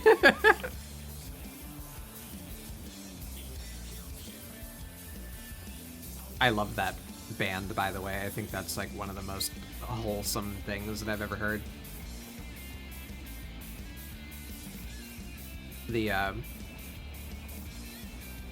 I think they still do some Sonic music. I don't know. But the band that did the Sonic Adventure games, they're called Crush 40. And they're called that because the vocalist is like the band leader, like main dude. They formed the band on that dude's 40th birthday. And he wanted to crush 40. Yeah. Like, that's awesome. Yeah. Yeah, that is really sweet. And mission accomplished.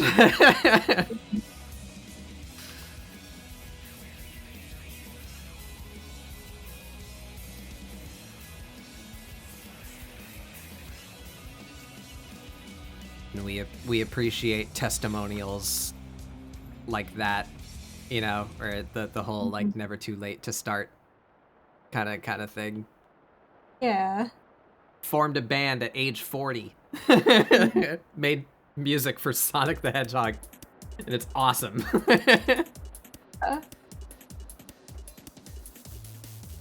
Oh, this is so good.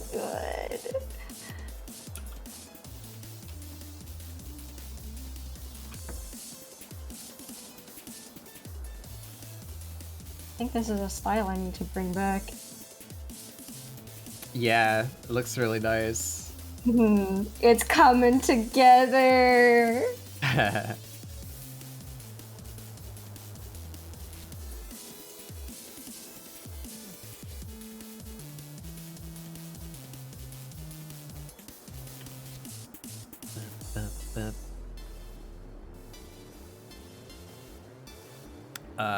There it is.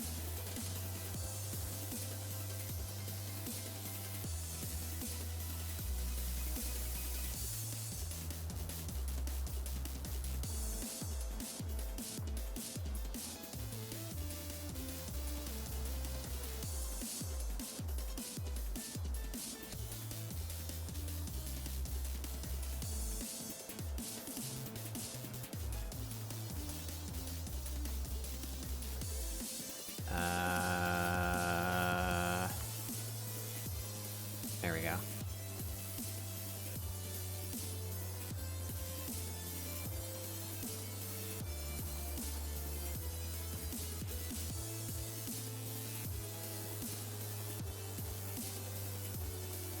What?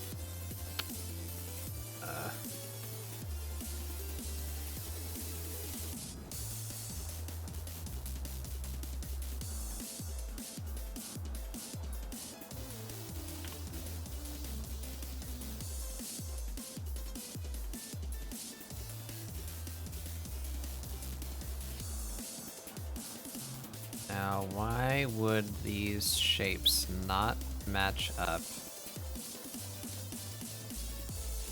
when they are drawn in the same brush size?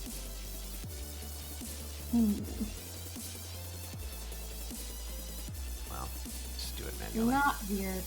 Not funny, haha. Funny, weird.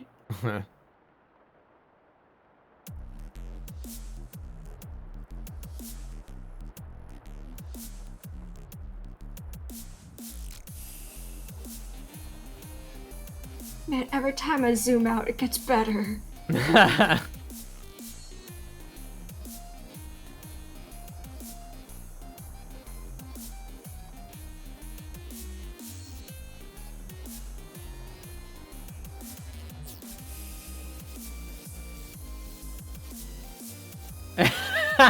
Damn it, green. Yeah, you're right. Probably no one would notice. Green? Yeah, What? green V in the chat. That's the micro detail demerit badge that I'm zoomed way in on this fucking line. Shouldn't be caring about it.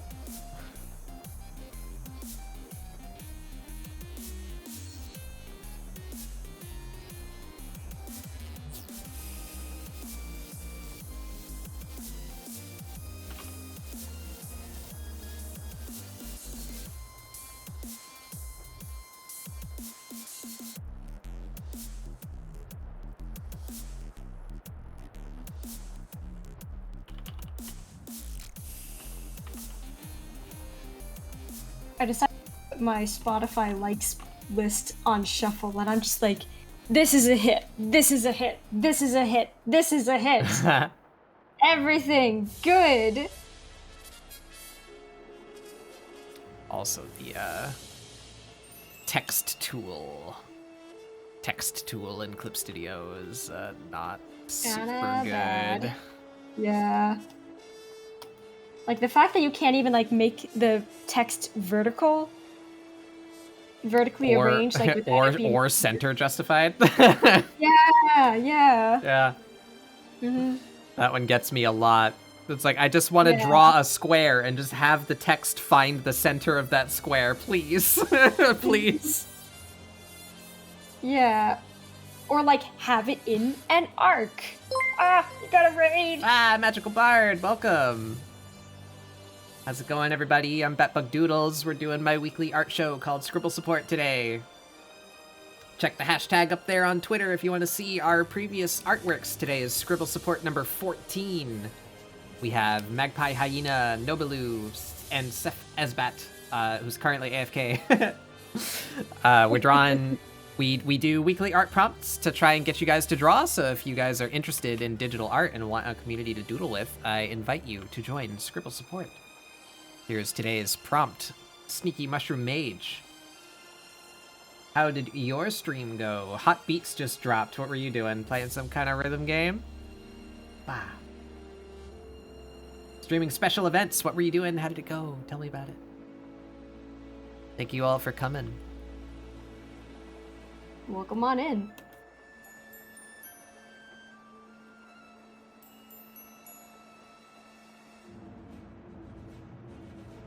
How should I tackle this?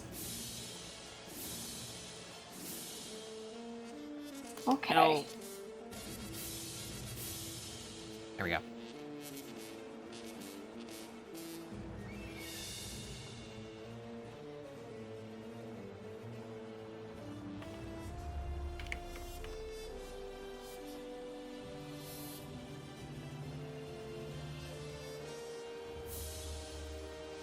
just released a short tavern-themed EP, and today was the debut with a small narration video.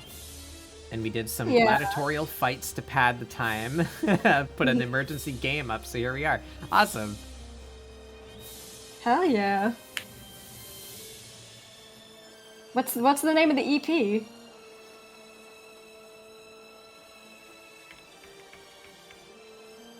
And also, where can we find your music? Yeah. Where can we bump those beats?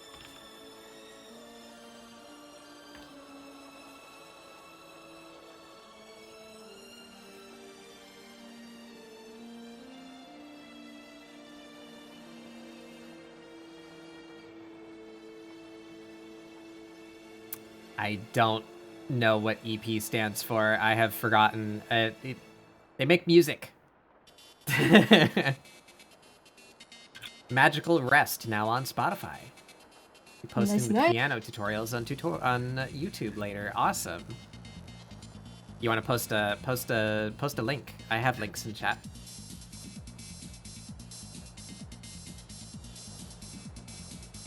Smaller than an album. Yeah, just like a little musical collection. I forget what it stands for.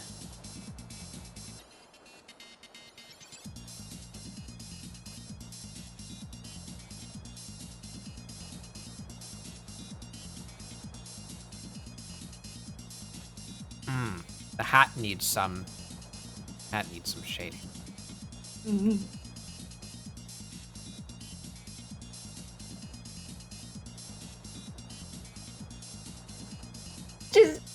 I keep on saying this, but every time I zoom out, it gets better.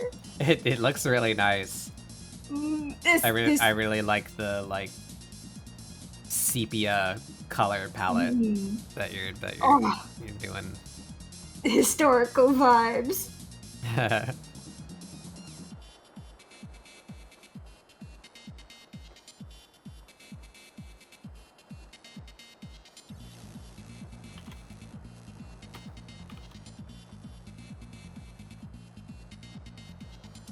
Who needs to learn how to paint when you can just do the most intense cell shading ever?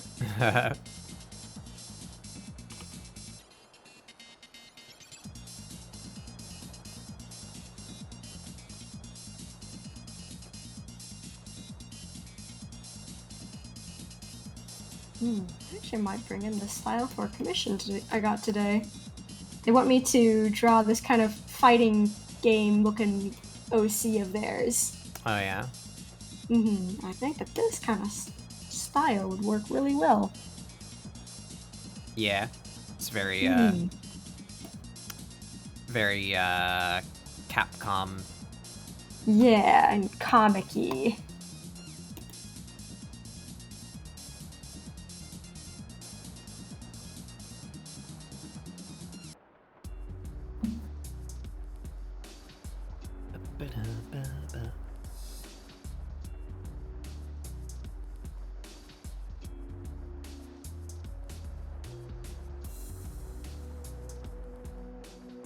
Back in the 20th century, the term EP stands for extended play record. It referred to a type of vinyl record that was played at a different speed than the standard play records. Oh.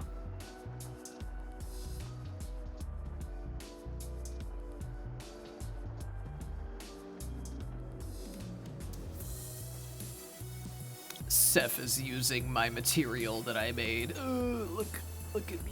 I made that. True story. Huh? True story is very good. It's just wild, hexagons. Just repeating hexagons. It's just repeating hexagons, but like the fact that it's not in standard. No one else did that. No one else did that, and it's not in standard Clip Studio is like annoying. And multiple uses. Ooh. Wow. I'm taking a snack break. Oh, nice. It's just dried ramen noodles. Oh, that's a good snack.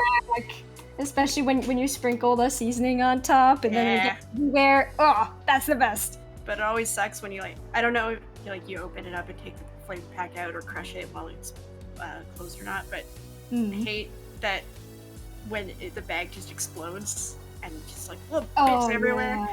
Yeah, that is the worst. That is the worst. It's sad. Very, very, very depressing. And like, I don't know. So like sad. I Can we love give 5 subs in the chat?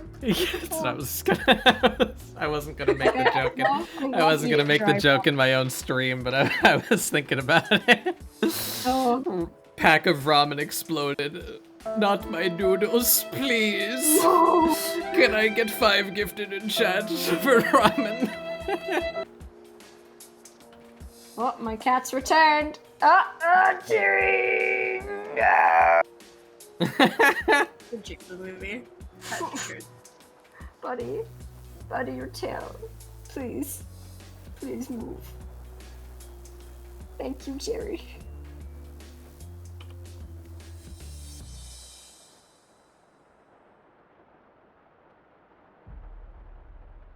Oh, now I know why. Oh, Jerry, that was you. What? So yesterday when I came home to my monitor looking like pixelated, like it was censored, and I was like, what the fuck? So I restart my computer and it's fine, and then later on it gets that again, and I look in the display settings because my Wacom tablet's monitor is just fine, I can read everything there, and my monitor was registering as failsafe. My sister was saying that DisplayPort cables, when they're like jiggled weirdly and like unplugged a little bit, can do strange things like that. And so I plugged in all my cables again, just realized what could have possibly removed my DisplayPort cable just a little bit. It's because Jerry likes to walk behind my PC. It was you the whole time, little scoundrel. He's an innovator. He's a chaos innovator and entrepreneur, and he doesn't pay rent.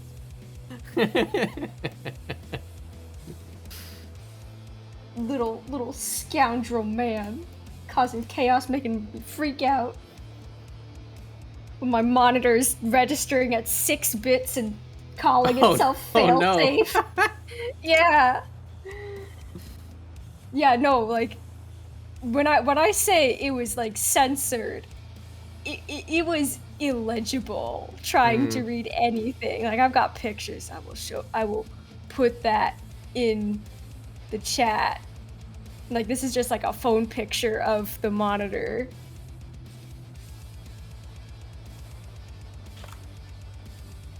Oh, come on. Oh, file is too powerful? Man. So sorry, Mags. You're on your like 3rd piece. Oh. I'll take a screenshot of my picture. Oh, dude, it's okay. What's up? So you can see that like each of the letters is 3 pixels high, approximately. Did you put it in? Oh, I see. Yeah. Oh. Oh It was no. weird. It was bad. Now you know why it happened. It's my cat's fault. Like, I jokingly blamed him at the time, but now I know to blame him for real.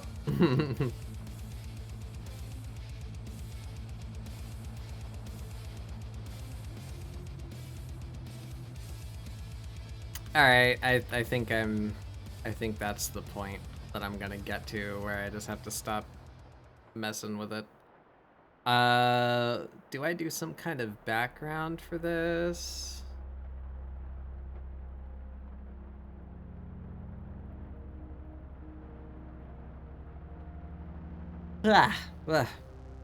Sweepy.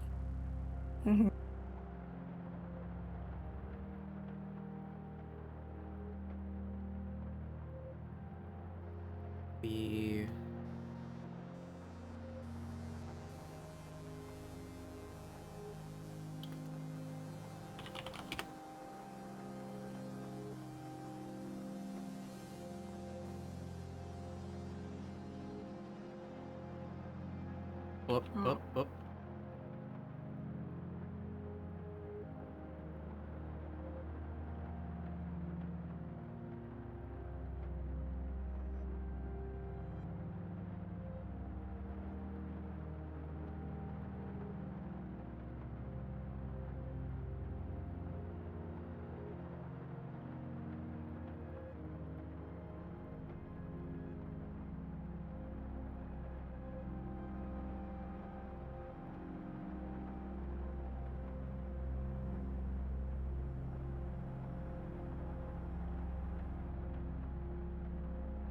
Or do I just... Can I get like a...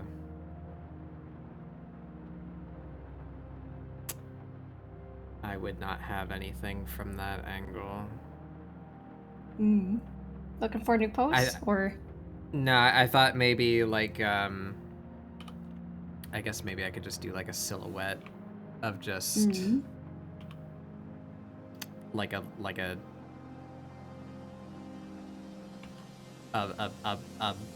side and leg, you know, of like someone standing in the foreground.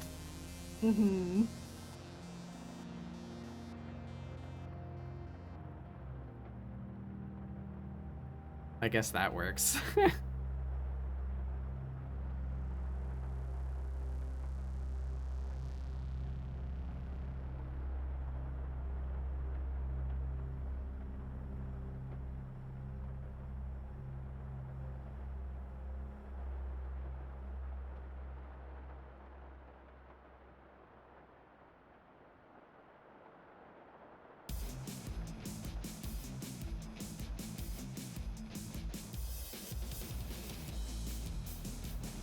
Kind of want to do like a grassy sort of brown.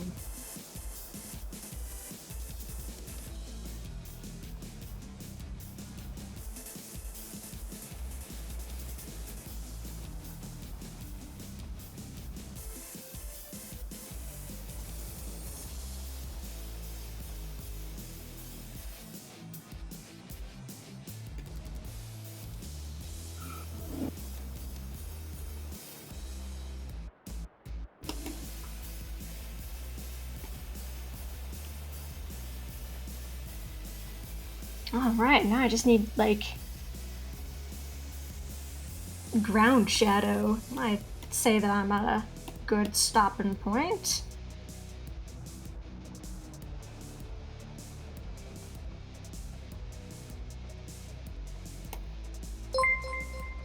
What?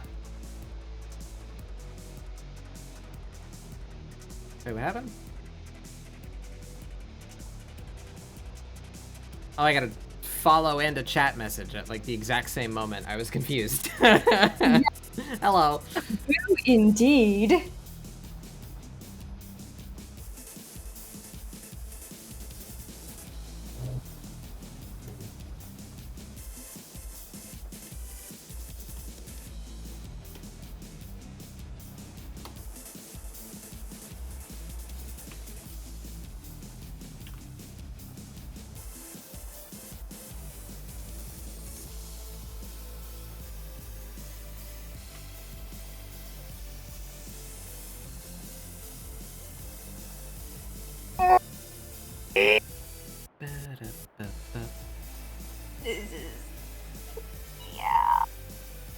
I'm glad you're you're having a good time. It's good. It's I love it.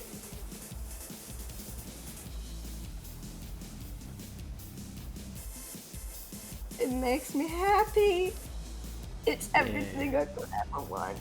Except like the background needs to be like cleaned up, but whatever, you know? It's easy enough-ish. Maybe might be overestimating it, but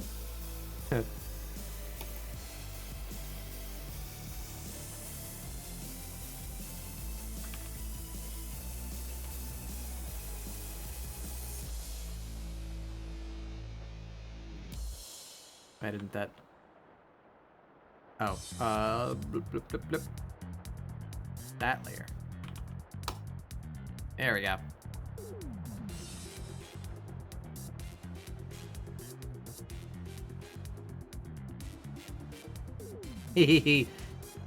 She's gonna be a mage. Look at her go. Yeah.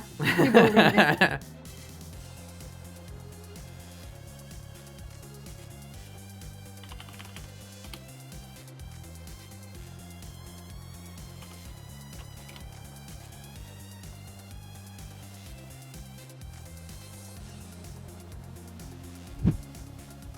Ah.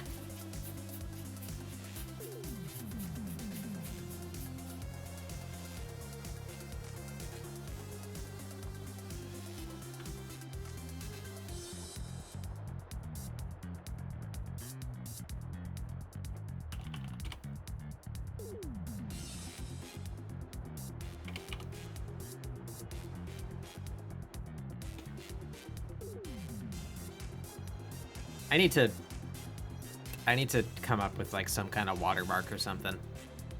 Mm-hmm.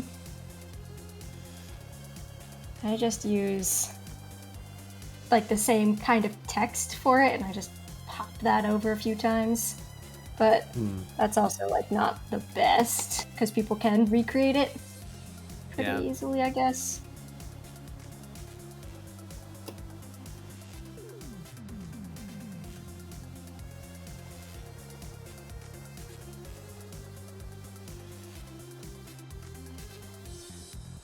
Because I've been signing my stuff, right? Mm-hmm. And that's so that if my art ends up somewhere, you can find me, right? Yeah. So that's why I don't have like a symbol or something, you know, like or some like really like I'm gonna sign my name, you know, like it's like what does that mean, you know? Yeah. I wanted my signature to just be my tag so that people can find me. But at the same time, I don't want my art to be like stolen or end up on a fucking Redbubble shirt or something. So yeah, I want a watermark. Yeah. I've found my old 40K comics on Reddit uncredited and super annoying. Yeah. Like, I've got the watermark on, but they'll, like, crop it out. I'm like, bro, people want to see this comic, you know? People want to find who made the comic. Let people see. Show people the thing. Nah. Crediting artists is ruining the platform, dude. The watermark ruins the piece. The teeny tiny signature in the corner destroys my enjoyment of it. Good.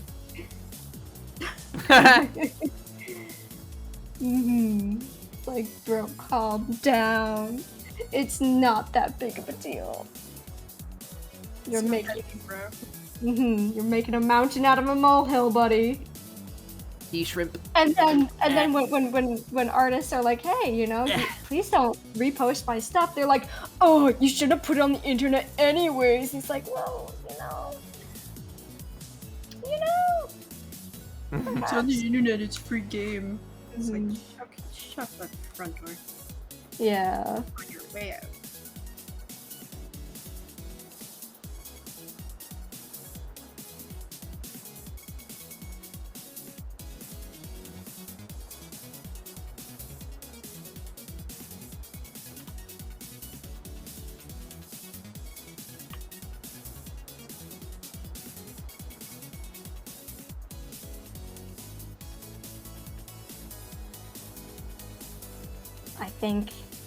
I think I now know how to do backgrounds in the future.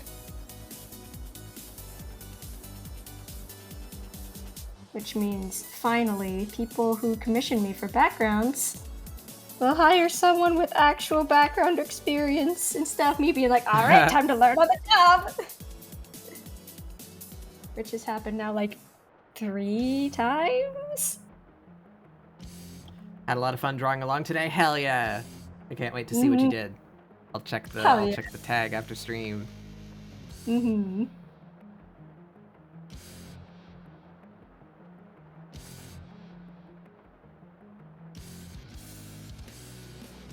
Need it to be clearer. It is important information to my character. She's filled with goo. The important goo. She's an ink cap mushroom. She is filled with goo. Mm-hmm.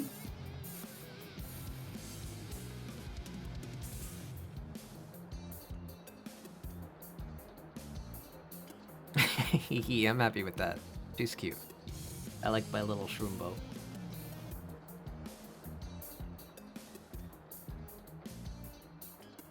Hey, I hate to say it, but I'm getting pretty tired, so I may have to dip out. Ah, that's fine. Mm-hmm. Thanks for hanging out. Yeah. It was good to meet you. Do I need to send you what I have, Fatbug? If you would like to do that, so normally what I would say is just post it to the hashtag. If you are fine with posting it yourself, or if you want, I'll post it and credit you. Either way. Okay. Yeah, I can send it to you, but I don't want to burden you with it or anything. I just didn't know if you wanted it posted tonight or not. Yeah, no. Whenever you're good, you can post it later if you want. Okay, then I'll post it tomorrow if that's okay. Okay. Well, thank y'all. It was nice to meet you too. Yeah, thanks for coming. I'm glad y'all had me on. I'm sorry I left early and also was a little bit late. No, you're fine. Like I said, this kind of just goes until we find like a natural stopping point. And I know everyone's in a different time zone, so it's just whenever you gotta go. That's why there's no set start time, no set end time. So you're not breaking convention or anything. Dare you break the rules of this long-running tradition? I have your name on this dotted line for at least 5 hours. Oh, You no. better stay here for another 45 more seconds, I swear to God. Well, Thank you for coming. It was fun having you. I hope you had fun, and we'll see your art posted on Twitter later. Check that hashtag. Alright, well, thank y'all. Y'all have a good evening whenever you go. Yeah, you too. Alright, bye-bye. See ya. Bye-bye. I'm just adding a little speckling, because nature. I really wish there was a way for me to not have to change these names.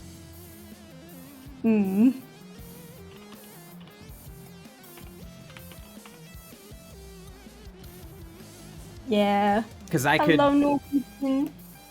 have all of the name tags reference the same thing, right? So if I change one, it changes it in all three different setups. But the order of the names depends on who left. Oh. Right? So because the names are always alphabetical, so if you left as opposed to Mags, that would be a different name that I need to set to the one that remains. You know what I mean? So like there's no way to predict like whose name is gonna be where, because it's not fixed. It dynamically changes alphabetically. So I can't. I have to change it individually every time. It sucks. So hey Noir, how's it going?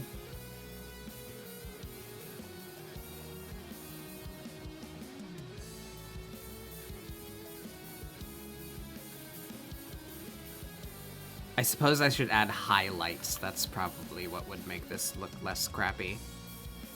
Ah. Can I manage that? We just go with like a yellow colored highlight for she's out in the sun.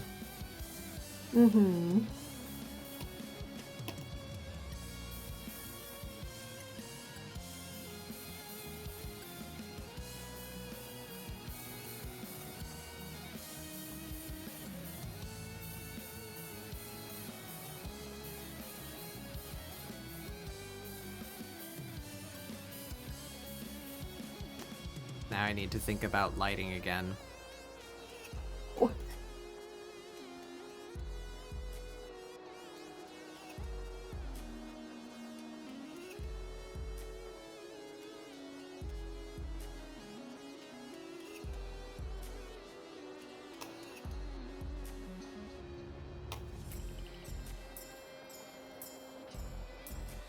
Gonna do a little edge highlighting.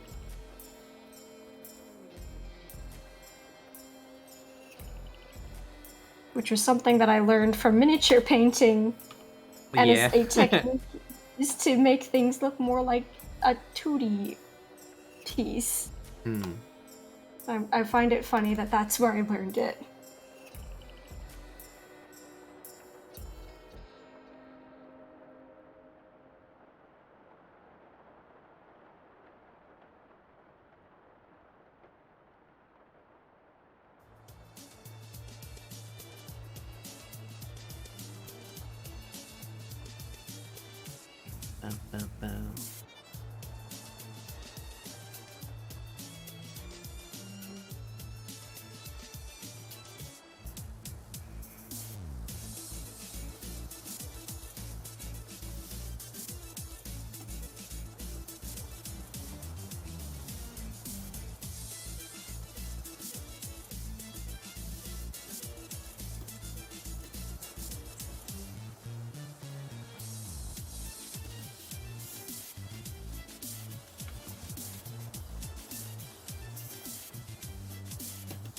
And this is just kind of like reverse of what I've been doing.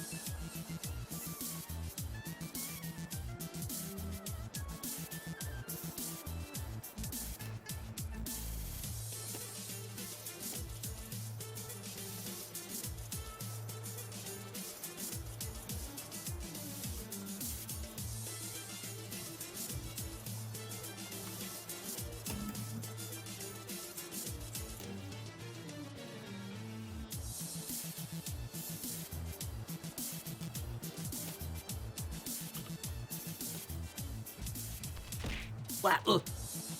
Snacks. Snacks. I asked about. Bug snacks. Yeah. I found bug snacks in the LGBT games on Steam. Huh. Yeah. I've never played the game, so I don't know if there is any content relevant, but I would not have assumed such. Cars video game was also there. And I do not know why. The what game? The Cars video game, like the Pixar movie, Cars. Oh. What? Yeah. I was like, I don't think this is where that goes. Cool if true, but I don't, I don't know about that one. Unexpected, to say the least.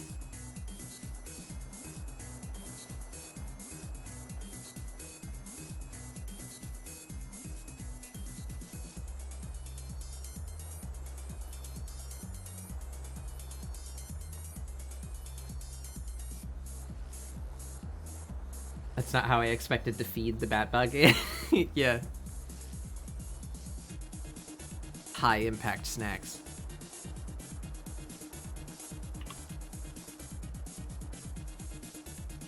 I don't know if this is right. Oh, comedy!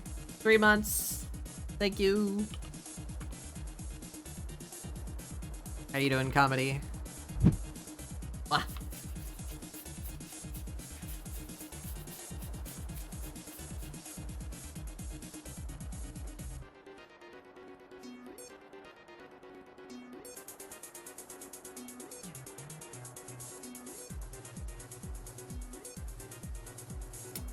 I don't look very good. I don't, It looks good on the hat. I don't know about the other spots. Oh.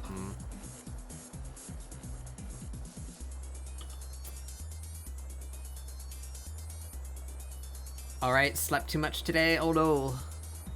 Big sleepy. It's always rough when you sleep too much on accident. Especially on a weekend or something.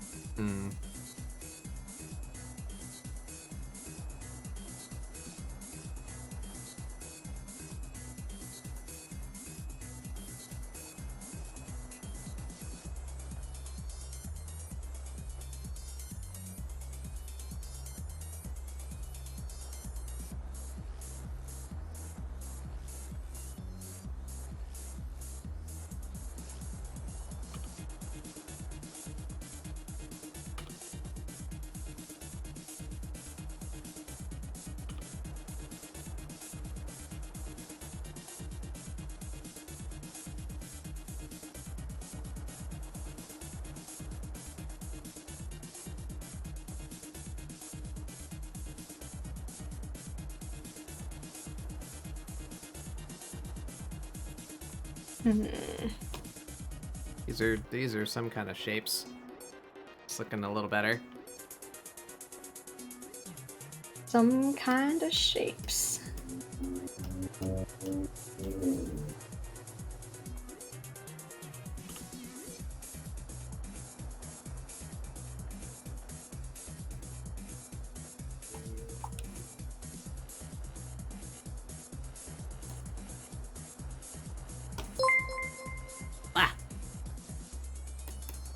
The bunny. I remember you. Hey, Bo Bunny. Yeah, Comedy, I drew all this today. I got speedy. Too fast. Too furious.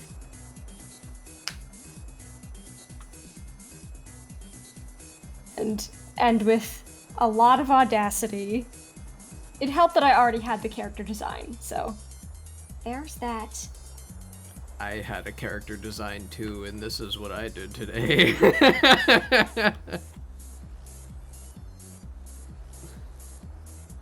Yeah, welcome, Bo Bunny.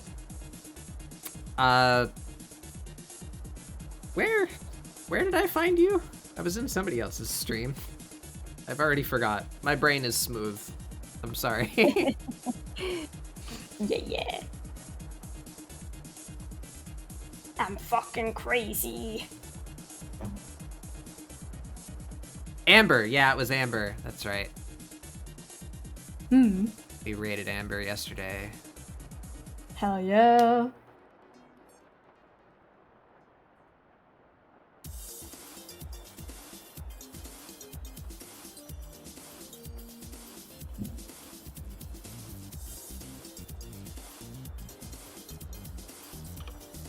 You gotta draw Noki zoom in. Yeah, look, make her go. Going places.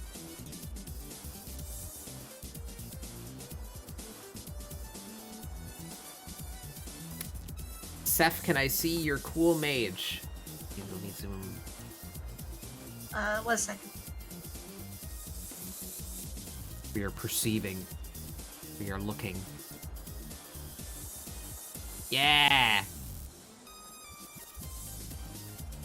Bride's Veil White Mage. Yeah.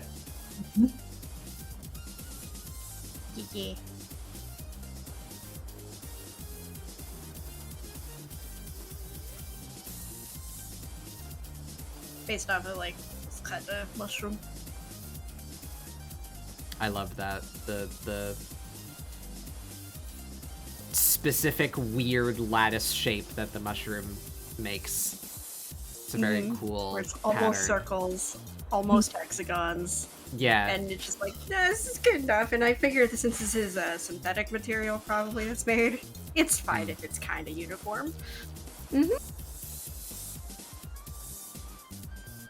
Wow, not even gonna take the time to make your own custom repeating texture to layer over. No. You did that for me, Batback. I was gonna say, yeah, that's the kind of stupid shit that I would do. I mean, I think I was prepared I spend to 3 at years one on point. a fucking piece. I was prepared to, and then you were like, hey, I got a thing. And I'm like, oh, okay. Last time I did the hexagon. Oh, I got a BRB, one moment. Okay. Let me just write on a little.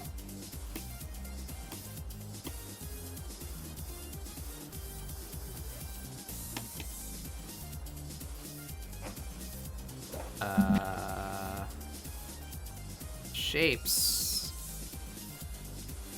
Shapes are hard. That's something.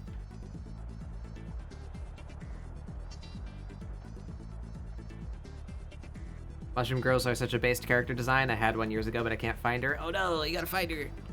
He's lost. Yeah, I think I have 3 now.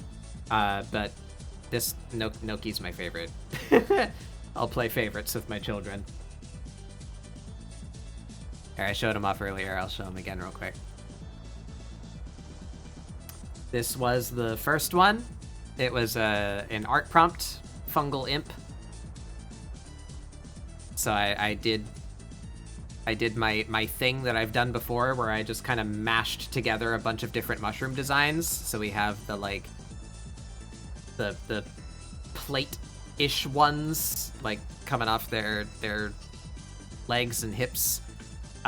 This specific texture that occurs on like the top of like boletus mushrooms. The funky mycelium coming off the tree. And then this is the same mushroom that Zeph is using currently, the Bride's Veil webbing under her arm, and more funky, creepy, semi-organic shape nonsense. And more of the, I think these are oyster mushrooms, and then like the tendrils from Devil's Horn, I think is what it's called. Yeah. I like how they came out. I still like the colors on this one. Is this character Noki? No, I just kind of stole elements from this. So I drew this and I liked it, and I was like, I want to make more developed mushroom OCs. So this one is kind of like the sire of these two, which I based on an ink cap mushroom and a bloodtooth mushroom. Noki and Bella. But I'm happy with all of them. I like them, but just something about Noki specifically, like I really like the shape and attitude and like the crooked bowl cut that she's got. I like how Noki came out a lot. I love how creepy and cute they are. Thank you. That's I mean, this is especially invalid now because I let Sun make my avatar, but that's the vibe that I was going for with Batbug too. That's like my aesthetic. I like the mixture of creepy and appealing. That's what I shoot for.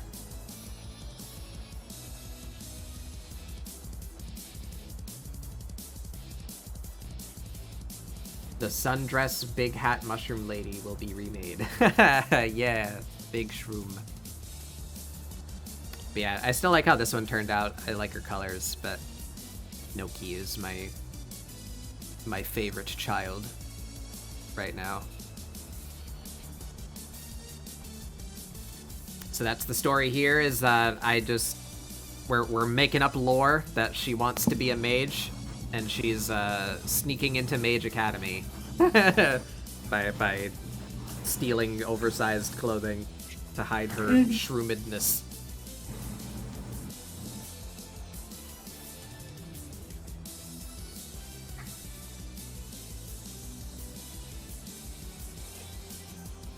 She'd make it, yeah.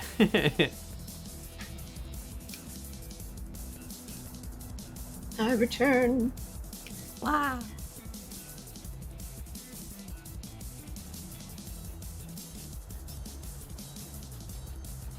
I think I'm pretty much done.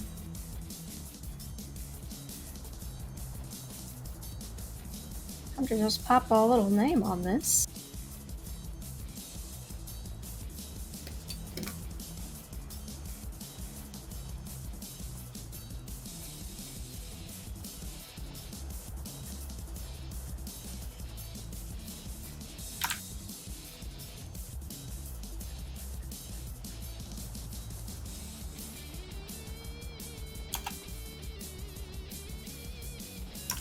What? Right, I need to do this.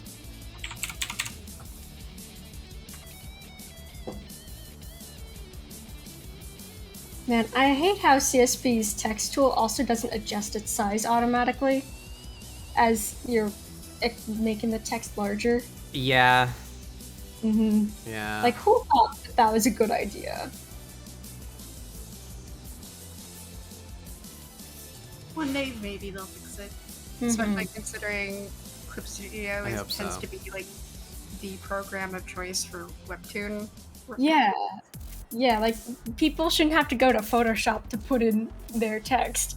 That's weird, so... Maybe that'll be it. Well, apparently they just came out with something that kind of alleviates that exact process, because I guess they're aware that people are going to Photoshop to use the text tool. Because they made it,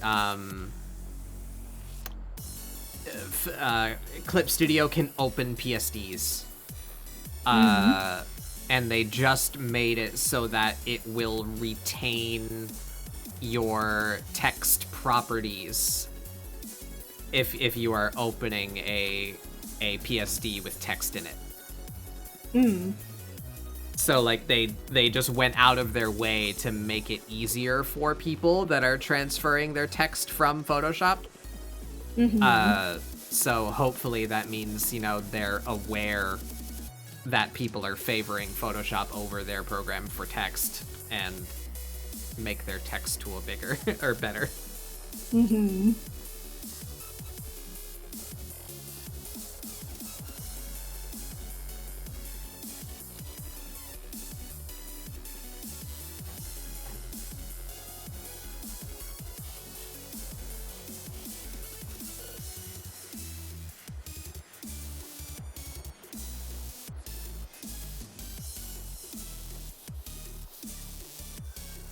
I'm back. I'm back. Everyone hide. Yeah, you better hide. I'll get you.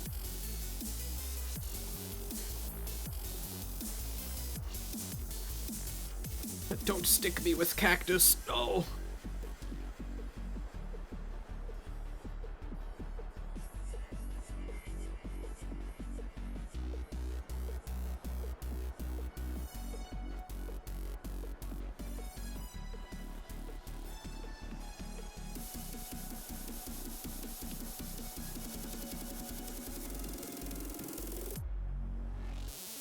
Yeah, that's rampage.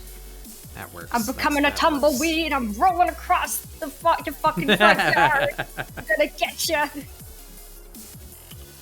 And if you hit me hard enough, I'll drop an assortment of items not usually found in your biome. A la Don't Starve Together. Yeah, I was gonna say, is it a Don't Starve reference? Good God. Yeah. Oh man, the desert biome in there. I hate the hellhounds in there. Yeah. I'd like to maybe one day play Don't Starve Together again as a collab. Yeah, But that'd be fun. It's a funky little game, and I feel like I need to mod it or something to make it a little bit better. It takes a lot of dedication to get far in that game. Yeah, I've never made it 1 year. I have. If I somehow manage to survive winter,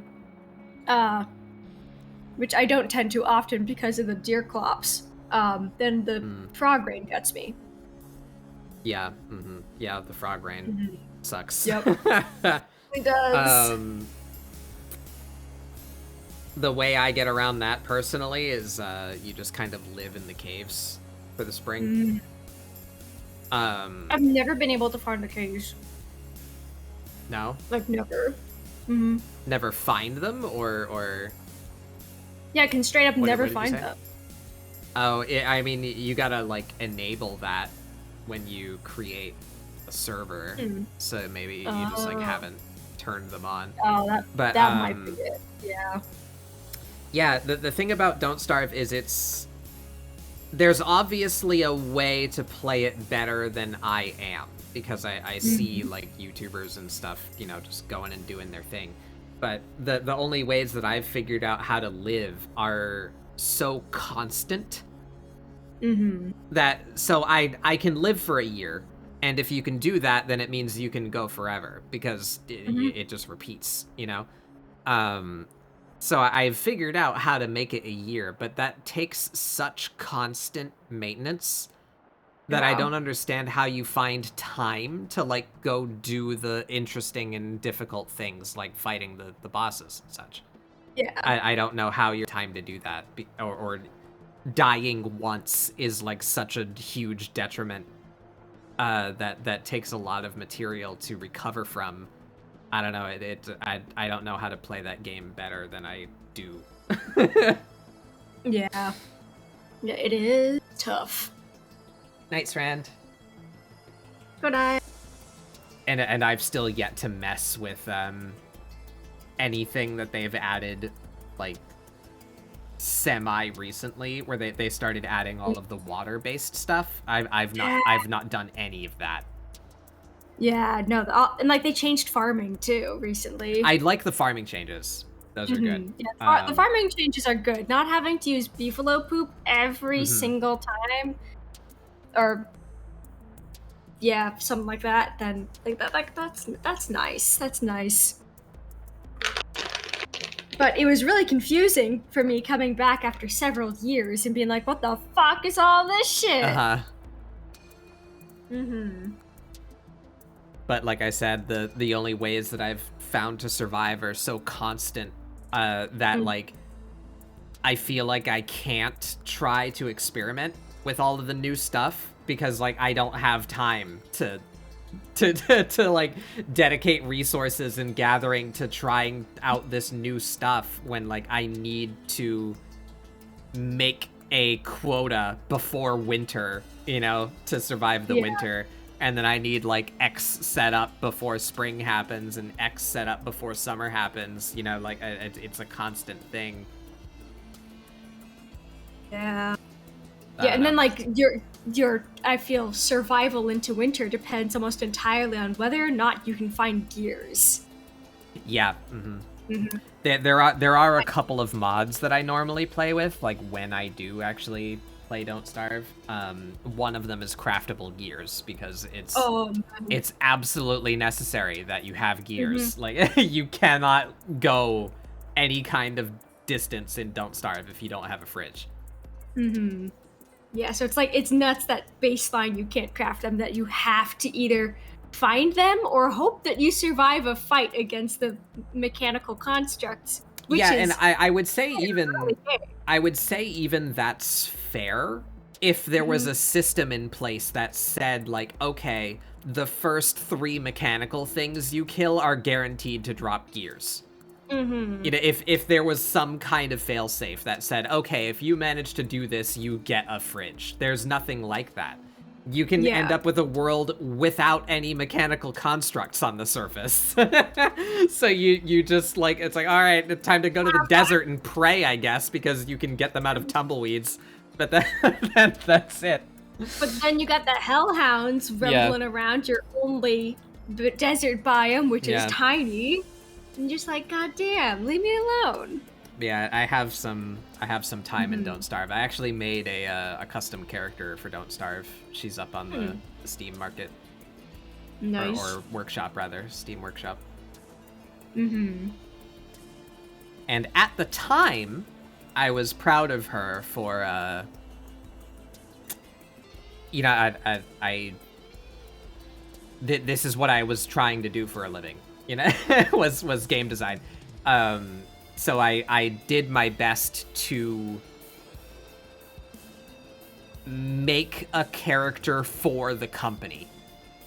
Okay. Does that make sense? Like, I wanted to follow their conventions. Like, I wanted my character to be believable as, like, a DLC. I wanted her to fit the universe and the conventions like that they the set. W names. Yeah, and the relative power level and like gimmicks, you know, that each character has. Because there's a ton of characters on the workshop. Well, first of all, there's a ton of them that are just Wilson skins. And then there's another ton of them that are like really, really strong. Like game-breakingly strong. So like I don't want that. I want my character to be like a contemporary Don't Starve character roster. Yeah. But that was before they started doing character reworks to everyone. So now I feel like she's actually kind of weak compared to baseline characters. And I had some ideas on how I could fix her, but that was like after I started doing this, and I don't have time for that anymore. Yeah, that's a one day, maybe, hopefully, fingers crossed, but hard to find time. Mm-hmm. But so her gimmick is she's called Wren with a W. She's a bird. Oh, nice. So I followed the same kind of thing as like Weber of a monster person. So catcoons will attack her. Because catcoons attack birds. Yeah. And she's a bird, so she has a incredibly high metabolism and a tiny stomach. So she needs to eat like constantly. But to offset that, she has the built-in functionality of the birdcage. So she can produce seeds by eating fruits and vegetables. Nice. And the seed and berry type foods are her favorite, quote unquote. Like that's a mechanic. Characters have favorite foods and they get more of a benefit for eating those. Yeah. So she can subsist on the seeds that she makes. You know, you just gotta manage how fast you need to keep up with eating and make sure that you keep up with your production of seeds. But that plays into, you know, the group play where you don't need to capture a bird and Wren can walk. So, you know, you have a bird cage wherever you go, which is convenient for farming. So she pairs really well with like Wormwood, you know. And any kind of farming character. Yeah. But then to offset that, she has lower HP, takes more damage, and deals less damage, you know, because she's tiny. Okay, so she's frail. a little bit Wendy, I guess. A little bit, yeah. But she also, she gathers slightly faster and moves slightly faster. So basically she's a pure, like, utility support character that demands that you pay constant attention to her and isn't good at fighting. And that was the role that she plays. Definitely a character who you need a team with. Yeah.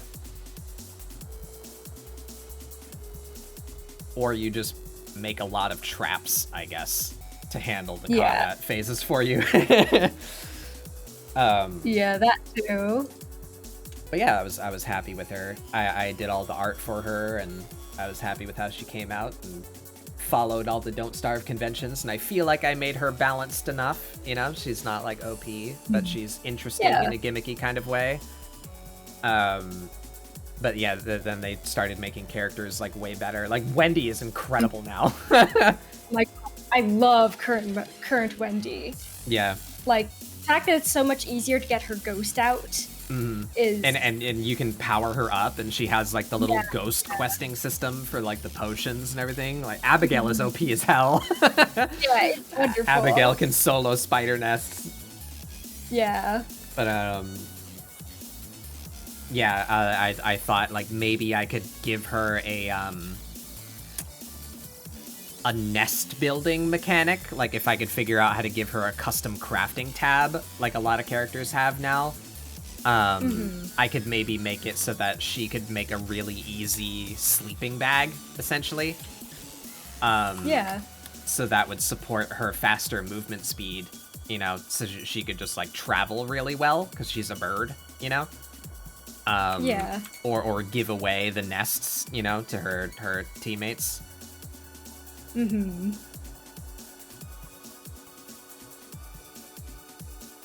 But I never got around to that. Aw. That would take a fairly significant effort. Mm-hmm.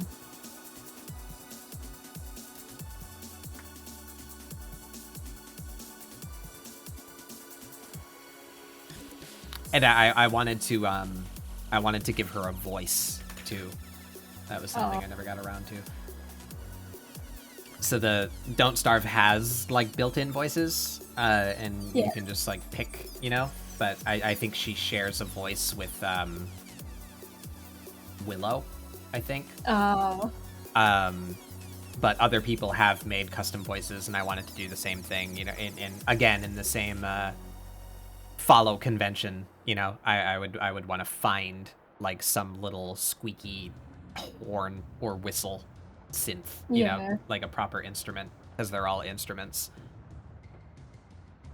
And like build her a custom voice profile. Mm-hmm. That'd be pretty cool.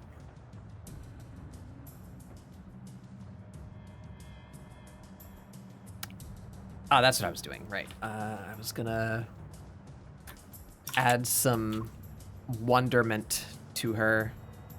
You're like, wow. Yeah, there she is. A little bit of that spaciness. This one, though. Yeah, look at her. She's so excited. She's gonna be a mage. Wow. She's so happy.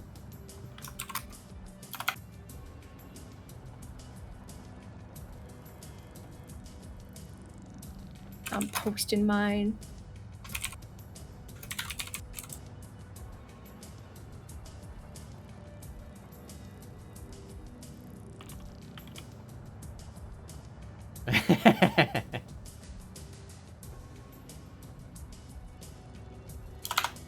I wish we had more than 5 animated emote slots. Yeah. And like the fact that you have to work to get more is just like, man. Is there even? I don't. Well, I think I'm just at the max because I had like already met the criteria because they implemented those like pretty far after I started streaming. But as far as I know, there's no way to get more than 5 currently. But I don't think you start with 5 if you like brand new affiliate, you know? Yeah. Yeah, I do know that you've also got animated emotes, but yeah, it seriously bites not having more emotes as affiliate.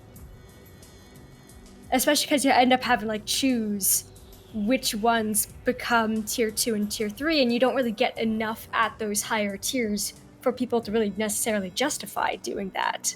Mm-hmm. At least that's kind of how I feel.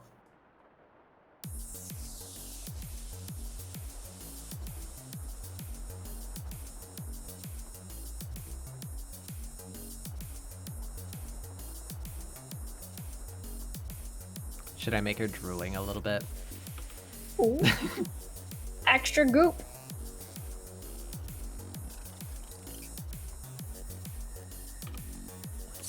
Let's see if I like that. Let's give her like one of these little blit.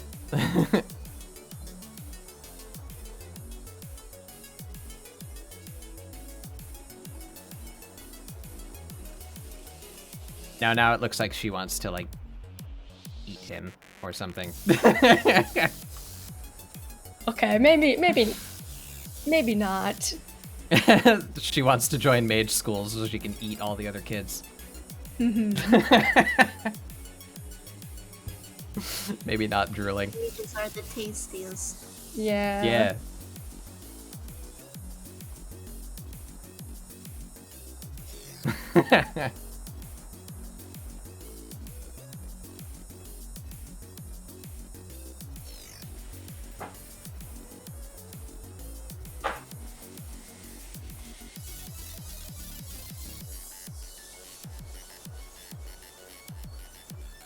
I need to redo that. It's too small.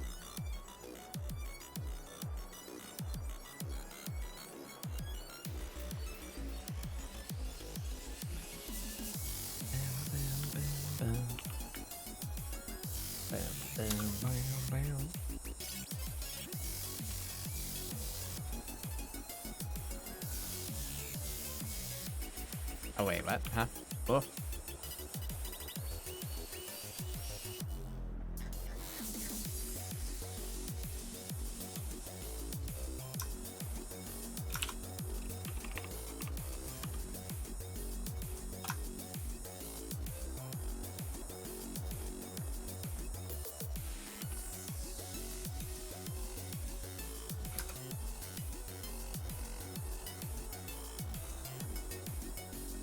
Alright, now it's too big. Let me just zoom out so I can actually see the whole area where I'm writing. Yeah.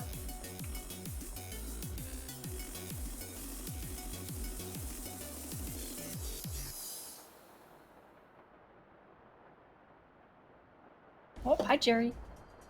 Little man, little man.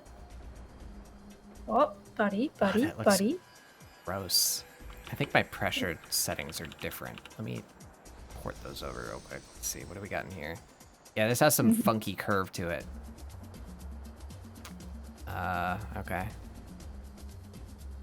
Shame I can't just copy that exactly. We need like that. Is that right? Doesn't go up as high. That. Yeah. Hey, Jerry, you can sit down, but you cannot sit on the keyboard. You cannot do that. I'm not booting you, but you can't sit on the keyboard. He says, Mason, you're no fun. Mason, you make me eat dry little kibble bits while you eat delicious things like noodles, and you won't even let me sit on the keyboard. I want to hear the fun little click clack, and then here you go. No. It's the only fun I have in this world, Mason. It's the only good thing going on in my life, Mason. Never mind that you got me a $30 cat toy that automatically spins around a fun thing for me to chase. That's not good enough. That's not good enough, Mason. The only toy. You know what my cat used to play with all the time? Yeah. The little plastic rings that you pull off of milk jugs to open them. Yeah. They skewer off. Yeah. Yeah. Jerry can do what he wants, but sometimes he must be scolded for it, just a little bit. Especially if he ends up knocking over my dice bowl. I love that. Jerry.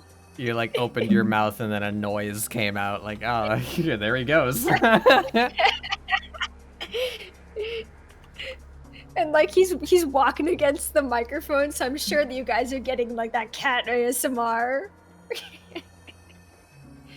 Little buddy.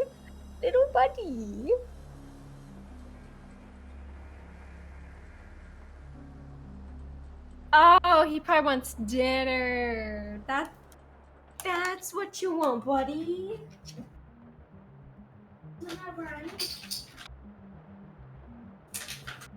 Here you go, sir. Here you go. I'm sorry, young man.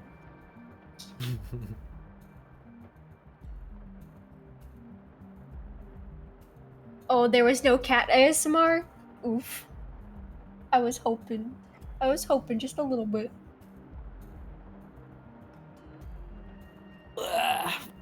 Blah, blah, blah, blah, blah. Alright, I think I'm, about done. I don't know about all those things I just did. Maybe not coloring those elements. Mm-hmm. Let's go back to that. Maybe we do it to the prompt. The prompt today. Yeah. Up. Up.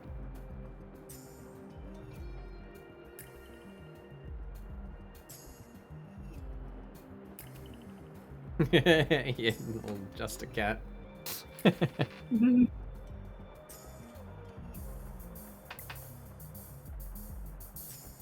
Oh. Whoa, the Avatar movie that's coming out is going to be about Aang. Oh, that kind of Avatar. But like of him as an adult. That's pretty I didn't cool. know there was another one in development. Is it animated or live action? I think it's animated. I prayed M. Night Shyamalan has nothing to do with it.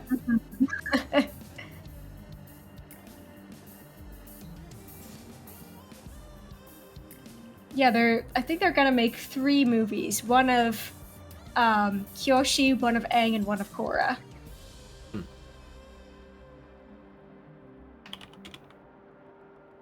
I don't know that first name.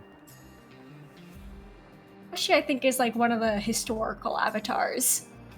I think she was from the Earth Kingdom, I guess. I don't know. Yeah, she was the one from the Earth Kingdom, was the one before Aang. Mm-hmm.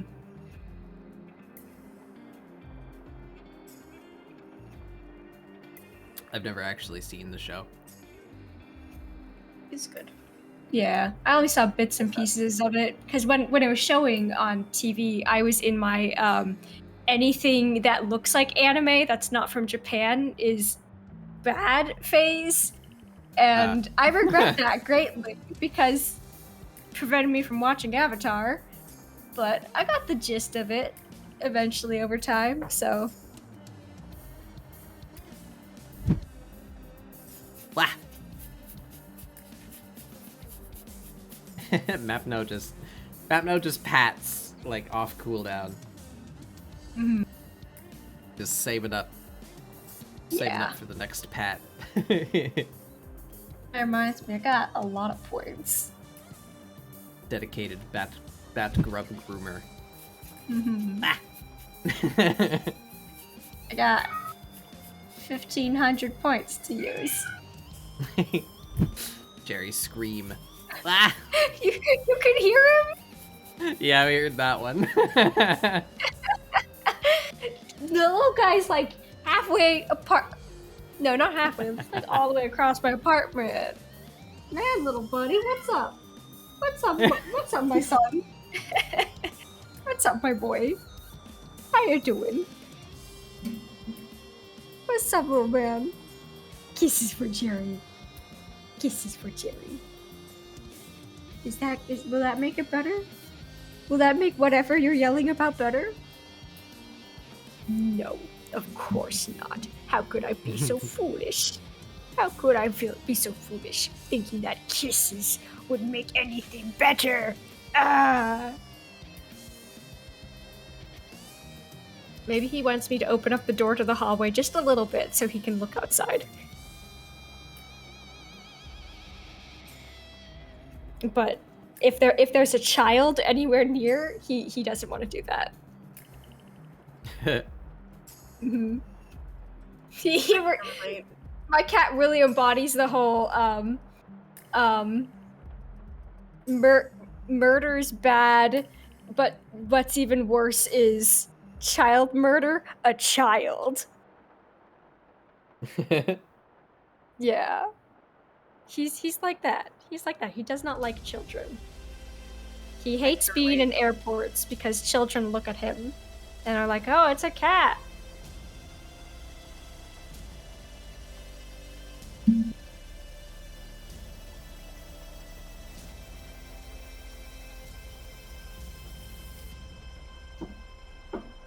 seem to have something stuck in my arm. That's nuts. Ooh, that's not good. What is this? Hello, sir. Can I get you? Oh. Here, buddy. You're gonna sit in my lap and you're gonna get scritches whether you like it or not. Huh. I guess I acupunctured myself by accident at some point. Oh, good. Oh, goodness. Like, I didn't, it doesn't hurt. I, like, didn't feel it. It just, like, it chose the exact right spot to stick me. Damn. Alright. Well, I'm glad it doesn't hurt. Definitely, you know, keep an eye on it to make sure it doesn't get infected or anything, but... Oh, it's just, it's like a pinhole. Oh, that's good. I just pulled it out. Okay, now you can go. Yeah, I actually, I don't even know if it's wood. It's just like a Oh. stiff little fiber. I don't know Just what like it a came little from. Yeah. Weird. I got sticked. Uh-huh. Oh well.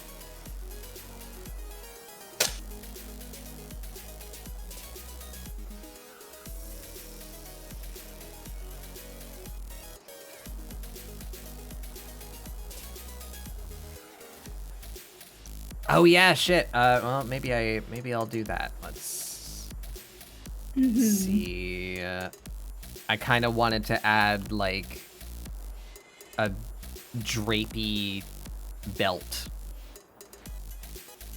Ooh.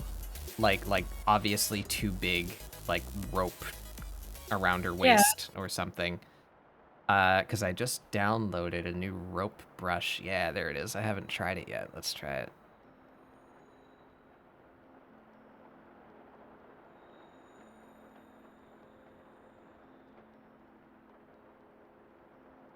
Ooh, that's a nice rope. I downloaded it because it's like the exact shape and pattern and color that I use on my bridge that leads to my house. So I was like, cheating.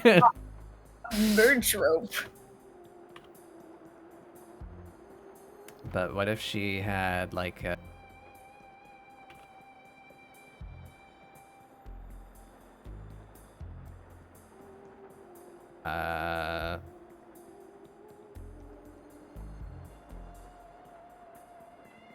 I guess like that.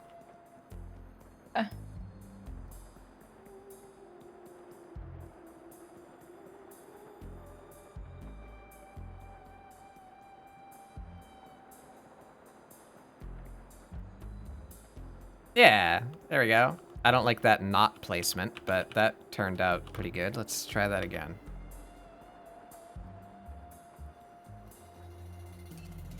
Yeah, like a tie.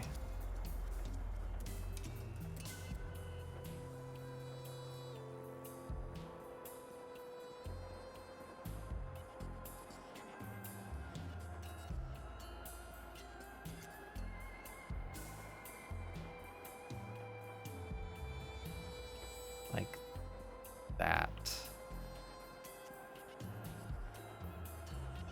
Yeah.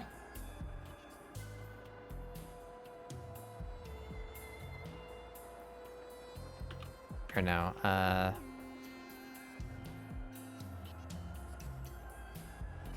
Do not like it.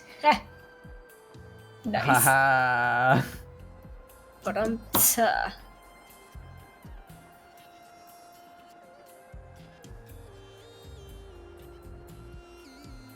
oh my god, I'm covered in cat hair.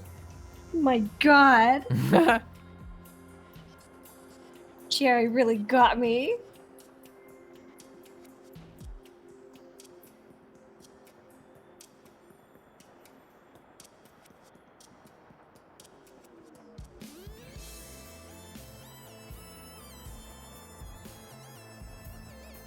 And then we just kind of need to fudge this somehow. Let's say Alti fingertip.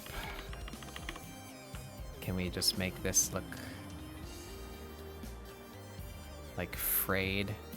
That is not at all giving me the effect I want.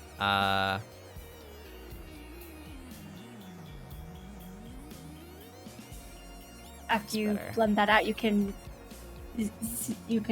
zero past a pencil brush or something and just kind of Yeah. Just kind of cut get it. at it. Yeah. The price of owning a pet is hair everywhere. I feel that. I feel that to my bones.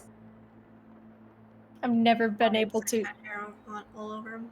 Oh yeah, it's on my pop filter. It's on every single device I own on my desk. It's all over me. It's everywhere. I gotta make sure I clean up before my friend comes over next week.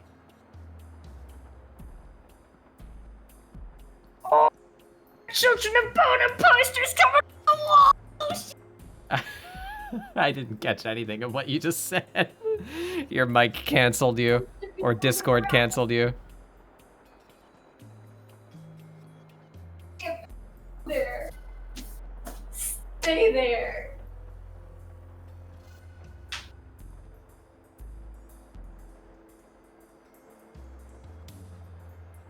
All is well. What happened? I just noticed that my Children of Bodom poster was kind of coming off the wall.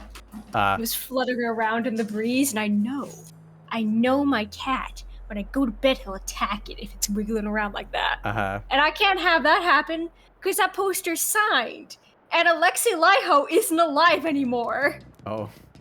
Like that poster's probably at this point worth something because it's signed by Alexei Laiho. Unlike all the other band members, but Alexei Laiho is the only one who's dead right now. I say right now, like he'll come back. I should frame it. He's dead at the moment. Can you try again later? Yeah. I came back from the dead. Yeah, I got better. Skill issue. Oh yeah. Sherry. Sherry's got chickens. Oh yeah. The posters for my cat and shit. Sherry, you hear that? You bust up the Children of Bodom poster. I'll eat you. The only thing that I'm about is that it's of the Relentless Reckless Forever album, which is not a great album. Like I'm more... There we go. Oh hell yeah. She's got a little newbie belt. Shows that she's a newbie. Astrophel. I'm gonna eat that cat. I'm like Alf. Yeah.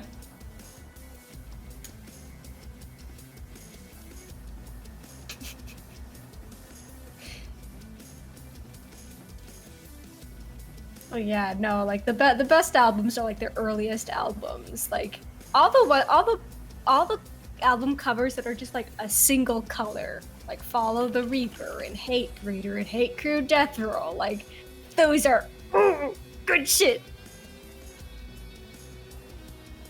Although people say that I Worship Chaos is kind of but I argue that it's really fucking good and they need to shut up.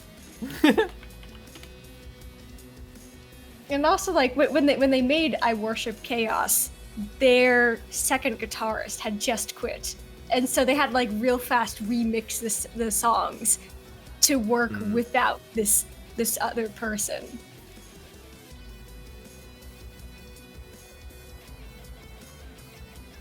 And I know that this probably puts me on the FBI watch list, but, like, the song Suicide Bomber is really good.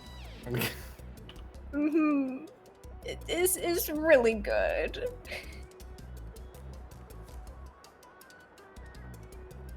Maybe if I just kind of cheat and line the rope.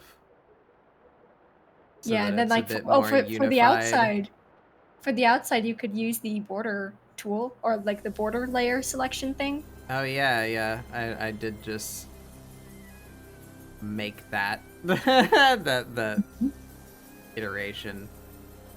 Now I'll have to. I gotta go through all the line work anyway, so Yeah. that won't save me a terrible amount.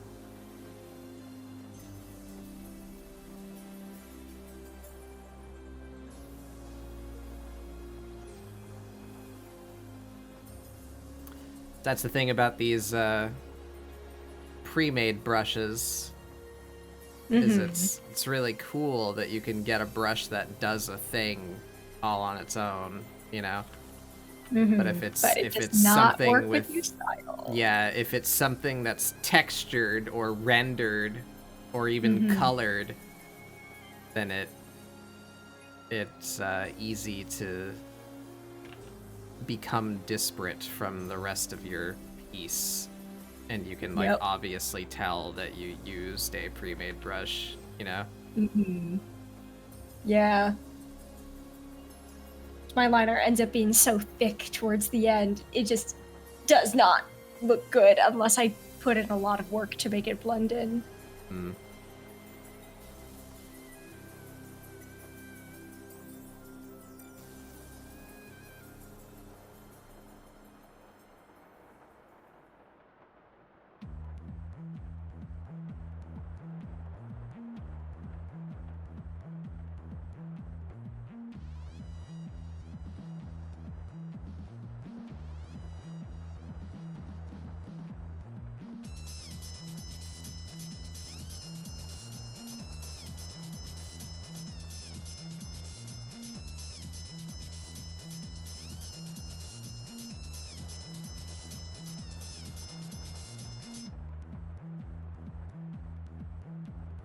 Kind of finagle it.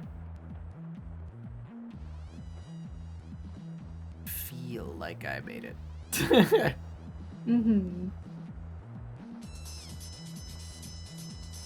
Oh yeah, give me that pizza. That's a tasty looking pizza emote. Whose emote is that? Why do they have a delicious stuffed crust pizza slice emote? That looks amazing. I want that. It's a good pizza emote.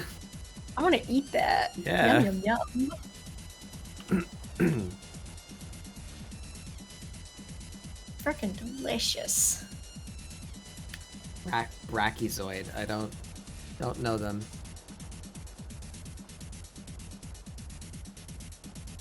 I don't know many streamers, to be honest, though. Yeah, I know. I guess kind of on a more personal basis, like I know you, I know Druid by Night, I know Azure Butterfly, who I'm making that model for. And I guess I talk to Moon on a decently regularish basis. Maybe, I guess, I don't know. But yeah. Yeah, well, I think basically all of my friends are streamers now at this point, but and I have a larger number of friends than I have for previous decades, which is super cool. But you know, what would it be like 20 or 30 people is not many people when it comes to how many streamers there are. And as I've said before I started doing this, I did not care about streaming as a entertainment medium. Yeah. So I like, people will say names, you know, and I will only recognize like the most popular ones because I've just heard the name in passing, you know. So it's like, oh, I know who Yanners is, or you know, or you know, like the Hololive ones or whatever. Yeah. But I don't know their stuff, you know, or their content or their personality. I've not consumed it. Yup. Yeah.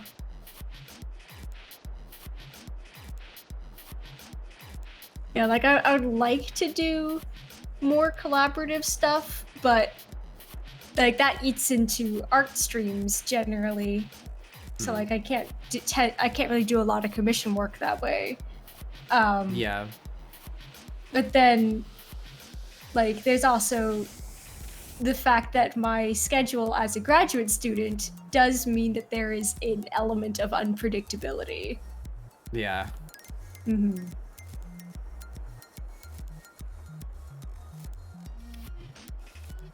Yeah, I'll admit, I'm jealous as fuck of Jummy and Moon, that they have like a clique, you know, and we all know each other. They're my friends too, but they do stuff together on like a regular basis, and I'm like, I wanna be I wanna be with my friends too. I want more, because I love collab. Like I exist to spend time with my friends. Yeah. So comedy. I will I'm always be down for that. Mm-hmm. Comedy. I'm studying clinical psychology. I'm currently trying to get a master's in it. If all goes well, I will have that master's by the end of this year, and then I'm gonna try to get that PhD.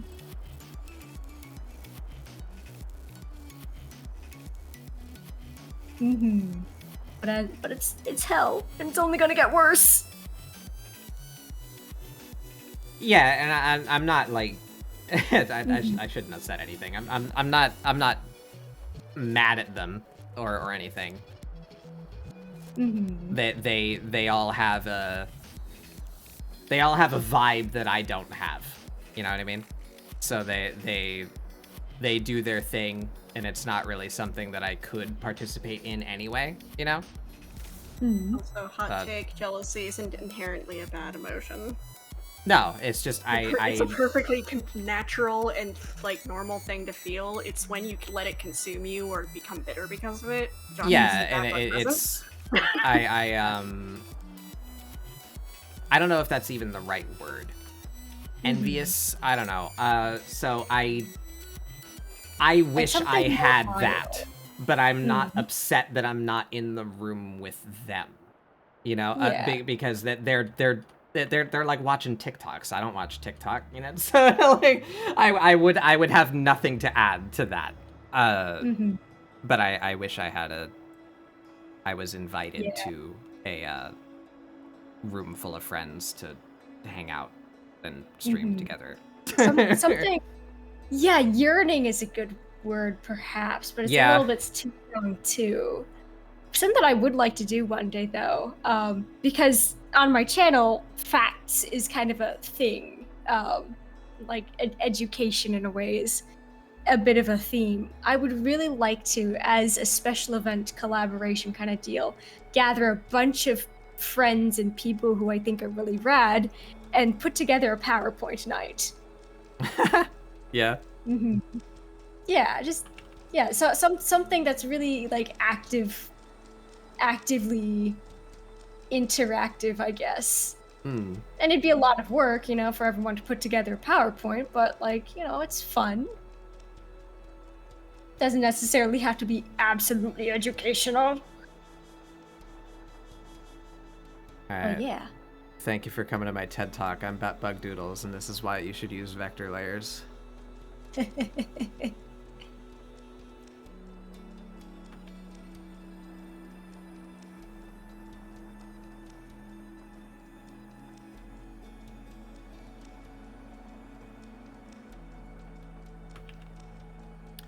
But yeah, yearning, jealousy, and envy. I don't know. Like I wish that I was invited, but I completely understand like why I'm not. you know, I don't know how to phrase it.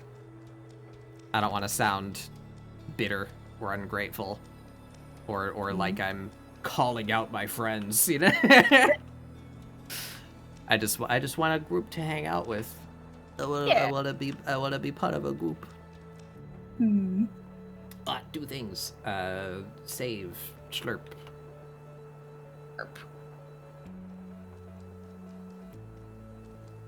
Maybe they just think you're busy. Yeah, and I try to be transparent about that, because I understand that too. I probably am busy. I keep myself very busy, but spending time with friends is like the thing that I'll drop anything for. Mm-hmm.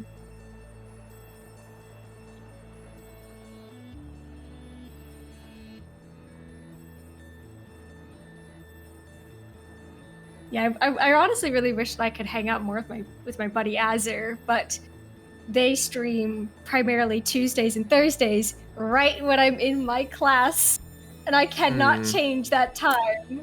Yeah. The only time that works for us is sometimes on the weekends, but because of graduate school, weekends is oftentimes like have to do projects and assignments or clean up my apartment because it's a fucking disaster. Mm-hmm. Are you talking about Moon and Jummy? Yeah, a little bit. And again, please don't like go to them and be like, that bug is like mad at you. I'm not. It's just a feeling that I've had. Jummy, Moon, the members of Dem, Gomi, Gabi, Honey, you know, they all spend a lot of time together. And again, I understand, you know, I'm not asking to be invited, but I wish I had what they have, is my point. Mm-hmm.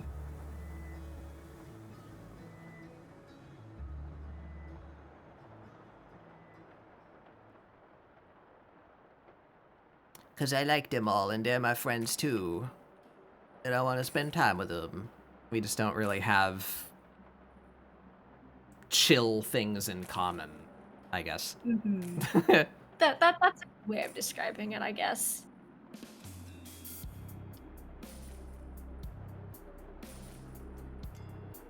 I have a lot of friends, I guess, in my program who I enjoy hanging out with, but I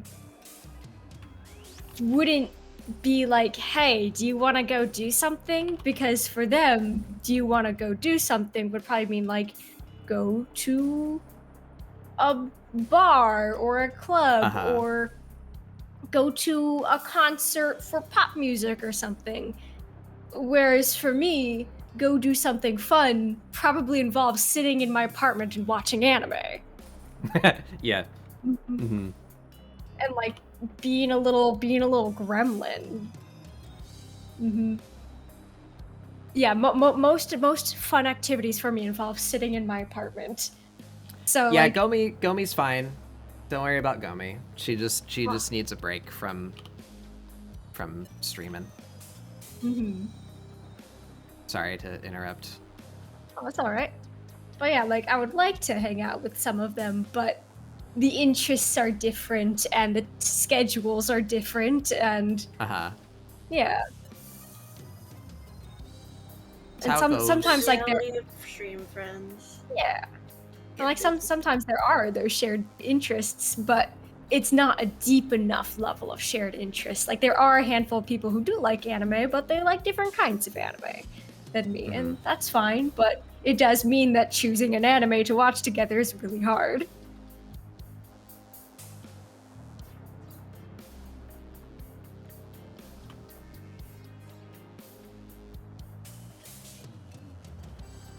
Yeah, and that is difficult with online interaction because it has trained us to look for like these really exact matches and interests. Mm-hmm. You tell him, Jerry. But at the same time, like, you know, at least my experiences as someone whose interests have typically been pretty far out from what I suppose is mainstream, which I hope does not make me sound, you know, like the most supreme jackass ever. But it is hard when you're like, hey, you want to listen to clowncore? Yeah, kinda. You want to talk about a podcast that talks about people who do bad things? You want to talk about scary horror podcast, but like not watch Have I ever scary told movie you kids about tribes?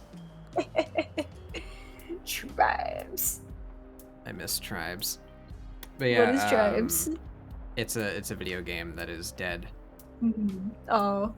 Yeah, Behind the Bastards is so good. I love it. I had a thought that I wanted to add to that sentiment, and it has fallen out of my ears. It's gone. Mm-hmm. Oh yeah. Incomprehensible Realm of Suffering is a fantastic song, but I gotta say, I really like Flat Earth and Hell better. Just a little bit better. Yeah.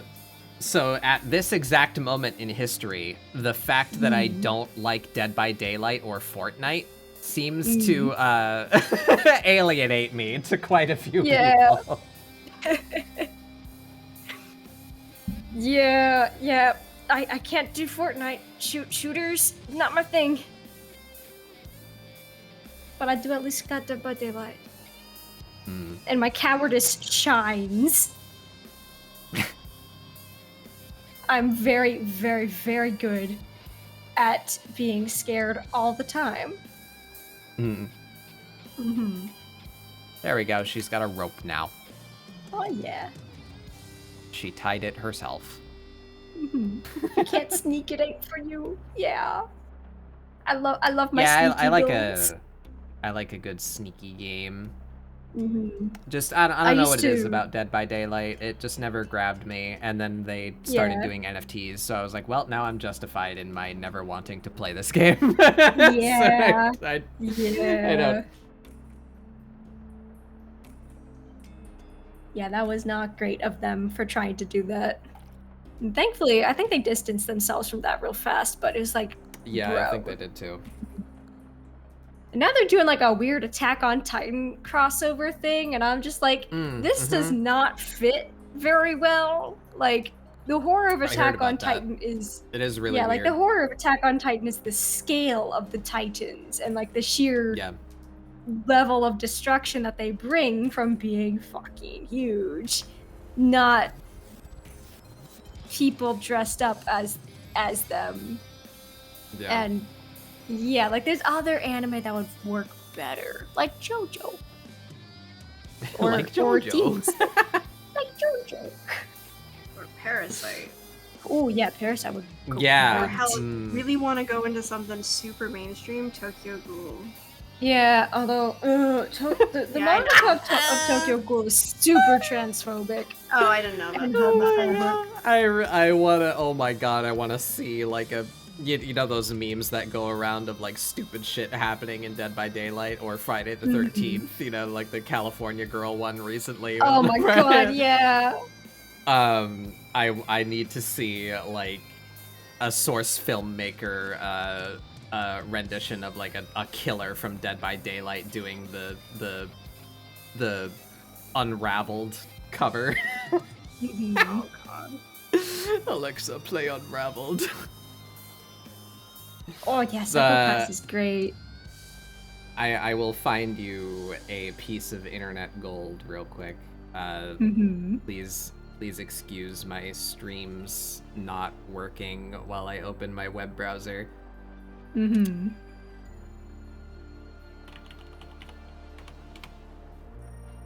Now, which one is it? It's this one. Yep, that's the one right there. Alright, no, shut up, copyright. Okay. So, someone did this. This is a thing that exists. It is a particular internet figure, who I will not discuss in detail, because of terms of service, but if you know, you know. And someone AI'd him into singing Unravel, and it's glorious. Hell yeah. Just go check that out.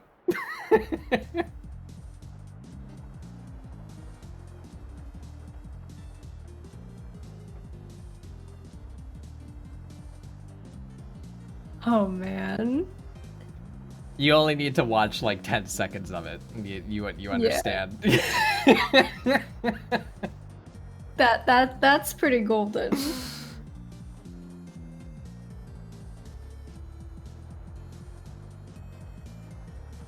Awesome. It's it's so sensual. I hate it and I love it at the same time. Yeah. But I think now that it's getting to be about midnight, I think I'm gonna wrap it up, go to bed, eat some sausage before I go to sleep. Sausage. But yeah, it was really fun. Really enjoyed doing this. Really glad that this space allowed me to break through my fear of doing backgrounds and environments. Yeah. It looks really good. Yeah, I'm super happy with how this came out. Even if the if all the elements of the design ended up getting booted, as a whole it works. But yeah, thank you for having me over. Yeah, well, thanks for volunteering to fill in on short notice. Yup. Yeah, no problem at all. I had a lot of fun. Yeah. Alrighty. Well, bye-bye! Alright, have a good night. You too! There they go. I just zoomed in on fuck.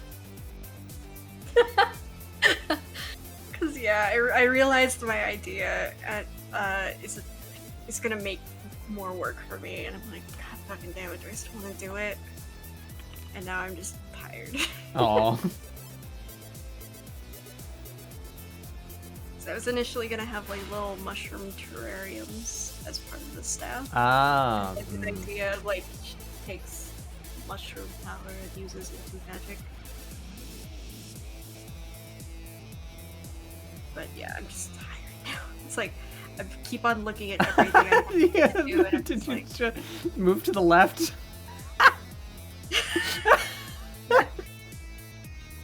No. I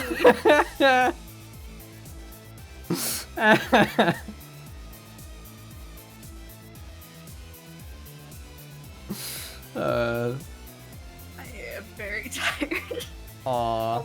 I want to finish this later. I need some food or something. Yeah, that's fine. I think we're at about normal stopping time anyway, and I'm also like, I don't know what else to do to this piece, honestly. Yeah, export. Scribble 14. There she is. Noki becomes a mage. Yeah. Deep lore. Where's part of it me suddenly feeling just tired and being like, oh, I need a break from this, is that I'm really happy with it. Like, Yeah, it looks so good. Cool. And I'm just like, oh, I'll finish it. No, my brain's just like, nah, don't worry. Nope. We're done. I love the dead Seth.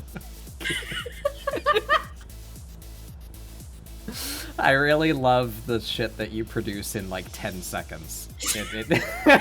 Like your style of shitpost, like low energy art. I love it. I just wish I had like actually good ideas or momentum to do it, like reaction to things like on Twitter or something. Then I could actually like do something with it. But nah, it's just little doodles while I'm doodling other things. All right, let's find somebody. Honey is streaming art right now. What is Honey doing awake? What are you doing, crazy goblin? Past your bedtime. She's drawing Journey! Oh, fuck. For those of you who don't know, Journey is one of my favorite video games ever.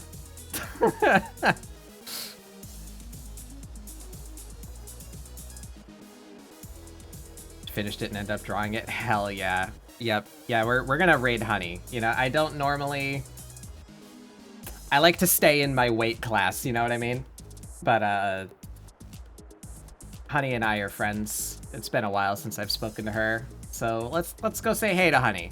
She played Journey. I want to talk to her about it. I want to see what she's drawn. we're gonna go say hey to Honey Goblin. If you somehow don't know who she is a very talented artist. One of my, yeah. One of my earliest contacts in the streaming dimension. One of the earliest friends that I made doing this, and she led to many other contacts of mine. Like, it was because she raided Gabi that I met Deus Ex Monstrum, and then because of them that I found Gary. So like I've made a ton of awesome friends, and it started with Honey. So she is a cool person, super talented artist, made her own model. It's crazy. We're gonna go say hey to her, and I hope you all have a wonderful rest of your time zone. Let's do our little raid message. Boop. That's not the right button. There's the button. Yeah, here come the Scribble supporters. That's our raid message. Let's go say hey to Honey. And I will be back next week, Tuesday, with something. I don't know yet. I got a recent art fight attack, so I need to revenge that. I might do that on Tuesday, but of course, commissions take precedent over art for fun. So if either of my commissioners that are currently like in talks about what exactly they want, if they manage to settle that with me over the weekend, then I'll be working on commissions. Otherwise, I'll be doing art fight, or possibly even some more 3D stuff if I can think of stuff to do. I wanna add more items to be thrown upon me. But yeah, so we'll be doing some stuff next week. And next week's Scribble Support, the final Scribble Support of July, it is the last day, not the last day, the second to the last day? Yeah, second to the last day of Art Fight. So that day we are having Magic Marionette and Alpine Showtime. He'll be guesting for the first time. He's also a very cool artist, very funny dude. We'll be doing Art Fight on that day to celebrate that event. And it'll be fun. So tune in next week, Tuesday, Thursday, and Friday as normal. I hope you all have a wonderful rest of your time zone. Let's go say hey to Honey. See you guys later. Goodbye.